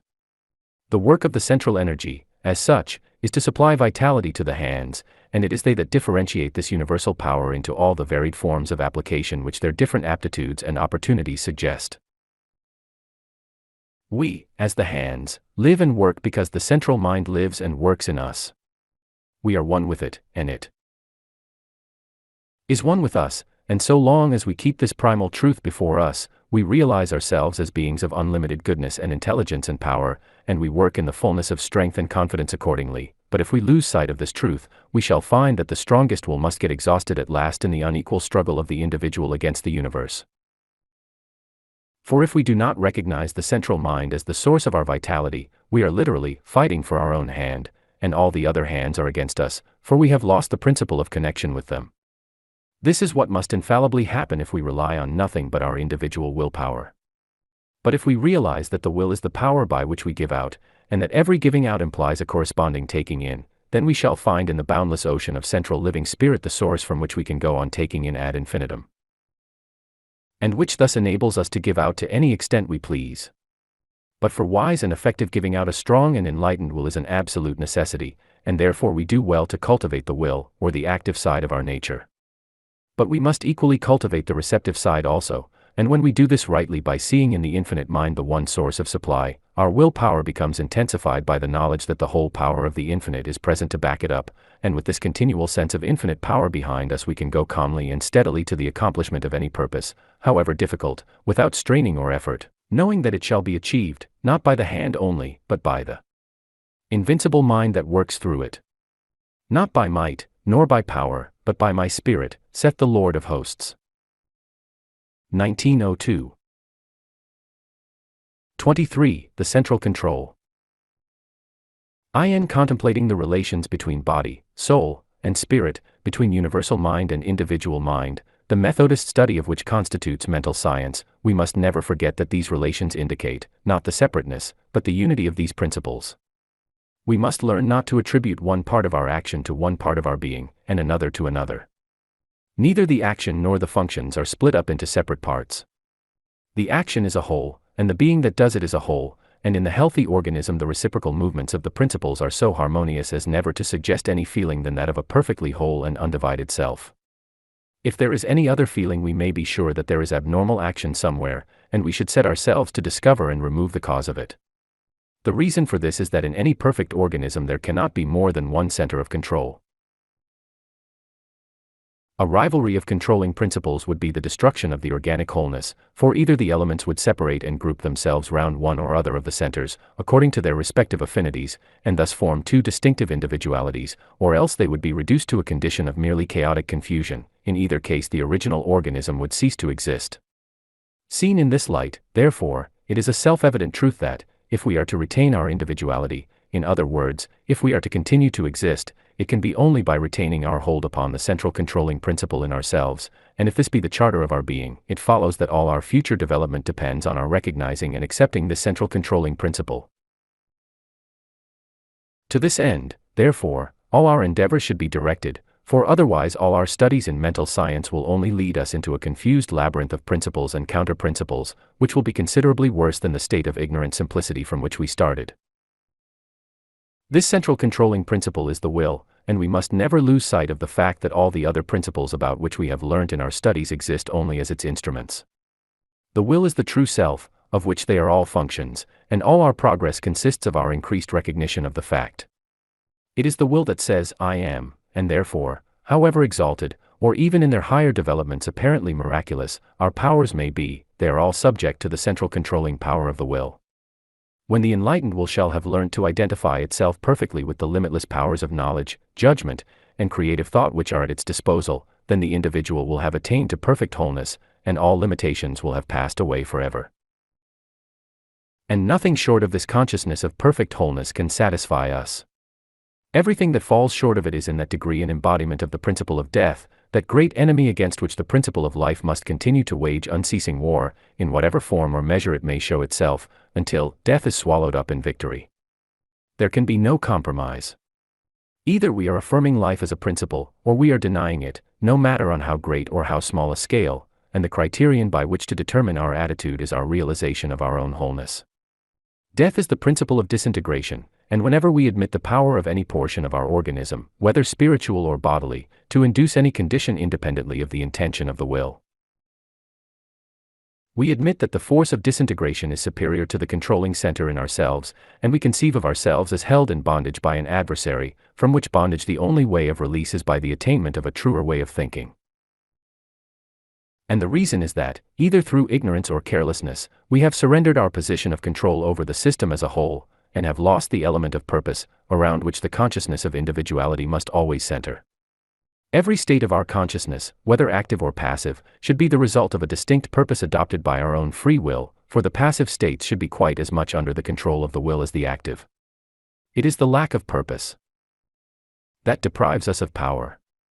The higher and more clearly defined our purpose, the greater stimulus we have for realizing our control over all our faculties for its attainment, and since the grandest of all purposes is the strengthening and ennobling of life, in proportion as we make this our aim we shall find ourselves in union with the Supreme Universal Mind, acting each in our individual sphere for the furtherance of the same purpose which animates the ruling principle of the Great Whole, and, as a consequence, shall find that its intelligence and powers are at our disposal. But in all this there must be no strain.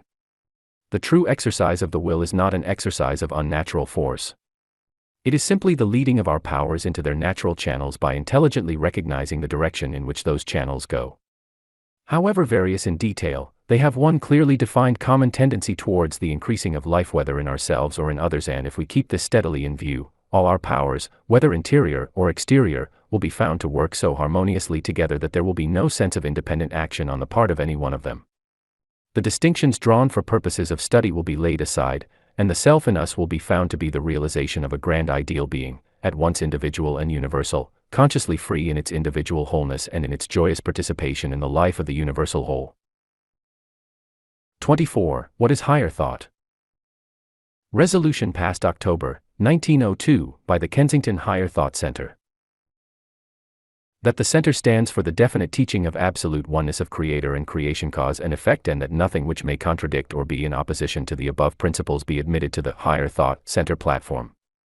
By oneness of cause and effect is meant, that effect, does consist only of what cause is, but a part, individual personality, is not therefore coextensive with the whole. This resolution is of the greatest importance. Once admit that there is any power outside yourself, however beneficent you may conceive it to be, and you have sown the seed which must sooner or later bear the fruit of fear, which is the entire ruin of life, love, and liberty. There is no via media. Say we are only reflections, however accurate, of the life, and in the admission we have given away our birthright. However small or plausible may be the germ of thought which admits that we are anything less in principle than the life itself, it must spring up to the ultimate ruin of the life principle itself.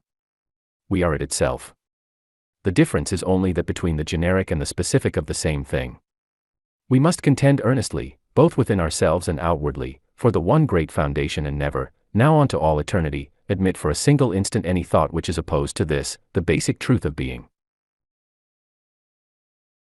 The leading ideas connected with higher thought are, I, that man controls circumstances, instead of being controlled by them, and, 2, as a consequence of the foregoing, that whatever teaches us to rely on power borrowed from a source outside ourselves is not higher thought, and that whatever explains to us the infinite source of our own inherent power and the consequent limitless nature of that power is higher thought. This avoids the use of terms which may only puzzle those not accustomed to abstract phraseology, and is substantially the same as the resolution of October, 1902. 25. Fragments. God is love. Man, having the understanding of God, speaks the word of power. 2. Man gives utterance to God.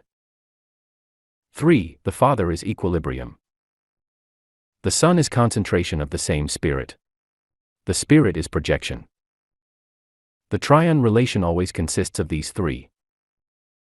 I, the potential; 2, the ideal; 3, the concrete. I, the potential, is life in its most highly abstract mode, not yet brought into form even as thought. Not particularized in any way. 2, the ideal, is the particularizing of the potential into a certain formulated thought. 3, the concrete, is the manifestation of the formulated thought in visible form. What everybody wants is to become more alive, as Jesus said, "I am come that they might have life and might have it more abundantly," and it is only on the basis of realizing ourselves as a perfect unity throughout, not made up of opposing parts, and that unity spirit, that we can realize in ourselves the livingness which spirit is, and which we as spirit ought to be. Hence perfect demonstration. The truth shall make you free. Life. Love equals the truth. Liberty.